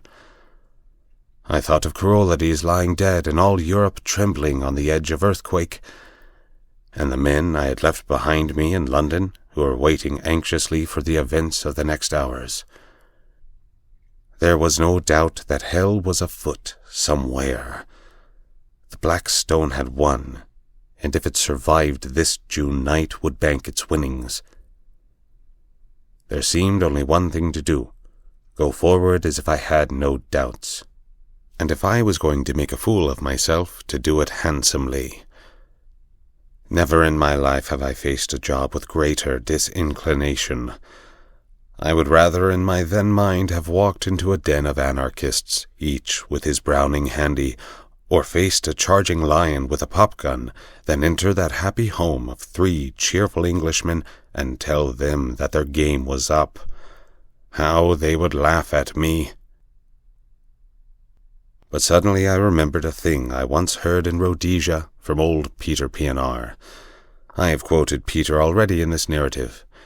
He was the best scout I ever knew, and before he had turned respectable, he had been pretty often on the windy side of the law, when he had been wanted badly by the authorities. Peter once discussed with me the question of disguises, and he had a theory which struck me at the time. He said, barring absolute certainties like fingerprints, mere physical traits were very little use for identification if the fugitive really knew his business. He laughed at things like dyed hair and false beards and such childish follies. The only thing that mattered was what Peter called atmosphere. If a man could get into perfectly different surroundings from those in which he had been first observed, and, this is the important part, really play up to these surroundings and behave as if he had never been out of them, he would puzzle the cleverest detectives on earth. And he used to tell a story of how he once borrowed a black coat and went to church and shared the same hymn book of the man that was looking for him. If that man had seen him in decent company before, he would have recognized him, but he had only seen him snuffing the lights in a public house with a revolver. The recollection of Peter's talk gave me the first real comfort that I had had that day. Peter had been a wise old bird, and these fellows I was after were about the pick of the aviary. What if they were playing Peter's game? A fool tries to look different. A clever man looks the same and is different. Again, there was that other maxim of Peter's which had helped me when I had been a roadman. If you are playing a part, you will never keep it up unless you convince yourself that you are it. That would explain the game of tennis. Those chaps didn't need to act. They just turned a handle and passed into another life, which came as naturally to them as the first. It sounds a platitude, but Peter used to say that it was the big secret of all the famous criminals. It was now getting on for 8 o'clock, and I went back and saw Scaife to give him his instructions. I arranged with him how to place his men, and then went for a walk, for I didn't feel up to any dinner. I went round the deserted golf course, and then to a point on the cliffs, farther north beyond the line of the villas. On the little trim, newly made roads, I met people in flannels coming back from tennis and the beach, and a coast guard from the wireless station, and donkeys and Pierrots padding homewards. Out at sea in the blue dusk, I saw lights appear on the Ariadne and on the destroyer away to the south, and beyond the Cock Sands, the bigger lights of steamers making for the Thames. The whole scene was so peaceful and ordinary that I got more dashed in spirits every second. It took all my resolution to stroll towards Trafalgar Lodge about 9:30. On the way I got a piece of solid comfort from the sight of a greyhound that was swinging along at a nursemaid's heels. He reminded me of a dog I used to have in Rhodesia, and of the time when I took him hunting with me in the Pali Hills. We were after a raybuck, the dun kind, and I recollected how we had followed one beast, and both he and I had clean lost it. A greyhound works by sight, and my eyes are good enough, but that buck simply leaked out of the landscape. Afterwards I found out how he managed it. Against the grey rock of the copes it showed no more than a crow against a thundercloud. It didn't need to run away. All it had to do was to stand still and melt into the background. Suddenly, as these memories chased across my brain, I thought of my present case and applied the moral. The black stone didn't need to bolt. They were quietly absorbed into the landscape. I was on the right track, and I had jammed that down in my mind and vowed never to forget it. The last word was with Peter P&R. Scaife's men would be posted now, but there was no sign of a soul. The house stood as open as a marketplace for anybody to observe. A 3-foot railing separated it from the cliff road. The windows on the ground floor were all open, and shaded lights on the low sound of voices revealed where the occupants were finishing dinner. Everything was as public and above board as a charity bazaar. Feeling the greatest fool on earth, I opened the gate and rang the bell. A man of my sort, who has travelled about the world in rough places, gets on perfectly well with 2 classes, what you may call the upper and the lower. He understands them, and they understand him. I was at home with herds and tramps and roadmen, and I was sufficiently at my ease with people like Sir Walter and the men I had met the night before. I can't explain why, but it is a fact. But what fellows like me don't understand is the great comfortable, satisfied middle-class world, the folk that live in villas and suburbs. He doesn't know how they look at things, he doesn't understand their conventions, and he is as shy of them as of a black mamba. When a trim parlour-maid opened the door, I could hardly find my voice. I asked for Mr. Appleton and was ushered in. My plan had been to walk straight into the dining-room, and by a sudden appearance wake in the men that start of recognition which would confirm my theory. But when I found myself in that neat hall, the place mastered me. There were the golf clubs and tennis rackets, the straw hats and caps, the rows of gloves, the sheaf of walking sticks, which you will find in 10,000 British homes. A stack of neatly folded coats and waterproofs covered the top of an old oak chest. There was a grandfather clock ticking, and some polished brass warming pans on the walls, and a barometer and a print of Chiltern winning the St. Ledger. The place was as orthodox as an Anglican church. When the maid asked me for my name, I gave it automatically, and was shown into the smoking room on the right side of the hall. That room was even worse.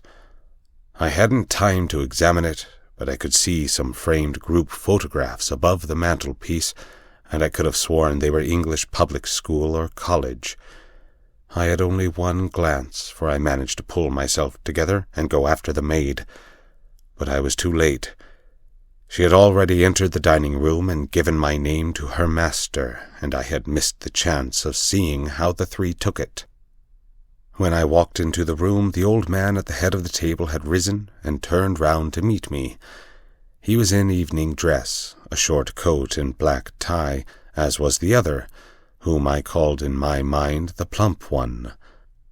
The third, the dark fellow, wore a blue serge suit and a soft white collar, and the colours of some club or school. The old man's manner was perfect. Mr. Haire?" he said hesitatingly. "Did you wish to see me? One moment, you fellows, and I'll rejoin you. We had better go to the smoking room." Though I hadn't an ounce of confidence in me, I forced myself to play the game. I pulled up a chair and sat down on it. "I think we have met before," I said, "and I guess you know my business." The light in the room was dim, but so far as I could see their faces, they played the part of mystification very well. Maybe, said the old man. "I haven't a very good memory, but I'm afraid you must tell me your errand, sir, for I really don't know it." "Well then," I said, and all the time I seemed to myself to be talking pure foolishness, "I have come to tell you that the game's up. I have a warrant for the arrest of you three gentlemen." "Arrest?" said the old man, and he looked really shocked. "Arrest? Good God, what for?" "For the murder of Franklin Scudder in London on the 23rd day of last month." "I've never heard that name before," said the old man in a dazed voice. One of the others spoke up. "That was the Portland Place murder. I read about it. Good heavens, you must be mad, sir. Where do you come from?" "Scotland Yard," I said. After that, for a minute, there was utter silence. The old man was staring at his plate and fumbling with a nut, the very model of innocent bewilderment. Then the plump one spoke up. He stammered a little, like a man picking his words. "Don't get flustered, uncle," he said. "It is all a ridiculous mistake, but these things happen sometimes, and we can easily set it right. It won't be hard to prove our innocence. I can show that I was out of the country on the 23rd of May, and Bob was in a nursing home. You were in London, but you can explain what you were doing." "Right, Percy. Of course, that's easy enough. The 23rd, that was the day after Agatha's wedding. Let me see. What was I doing? I came up in the morning from Woking and lunched at the club with Charlie Simmons. Then... oh yes, I dined with the fishmongers. I remember, for the punch didn't agree with me, and I was seedy next morning. Hang it all, there's the cigar box I bought back from the dinner." He pointed to an object on the table and laughed nervously. "I think, sir," said the young man, addressing me respectfully, "you will see you are mistaken. We want to assist the law like all Englishmen, and we don't want Scotland Yard to be making fools of themselves." "That's so, uncle?" "Certainly, Bob." The old fellow seemed to be recovering his voice. "Certainly, we'll do anything in our power to assist the authorities. But this is a bit too much. I can't get over it." "How Nellie will chuckle," said the plump man. "She always said that you would die of boredom because nothing ever happened to you. And now you've got it thick and strong." And he began to laugh very pleasantly. "By Jove, yes. Just think of it. What a story to tell at the club. Really, Mr. Haire, I suppose I should be angry to show my innocence, but it's too funny. I almost forgive you the fright you gave me. You looked so glum. I thought I might have been walking in my sleep and killing people. It couldn't be acting. It was too confoundedly genuine. My heart went into my boots. My first impulse was to apologize and clear out. But I told myself I must see it through, even though I was to be the laughingstock of Britain. The light from the dinner-table candlesticks was not very good, and to cover my confusion, I got up, walked to the door, and switched on the electric light. The sudden glare made them blink, and I stood scanning the three faces. Well, I made nothing of it. One was old and bald, one was stout, one was dark and thin. There was nothing in their appearance to prevent them being the three who had hunted me in Scotland, but there was nothing to identify them. I simply can't explain why I, who, as a roadman, had looked into two pairs of eyes, and as Ned Ainsley into another pair, why I, who have a good memory and reasonable powers of observation, could find no satisfaction. They seemed exactly what they professed to be, and I could not have sworn to one of them.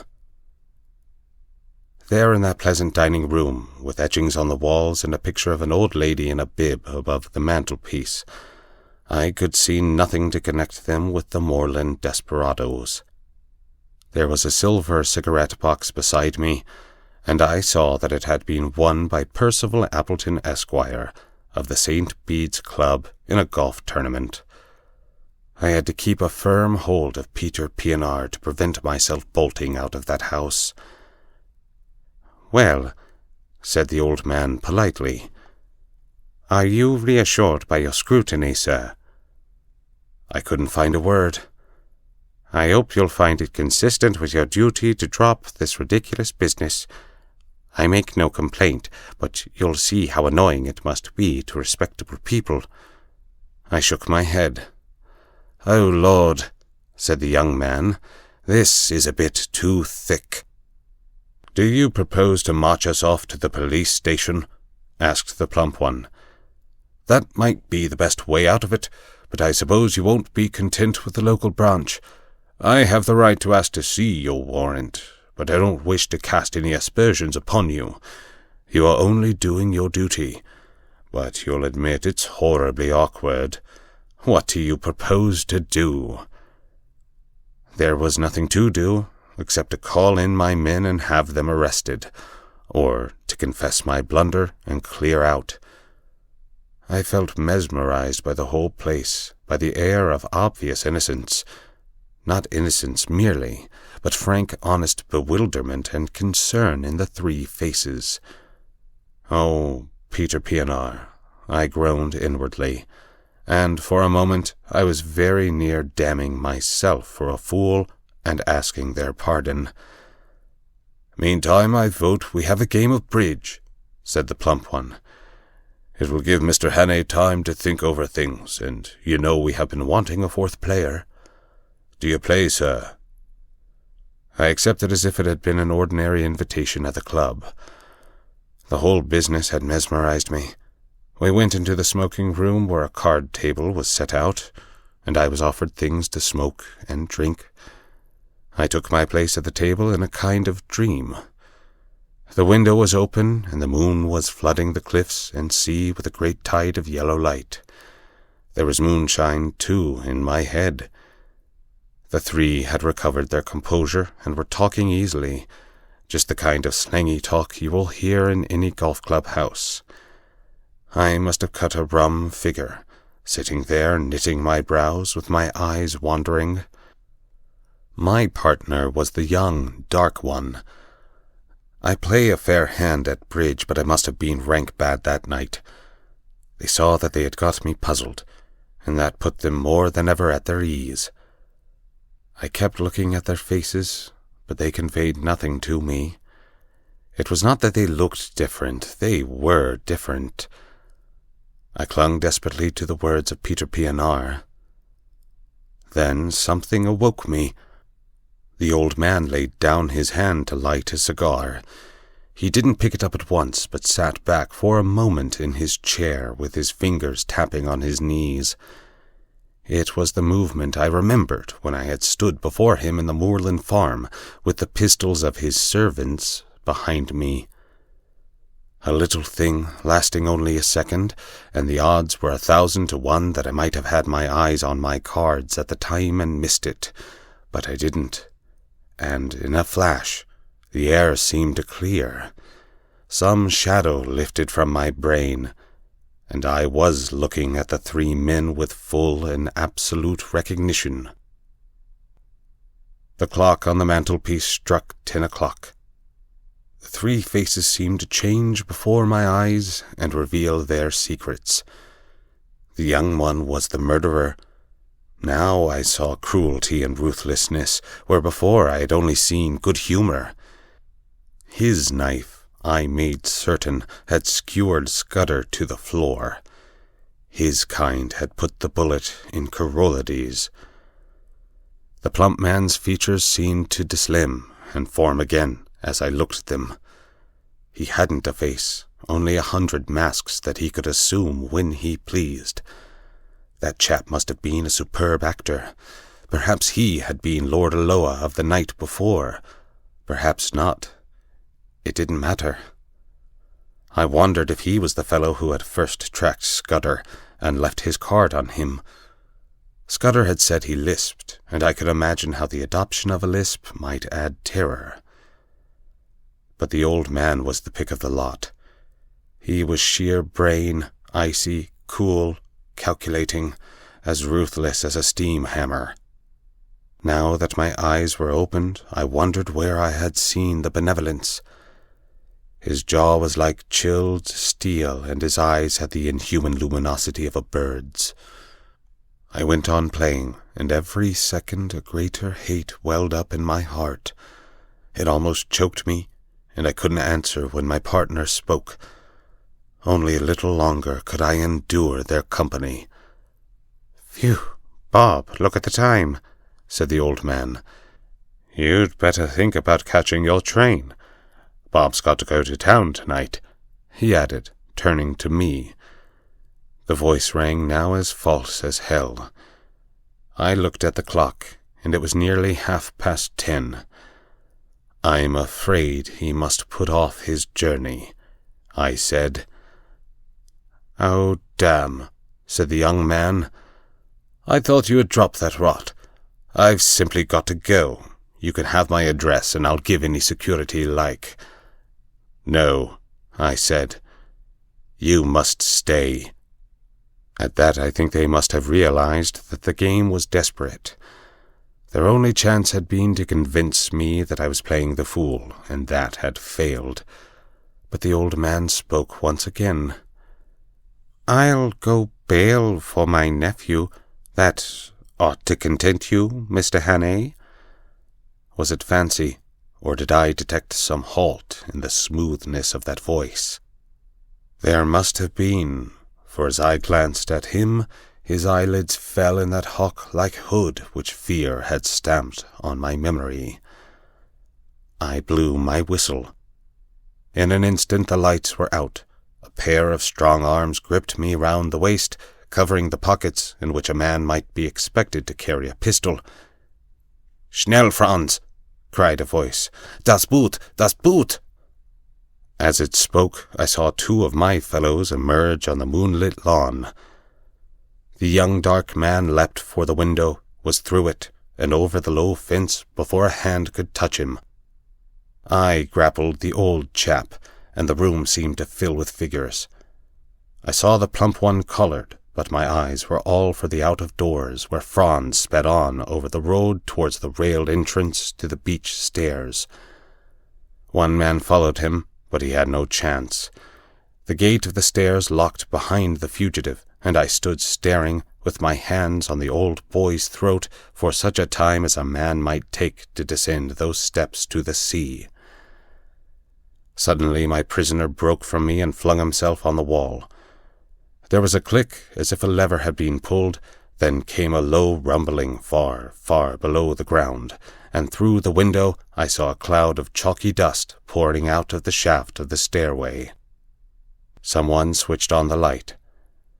The old man was looking at me with blazing eyes. "He is safe," he cried. "You cannot follow in time. He is gone. He has triumphed. Der Schwarzstein ist in der Siegeskrone." There was more in those eyes than any common triumph. They had been hooded like a bird of prey, and now they flamed with a hawk's pride. A white, fanatic heat burned in them, and I realized for the first time the terrible thing I had been up against. This man was more than a spy. In his foul way, he had been a patriot. As the handcuffs clinked on his wrists, I said my last word to him. "I hope Franz will bear his triumph well. I ought to tell you that the Ariadne, for the last hour, has been in our hands." 7 weeks later, as all the world knows, we went to war. I joined the new army the first week, and owing to my metabole experience, got a captain's commission straight off.